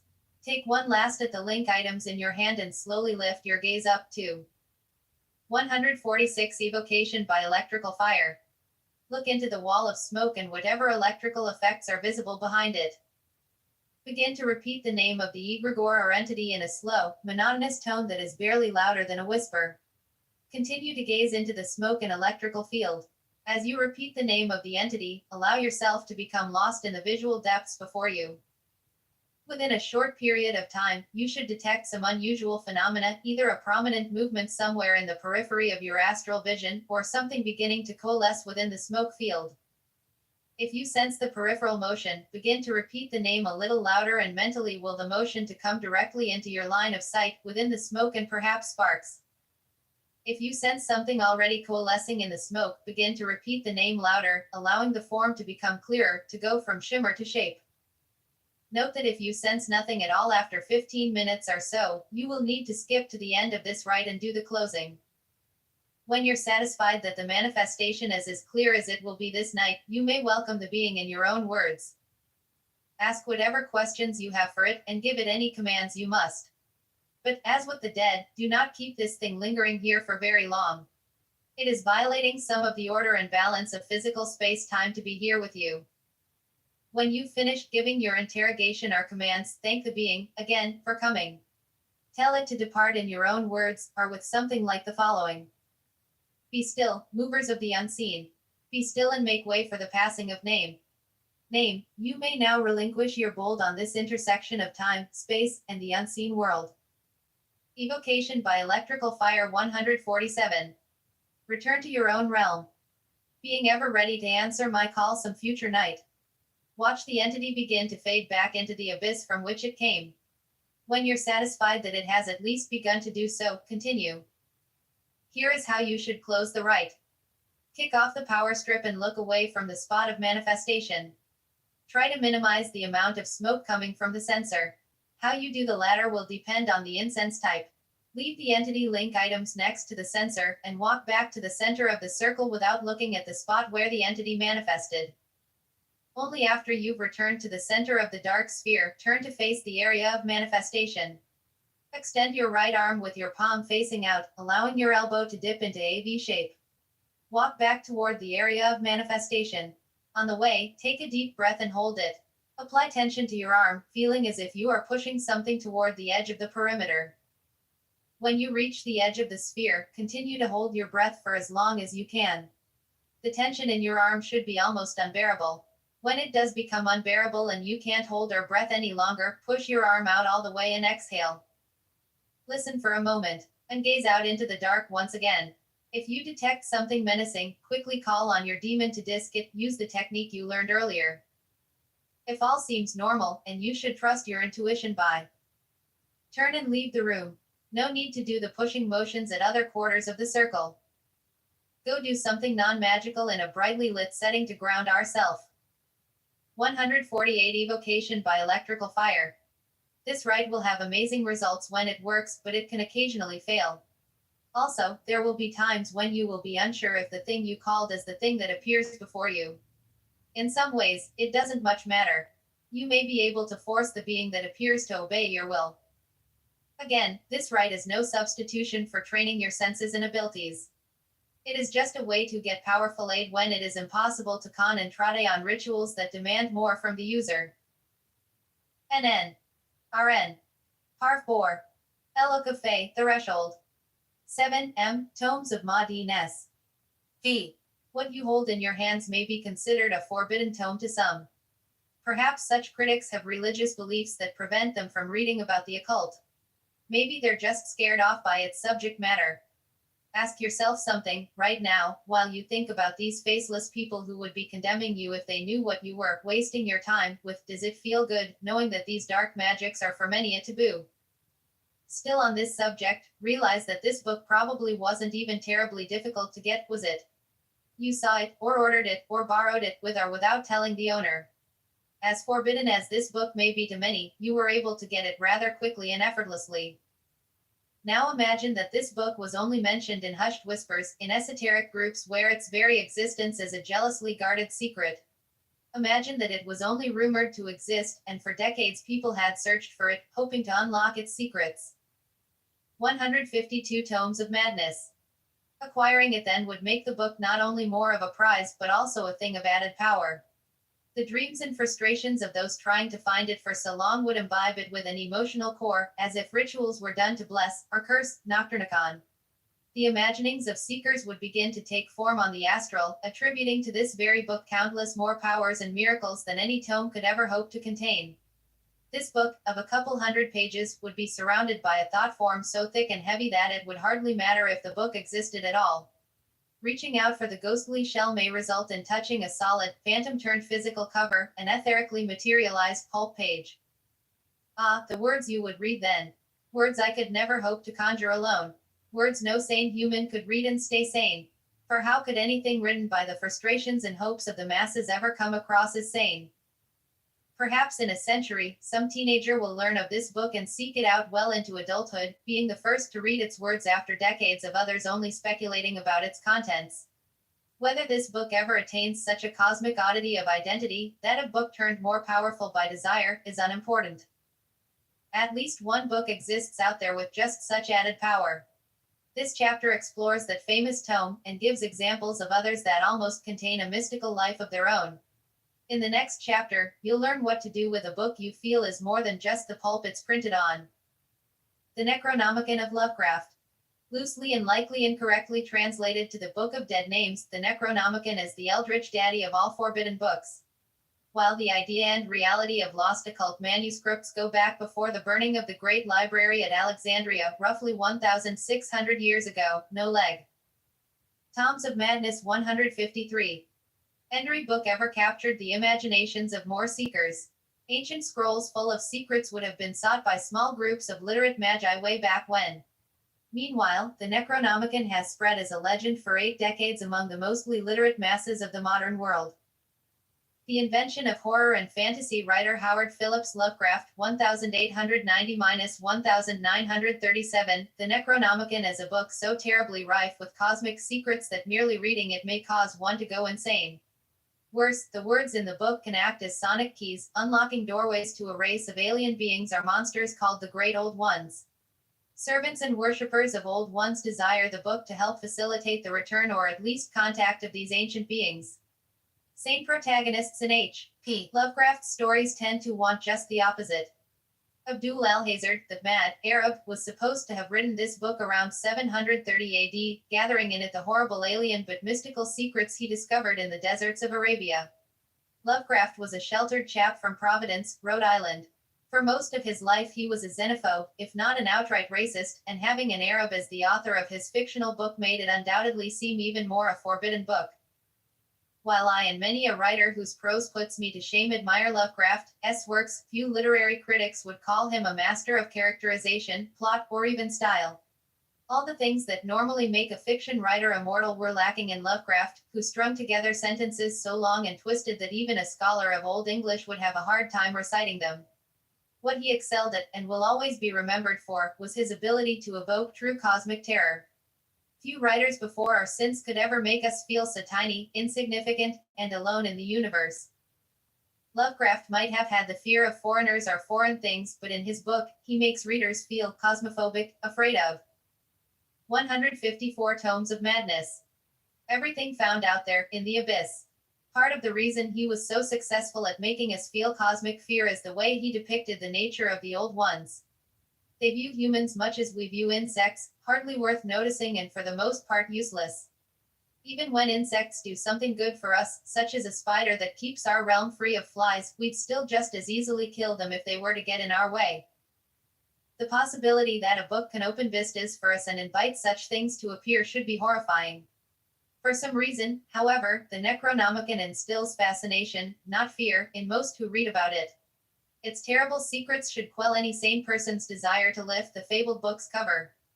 Yet fear of the unknown doesn't have any power over insane curiosity. We do want to know, even at the risk of our entire race, what these old ones have to tell us. Though we can't conceive of maintaining consciousness for millennia, we seek out the twisted wisdom of those who have done exactly that, foolishly expecting to understand it. Central to Lovecraft's tales in the Necronomicon was a being named Cthulhu, who lies not dead but dreaming in a city named Relia, which is trapped beneath one of our seas. This giant creature, with tentacles where a mouth should be, has contemplated his move against humankind for millennia. He waits for when the stars are right, so that he may rise once again. Key to the type of madness found in Lovecraft's tales, this being had Lovecraft's work named after him as the Cthulhu mythos.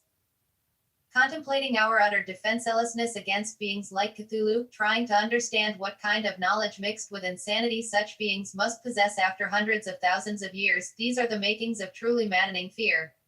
Fear that has given Lovecraft and his Necronomicon lasting power. Even more prolific at letter writing than fiction, Lovecraft has left us with enough correspondence to fill rooms. In these gems are found Tomes of Madness 155. The Real Lovecraftian Secrets. A staunch materialist, Lovecraft basically admits to having no esoteric agendas in his fiction. He did dream of some of his monsters and settings, but he didn't consider these occult phenomena, just his excellent imagination working after hours. The Necronomicon is purely made up, first appearing in the 1923 story, The Hound. Despite anyone's wishes to the contrary, it wasn't a real book that Lovecraft had heard about in his reading. Despite his admitting the book didn't exist, Lovecraft had some fun with the tome by publishing a short history of the Necronomicon in 1927, forever solidifying the belief that a mad Arab really did pen the famous tome.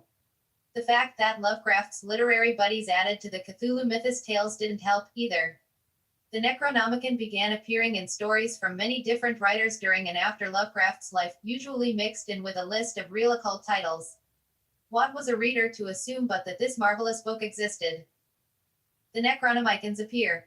In the late 1970s, 40 years after Lovecraft's death, the Cthulhu mythos was still going strong. In fact, thanks to the success of a specialty publisher called Arkham House as well as some paperback deals, Lovecraft was more widely read in the 1970s than at any point during his life. New generations would come to the stories and encounter the Necronomicon.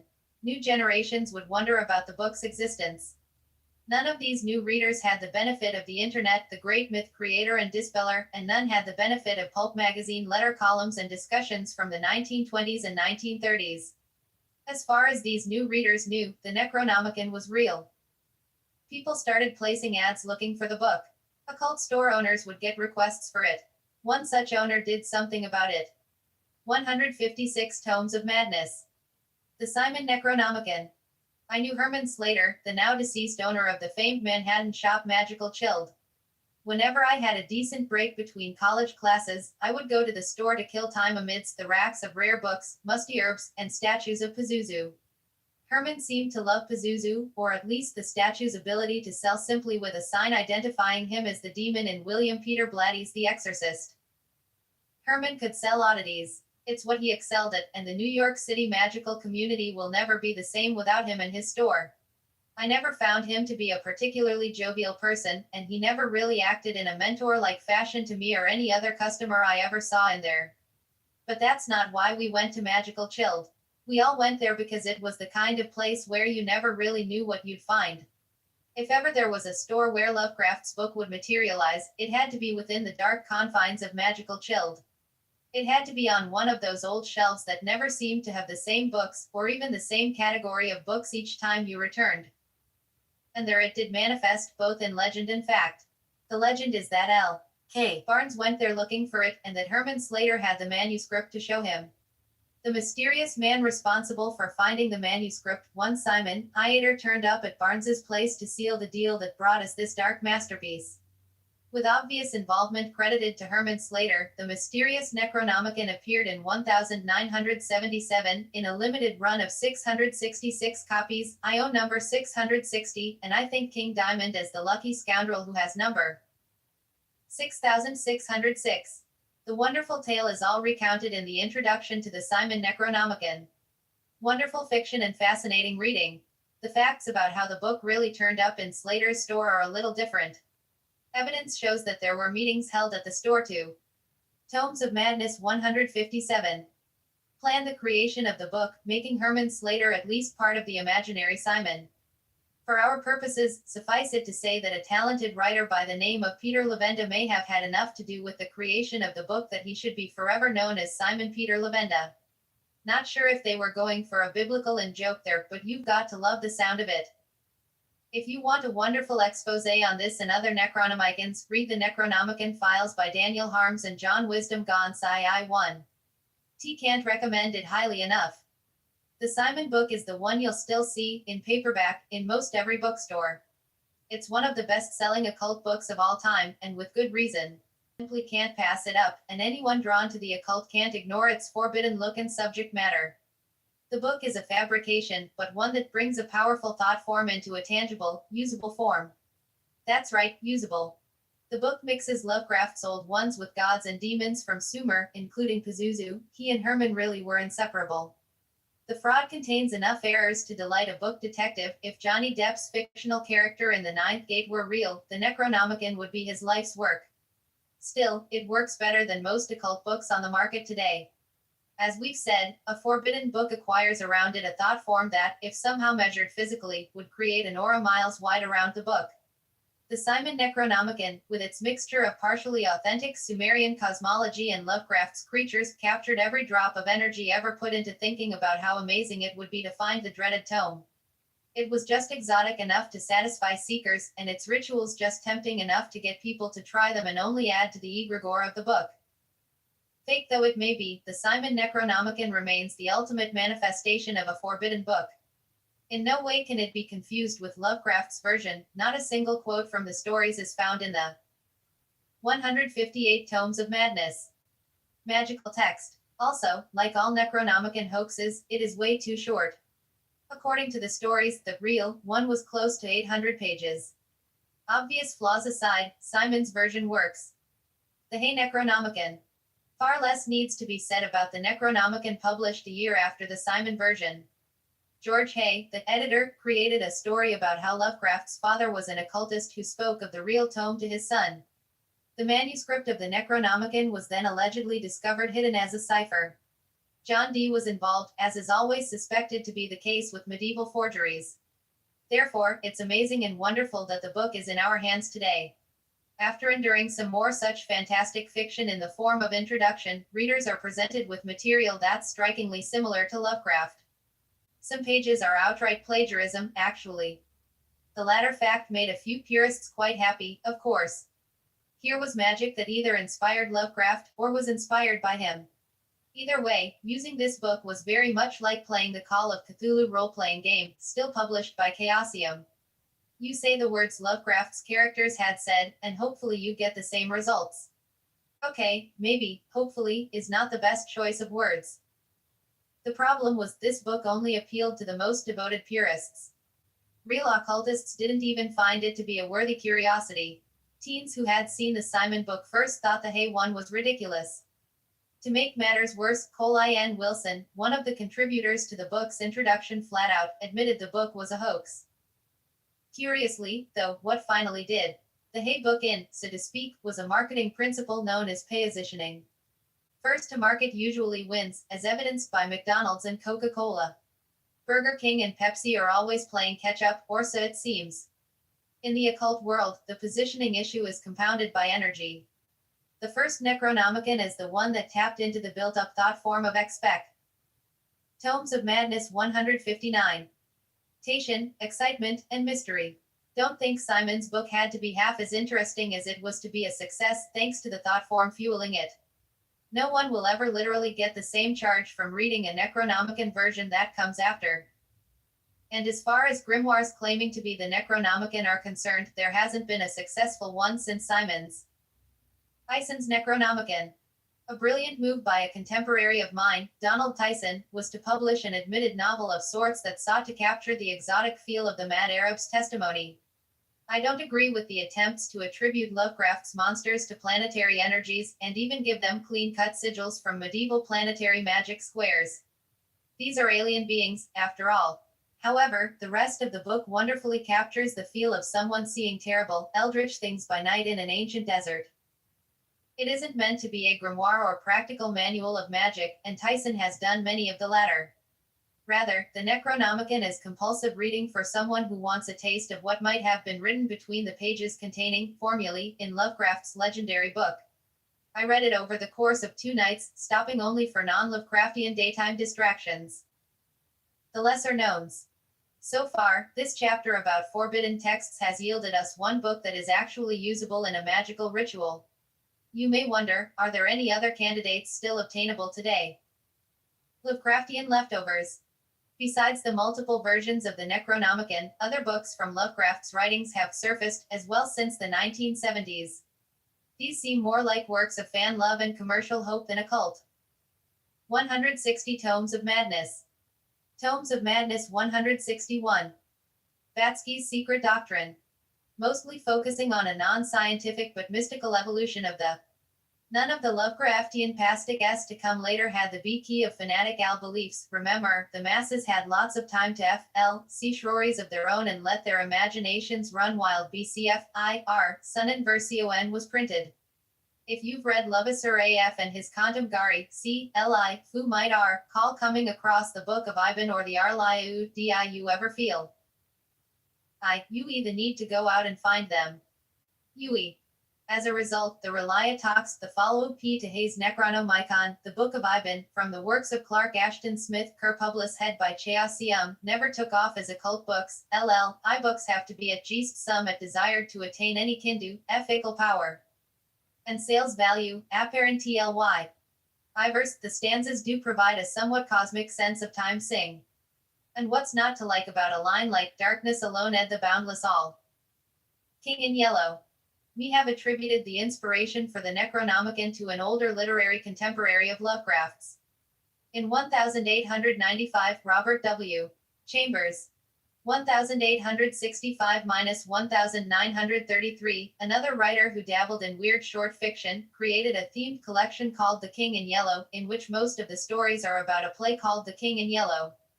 Nothing too unusual, until you find out that reading the fictional play causes madness.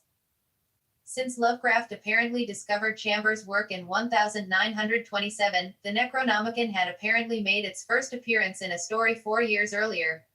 Still, there are aspects of the story that have a Cthulhu mythos flair, even though they predate it. For instance, seeing the yellow sign has devastating paranormal effects in the book, and seems to predate the elder sign that made its way throughout the mythos with the help of Lovecraft's circle. Story collection though it may be, The King in Yellow is a fascinating book that perpetuates its own oddness. You can never hold the real play in your hands and see what is so otherworldly about it. Holding up. The Book of Zion.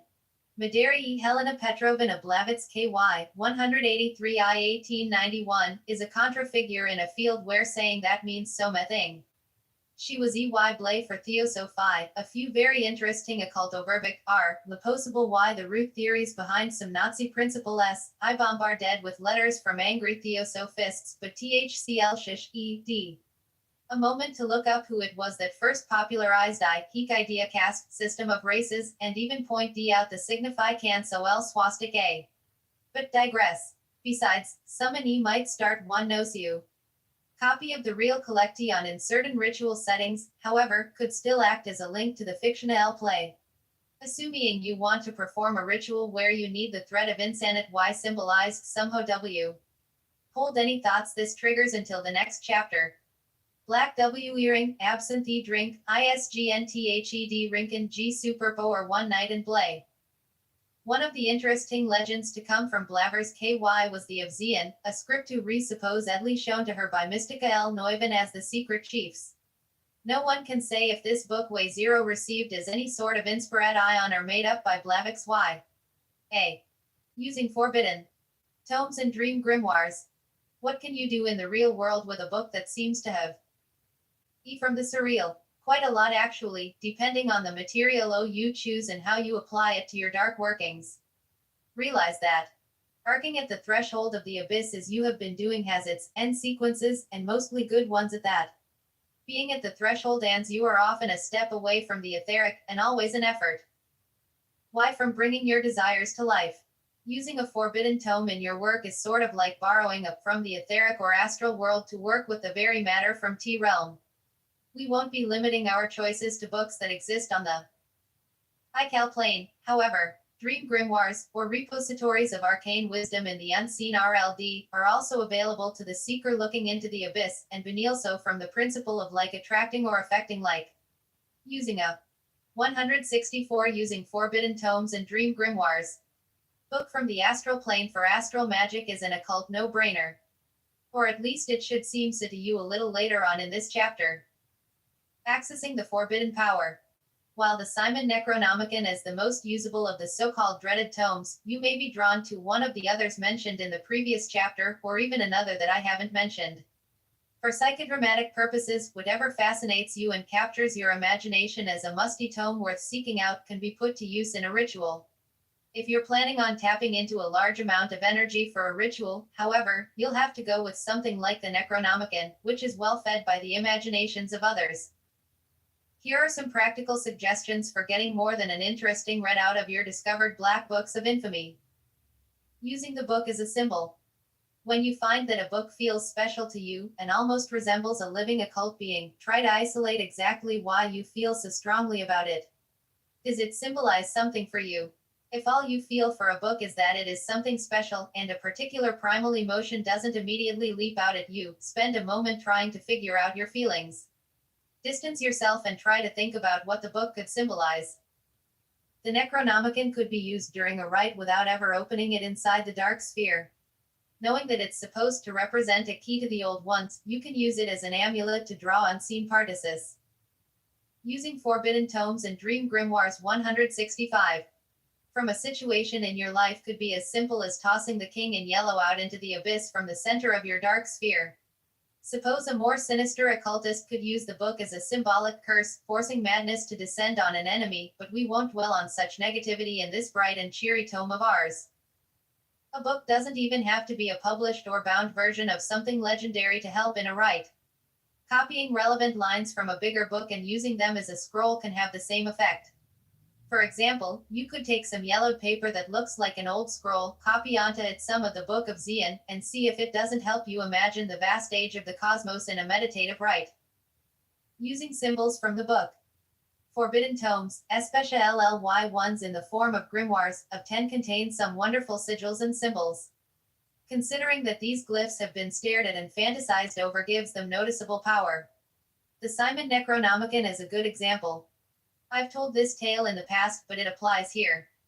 One night years ago, before I had much occult practice and experience behind me, seeing countless blue flames on your ceiling and feeling as if you're being suffocated by the weight of the ocean shouldn't be your goal. Over. You should use sigils from the Necronomicon and other books in pants to a rite, for example.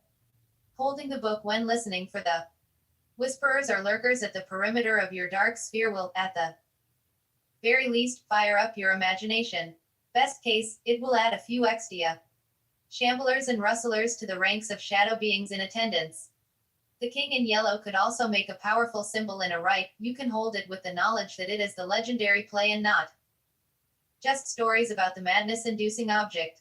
Banishing madness. More on a way to use the sigil of Cthulhu in the last chapter.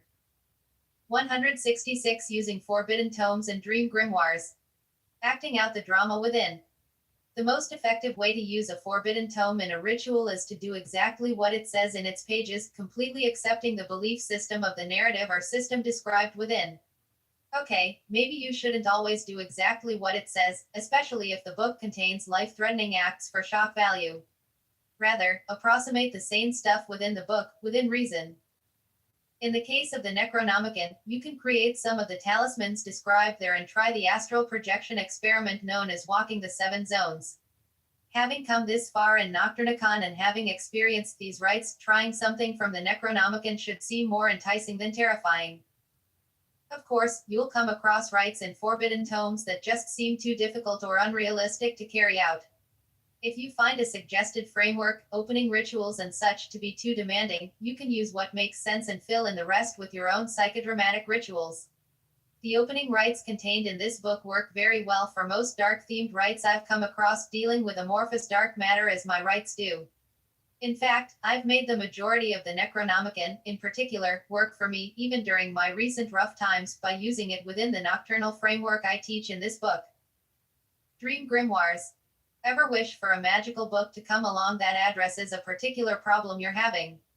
It's fascinating how much more often than not such a wished-for book eventually shows up on some shelf or in some catalog. Sometimes it shows up just when you need it the most, demonstrating how you can always count on the universe to send the right tools at the right time. Sometimes the book appears after you already found another solution, perhaps teaching you a lesson about your own willpower and ability to find what you need. Using forbidden tomes and dream grimoires. 167. Now, imagine for a moment that a book you once wished for has actually existed for hundreds or even thousands of years. You couldn't find it for sale from any dealers, however, because no one ever bothered to write it down on paper. Sometimes, the right book coming along isn't just a matter of you being ready to accept the teachings within. Sometimes, the entire human race has to be ready for a body of teachings before they'll manifest. Eastern adepts have long believed that some books are written centuries before the world is prepared to receive them. By written, the adepts were speaking of a technique very real to them and which should be becoming a little more real to you. The creation of thought forms and the bending of etheric matter to the will is at the core of Tibetan occultism. The books of forbidden knowledge they spoke of were encapsulated as concepts in thought forms and stored in the astral plane or akasha. This could be an explanation for books received by mortals. Did Aleister Crowley really channel the Book of the Law via a being Nahmed Ayahuas while in the Great Pyramid in Egypt? Or did he just tap into a body of knowledge hidden centuries before? Did Blavatsky's secret chiefs have the stanzas of Zion at their disposal for ages? Encapsulating knowledge in a thought form does not require adept-like wisdom. It's just a magical technique, albeit one that comes easier to some than others. This means that what is received on the astral plane was not always planted there by a reliable source. A mad Arab could have put the Necronomicon there for Lovecraft to find, although I don't think any such thing happened. However, a mad guy named Bob could have just as easily put his shopping list for protecting against a UFO invasion on the astral plane. Finding Bob's list on the astral plane and transcribing it would not mark a significant moment in the history of humankind. Although, it might cause some mass paranoia. 168 using forbidden tomes and dream grimoires. Still, it can be argued that more often than not, a body of knowledge stored on the astral plane will contain something that the responsible party thought was important enough to empower in such a way. As a writer, I like to share my occult theories with the world. Maybe if I become an adept someday I'll have something I feel is deserving of being hidden on the astral. For now, if it's good enough for me, and I can put it into words, it's good enough for the masses, at least the masses who have similar dark tendencies. What I'm getting at this section will not get into ways for you to plant your secret thoughts in astral time capsules for others to find. I haven't done it yet, so I can't write about it. However, I have come across some of these books, or bodies of knowledge while visiting the astral plane. Most often, I find them in lucid dreams, that is, dreams where I know I'm dreaming. Because of this particular method I've found for accessing Akashic tomes, I call these discovered books dream grimoires. To suggest a way that you can look for these hidden pockets of knowledge beyond the threshold, let me describe the most bizarre one I came across. Not only will this give you a better idea of what to expect, but it will also show you, step by step, how to do this for yourself. The Book of Octaves. One night, merely creating a dark sphere put me in a highly charged mood. The abyss surrounding me seemed to be more alive with noises and rustling than it had been in a long time. I couldn't deny how real this brink or dividing line between the physical and etheric worlds felt. I decided to stay within this perfectly cast sphere and allow whatever inspiration would come to do so. I got comfortable right near a random edge of the sphere, with one hand touching it actually, and began to drift off to sleep. Having created a vivid sphere, complete with astral perceptions in the abyss, I was not in a normal state of consciousness. Drifting off using forbidden tomes and dream grimoires 169. Sleep after you have just had your astral senses excited in this manner is entirely different. Visions come quickly when your eyes close, and you maintain a better awareness of the fact that you are entering the realm of dream. With the peripheral visions of dark movement around the sphere fresh in my mind, I began to imagine, with my eyes closed, what those shadows in the abyss had just looked like to me. A strange thing happened then. My imagination took on an extra level of vivid clarity, and I was standing before that void, in a pseudo-astral projection. I say pseudo, because I didn't feel quite the vibratory state from previous out-of-body experiences. It was more like what I'd consider a vivid lucid dream of me getting ready to leave the dark sphere. I was at least visually aware of moving out into the abyss. The shadows moving peripherally were still there, although some of them seemed to come up alongside me, flying next to me out of curiosity it seemed.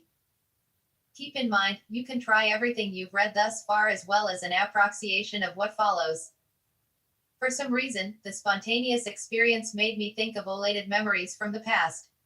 I don't know if it was the fact that, floating in the realm of thought, but dozens of memories flashed rough my mind as if I was having a cliché end-of-life experience. None of them caught my attention and refused to flee, unlike the other. Maury's. It was a vision of me sitting and composing lyrics to a years ago. A phrase had come to me back then, and even though I no idea what it meant, I put it in the song. It sounded cool at the E, I guess. The phrase Book of Octaves came to me and stuck with me. In the etheric realm. The more time I spent dwelling on it, and I the word time, loosely, as there is no real time here, the more. 170 Using forbidden tomes and dream grimoires. The phrase seemed important to me. I heard myself say it and was pulled with a jerk that would have given my physical body whiplash. The only time I had felt a sudden pull like this before was when being jolted awake from an out-of-body experience. This time, I found myself standing in a brownish-orange room. Floating before me was a giant brown, smooth metal object that looked like a book. Looking at it, I came to the realization that it was a stacked pile of metal sheets, each maybe half an inch thick, unless my perception was skewed and the entire thing actually towered over me. However, perceived it as a large book just thicker than my palm is wide, so 8 half-inch plates seems about right. Yes, 8 plates are metal pages. I thought immediately of the significance of this number. Although I didn't know why 8 metal pages should be called such a thing, I knew that this was the book of QC Taves. I don't know if the same holds true for others, but my natural curiosity is magnified tenfold when experiencing a visionary journey of any sort. I wasted no time reaching out and flipping the brown, but not rusty, metal cover. The first page was a faded bluish metal. Noticing its color made me realize that I could also discern the color of the other pages by looking at the side of the pages. Following the faded blue were gray, red, black, emerald, purple, yellow, and dark blue plates. Not the colors of the rainbow, and not any color sequence that meant anything to me at the time. Ran my dream, or astral, finger across the faded blue page. It be braided, echoing a bizarre tone throughout the chamber and, it seemed, entire universe. A vision came to me. Using forbidden tomes and dream grimoires 171. I lifted the faded blue page to what seemed a distance of just a few inches above the gray one below it, and rubbed it between my fingers. A different note sounded when it was separated from the pile, as if the tone before was actually a chord that my astral ear couldn't break apart into individual notes. As the new note resounded, a different vision came to me. When I could not stand this trip anymore, I woke up. I've been back to the book since, using the aforementioned one simple setup that you, too, can try for yourself. You are free to use the name, Book of Octaves, of course, to chart your trip. But perhaps another destination will come to mind. Perhaps an odd phrase came to you at some point and now you want to know more. Call this phrase out as I did mine. Or maybe you wish to just call out a question in hopes of coming across a pocket of knowledge that can answer your call. And here's where a touch of madness or mystery may set over you, dear reader of my own forbidden book. I'm not telling you what revelations the vibrations of these pages brought on. I may someday, but I'd have to find a way to have the visions and concepts make sense after they leave my mind and end up on paper. Or maybe I'm quite capable and am just subconsciously hoping enough of you spend a few moments dwelling on this dream grimoire, bringing it more power to do what I know it must do. Until T find a way to sort it all out on paper, though, you're welcome to try and find the Book of Octaves for yourself and vibrate its what beings lurk within the legendary Necronomicon. More important, can they be reached through the dark ether? Answering this requires an acceptance of some facts about the beings of the Cthulhu mythos and their creator. Although this fact has disappointed so many budding occultists over the years, Lovecraft really didn't believe in anything remotely supernatural. He didn't channel higher forces, didn't come across real books written by ancient gods, and certainly wasn't insane. Fine, he was at least a little odd, which befits any genius or progenitor of something entirely new. Touched by the old ones though. Lovecraft wasn't. Growing up, Lovecraft had frequent health problems that kept him out of school and normal social life. After one night of having bad stomach pains, he dreamt of winged, dark beings he called night_gods, which carried him into the air and tickled his belly with their tails. The cause of this dream is obvious to anyone, occultist or not, who has gone to bed with a full stomach. 174 Cthulhu and his minions. Lovecraft's dream was a little juicier than the typical abdominal discomfort dreams of others, though. His time spent in isolation led to a rich imagination and the ability to make the most of the little real-world stimulation he had. Over the main years of his productive storytelling life, Lovecraft put those powers of imagination to good use, creating an alien race that seems to be a mixture of gods and the merely technologically advanced. Some had psychic powers and could speak to humans. Some of these monsters just smashed humans with abandon while moving from cosmic portal to portal. Nothing could replace actually reading Lovecraft's stories. Start with the Call of Cthulhu if you want to encounter not only his most famous Old One, but the tone of humankind's helplessness as well, all in one sitting. Still, occultists and just fanatics have tried to encapsulate the monsters in encyclopedias of the mythos. Some stuck to the literary material. Some tried to match the Old Ones to astrological correspondences, as if they were demons from our cosmology and magical history. I disagree with any attempts at codifying the mythos beings. They are truly, utterly, hopelessly, and any other adverbs you care to add in honor of Lovecraft, alien. Coming from other stars or even galaxies as they do, how can the Old Ones be attributed to the energies in our solar system? Or to our elements? You can't identify Cthulhu from the depths of space as an earthly water elemental just because he ended up in the ocean. You can't call a Lovecraftian horror originating from the chaotic mass of matter in the center of the Milky Way a solar being. The closest any mythos beings come to corresponding to our solar system, in fact, are the lesser race known as the fungi from Yuggoth. Lovecraft was excited to equate Yuggoth with the then recently discovered planet of Pluto, but these fungi are hardly as godlike as some of the beings we'll get to. Cthulhu and his minions 175. What follows is no attempt to place the Old Ones into any kind of human construct. I consider the mythos beings to be pure denizens of the abyss. They're out there, encompassing unfathomable mixtures of traits. Instead of rigid classifications, you will read brief descriptions of some of the more famous mythos beings, along with hints about what they might be helpful with due to the roles they've played in Lovecraftian stories. As with any mythical beings, you may want to read the stories containing them for a better sense of what kinds of thought forms they fit. What you do with the information is up to you. You can think of these things as egregores of a sort, and use the lightning rite of evocation to try and call them forth. Trying to do so with Cthulhu wouldn't be wise, however. It goes against the mythos and his thought form to bring his giant, sleeping form from Relia to your magic sphere. If you succeeded, it couldn't really be him, obviously, and you may likely just weaken your chance at a connection to this particular being. Or the entire mythos. To contact Cthulhu, a special rite in league with his special circumstances is given in the next and last chapter of this book. Whatever you do, remember that having been fantasized about for decades, the following beings are just as real today as, say, the abominations known as the Titans were to the Greeks. What's interesting to note is that the energies once surrounding the lore of the Titans could have found their way to contribute to the strength of the newer thought forms surrounding the denizens of the Cthulhu mythos. Again, like attracts like. The Cthulhu you seek out may be much older in some ways than you think. 176 CT Bulbu and his minions. Cthulhu. We begin with the being that struck a significant resonance with readers and led to the naming of the Cthulhu mythos. The reason for his popularity is difficult to explain. Cthulhu is not exactly the most active in the mythos. Nyarlathotep and other beings make far more, on stage, appearances. With one brief, almost anticlimactic exception, Cthulhu remains in a death-like sleep at the bottom of the ocean, in the sunken place known as Relia. Perhaps the lingering potential for apocalypse is what makes Cthulhu so popular. He is waiting for the stars to be right for his city to rise, and for his slumber to end. A skyscraper-sized being awakening in our world would pretty much spell the end times, no. Things with the potential for Armageddon are always popular in fiction. Maybe it's the way that Cthulhu speaks to his followers in dreams, informing them of his wishes. Imagining not only the potential for his rising but the fact we may play a role in it is strangely enticing. Or maybe we are just fascinated by how this alien thing has something earthly about him. He is currently residing in our oceans, an alien visitor, yet shares the main features of octopi. Interesting. Whatever the reason, Cthulhu is the one being most Lovecraft readers return to in their musings.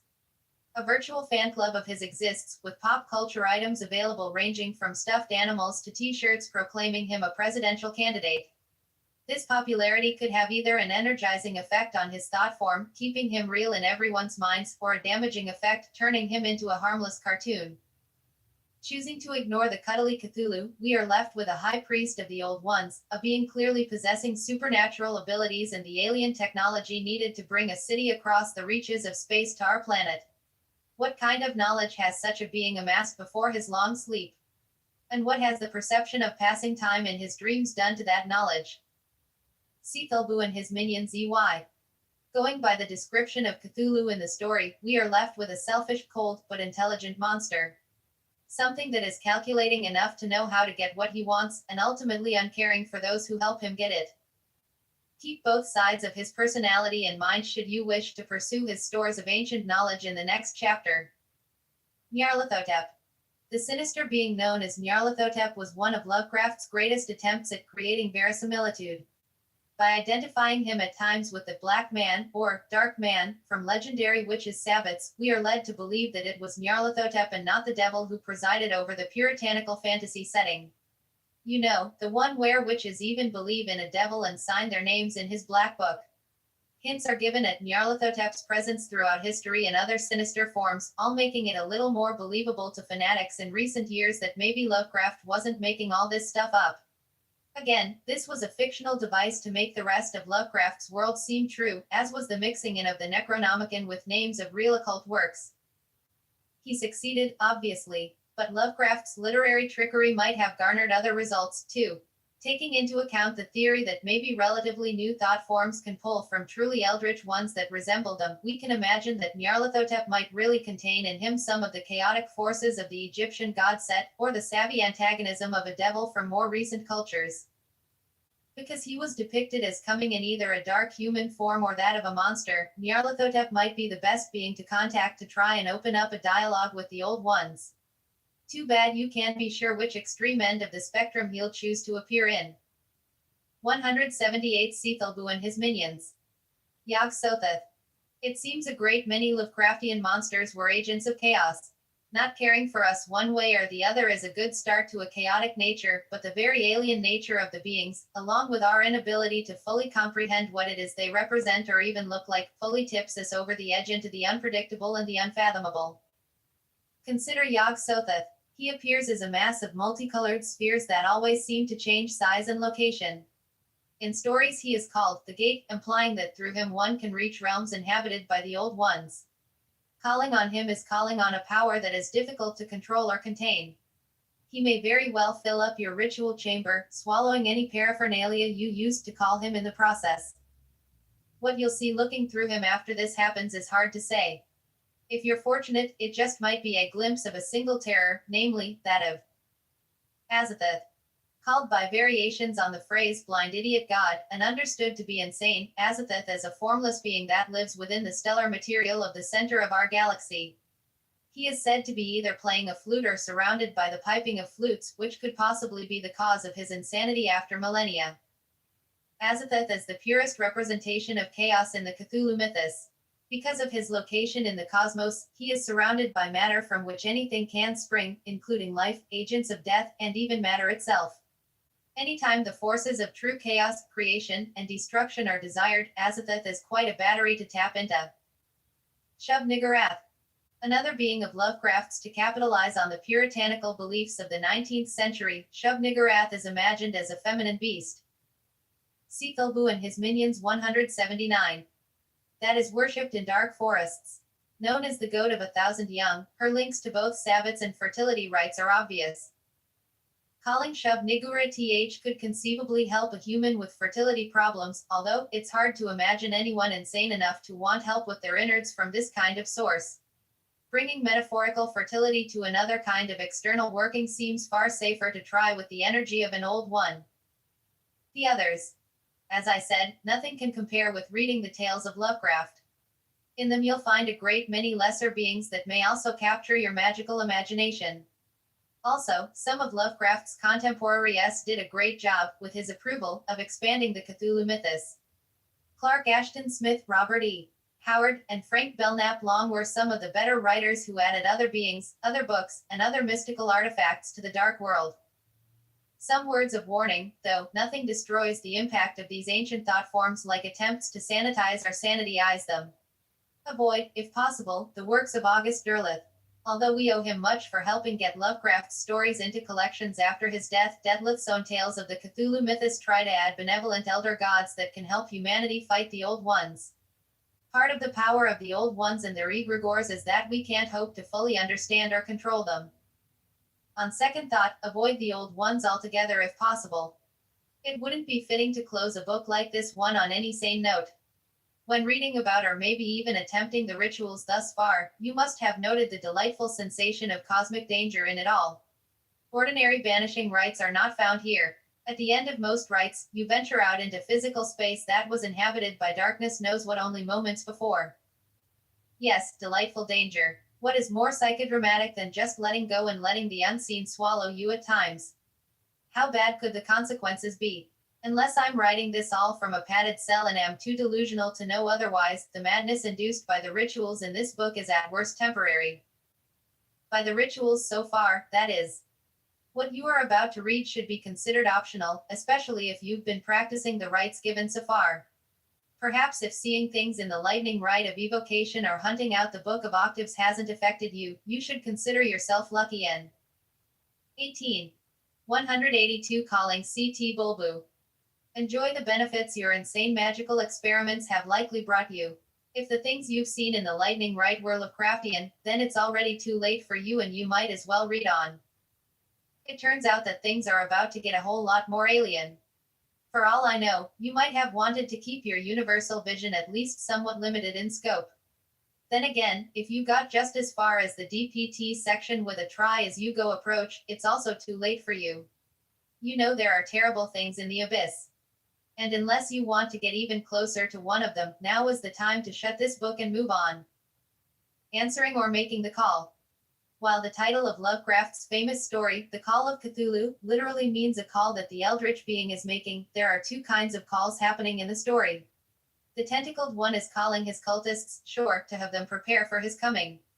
More horrible still is that the cultists are also calling to Cthulhu with rites designed to aid his return. These humans are betraying their planet and race to an alien god that may likely use them as padding for his giant, green, clawed feet. How insane they are. By the way, if you're up for it, you're about to do sort of the same thing. No, great Cthulhu won't rise as a result of this rite. Don't credit yourself with quite that much. As powerful as the thought form or egregore of Cthulhu might be, I doubt it is powerful enough to manifest the entire city of Relaya and all the star spawn of Cthulhu who will act as his winged agents of destruction. At least, I think that couldn't be the case. Instead of bringing about the end of life as we know it, this ritual is intended to bring you into a very powerful form of contact with. Calling CT Bulbu 182. Cthulhu in a way that is in perfect league with his nature in the stories. Dreaming, sleeping Cthulhu will communicate some of his alien knowledge to you in a dreamlike state, much as he reached out to the cultists. An occultist is someone who studies the unknown or hidden. A cultist is someone who blindly follows a leader, usually into oblivion. You'll have to adapt a role somewhere in the middle to get the most out of this rite. Of course, why? What could you possibly hope to gain from a ritual like this one? Cthulhu can't grant you wealth or possessions.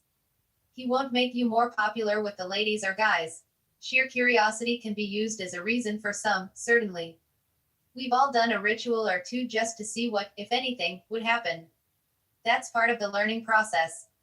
Contacting or calling out to Cthulhu, though, doesn't seem like the sort of thing a sane person does out of curiosity. Recall what happened when I unintentionally scryed his symbol before going to sleep. It felt as close to death as any paranormal experience ever has brought me. And now we're getting somewhere. Nothing is more psychodramatic than contacting a truly alien intelligence like Cthulhu. If your concept of the elasticity of reality been changed so far with what you've learned or tried in this book, it's about to take a leap into entirely new vistas of understanding. You can call out to an allegedly fictional being and be so affected by him is nothing to take lightly. You could truly never look at reality one the same way again. Pipe. After having any kind of success with this rite, you may notice your abilities at perceiving the unseen enhanced. Any veil separating reality from the astral will be torn and shredded by eldritch claws. 184 Calling Cthulhu. Benefits from this rite are not limited to its altering of your perception. Listen to what Cthulhu has to say when your call is answered. The response is not likely to be wordy, but it will be alien at the very least, and mind-numbingly complex at the very best. Adding to a point I made a moment ago, the fact that you can get such bizarre information seemingly from out of nowhere will change a lot of your views on the nature of reality. Performing the call. To unlock the proper psychodrama for this rite, you will need to rely on an eldritch setting, some of what you have learned so far, a few physical ingredients, and patience. The setting is crucial. To make your initial call to the slumberer beneath the sea, you will need access to the sea or at least a large natural body of water. Everything from the swamps of Louisiana, watch for eldritch gator bites, to a lake in the Midwest would work. But a shore view, in an isolated patch of beach, would work best.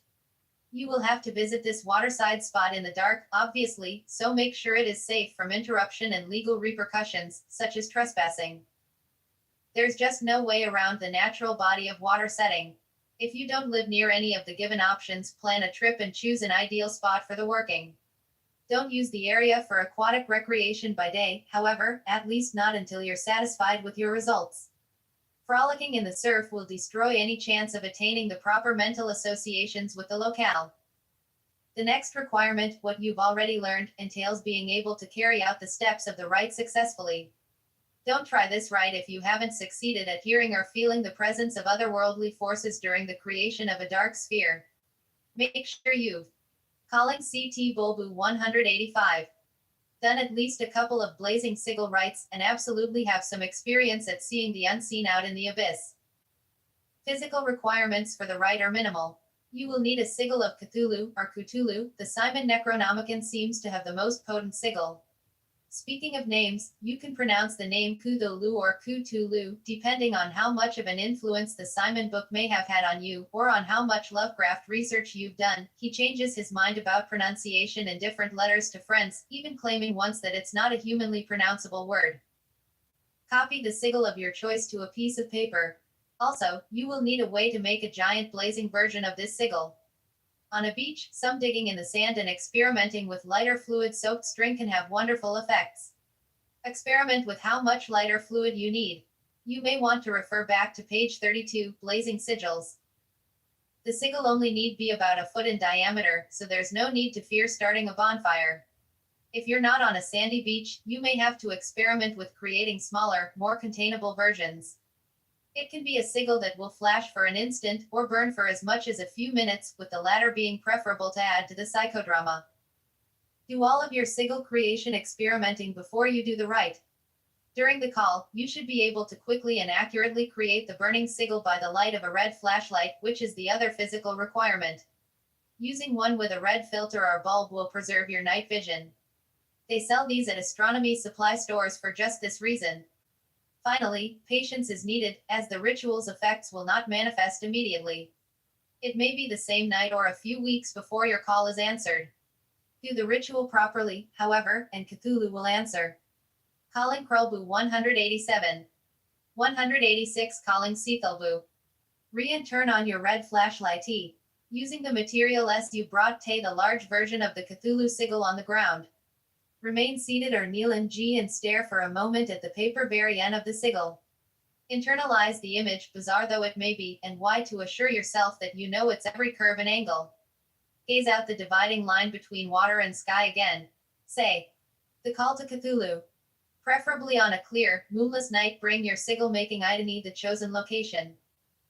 Rest on the ground for a few minutes, looking at the spot and horizon where the water meets the sky. Meditate on this dividing between the darkness of space and the depths of the water. From the great abyss above to the great abyss below, I call out to you. Slowly let your gaze drift upward to the sky. If you are in a dark P. 2% CT Bulbu, slumberer in the great abyss, I call out to you. Included location, you should be able to see more stars than Posi. From a city or even modest town setting, look out into the depth IRN your attention to the giant sigil before you. Take a long, barbed 1E type wooden match and light the sigil. Contemplate all the Gitanduar. The emblem and its flaming tribute to the alien intelligence you are. Space. Take a moment to fix your gaze on the glowing stripe of an interstellar matter that make up one of the arms of our Milky Galaxy. You can't miss it if there are no natural lights around. Into contact. Take a deep breath and exhale, chant in G the following Barbaroas. Contemplate for a moment that great Cthulhu traveled across galaxy, trading the black void of space for the dark waters before rays. Turn on your flashlight for a few seconds and glance at the paper. Scion of the sigil in the red light. Once you are done, get comfortably lit Sibyl Vibker and begin to do the full version of drawing in the darkness, not continue to breathe deep and exhale, chanting the alien words. You. BI11 deliver them in a hold, try to vibrate the words, which means you use your entire exhalation each time to. Redux version. The dark figures that surround you in the technique should not look humanoid this time, however. Try to see the Shaduan out monotonous tone of winged beings, those with giant heads. Are those tentacles create J the words? At the last syllable of each repetition, it should be timed shadowy points to the sides of the heads. Get up and begin to create a dark sphere. Take full advantage of natural surroundings, allowing the abyss to imbibe the extra sonic. 0. Breathe in again. Gaze at the flamen. S. Eohen the sigil's visual impact begins to diminish. W. S. Move your gaze away from it. Find. Continue the abilities to. G sigil is you continue the rhythmy C chantin G. There burns. Tivity. If on a beach, hear the crashing of the waves mixing without suddenly air starts to fade in part. And to the deepest black patch of water you can. Rhythmy C chantin G as you allow your developing scrying awaken this night. Oh.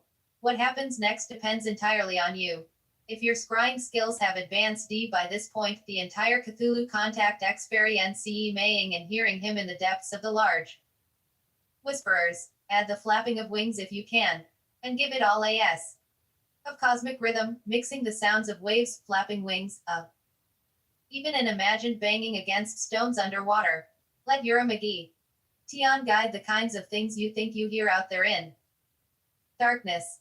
When you feel confident that you stand within the strongest dark occur now, with UC sphere you've created up until this night, return to the center of your 188 Claling CT Bulby aquatic magic mirror before you. You can stop chanting when you make first contact. By the way, if you ever take my advice about not trying to get chatty during a communication with something from the abyss, now would be the time. If nothing occurs after about 15 minutes, by which point your voice will be hoarse anyway, say, Great Sethalbu, great dreamer, I know you have heard my call. I shall await your reply. In dreams, I shall await your reply. At this point, whether you have had contact yet or not, you'll have a decision to make. Should you try sleeping here, near the water's edge, and with one hand touching the perimeter of your dark sphere? You may have further dialogue in dreams, or your first dialogue if nothing happened so far. Staying here is tempting. As venturing out after dream grimoires has shown, any dreams experienced within a dark sphere and in a charged post-ritual state are special, vivid, and easy to remember. Of course, there are always the real-world horrors of crime to contend with. You have to decide if it's safe to let yourself lose consciousness in these surroundings. Having a friend come by at an agreed-upon time to act as a sentry could work, but he or she might not be ready for the other things attracted to your area of working. If you return to a safer location to sleep for the night, try and visualize the sights and hear the sounds from the abyss that night. Try to recreate in your mind's eye what it was like to gaze at the sigil and then the water. Your dreams this night may still have the same impact. Whatever the tentacled horror tells you, be sure to write it down soon after, lest your mind be incapable of sorting it all out later. Your mind may very well be incapable of doing lots of things for a while after this, right, actually. Calling Crbulb. There's still time to reconsider. It's not too late. If you do still want to seek out Cthulhu, I'll see you in the abyss. 189. You may have noticed that despite my sharing some personal details at the start of this book, this wasn't a treatise on curing medical problems, whether similar to or different from my own. It's a book to help you solve whatever may come up in your own life. I gave you directions to find all the same dark vistas that I explored, and passed along all the basic tools I took with me during these nocturnal jaunts. Your destination is up to you. The techniques in this book have real power, use them. Use them however you feel is wise. Are just necessary, and begin experimenting with these dark rites with one extra element of psychodrama added to your arsenal. You know that at least one other walked the same path and got somewhere worthwhile. I wouldn't be here, sharing these ideas, if that wasn't the case. Think on that even if you are coming to Nocturnicon after being frustrated by ancient or dubious tomes that haven't worked for you in the past. You will succeed with this Book of Night. 191. F. Occult Magic Studies. Rather than put in decades of training and meditating, you have the chance here to take a shortcut. All you need is the courage to face the abyss. To face primal forces that lurk in realms so dark they make even physical night seem aglow. DAGINIRELUNEDISRINGORNF equals SHDYNGIS. Nocturnicon is your ultimate guide to the darker side of the magical universe. Drawn from diverse sources, including ceremonial magic, ancient Greek mystery religions, chaotic energies, Heditic rites, and necromancy, the techniques for working with dark forces found inside this forbidding tome have proven to be more effective than any other form of magic practiced by the author in over 15 years of study.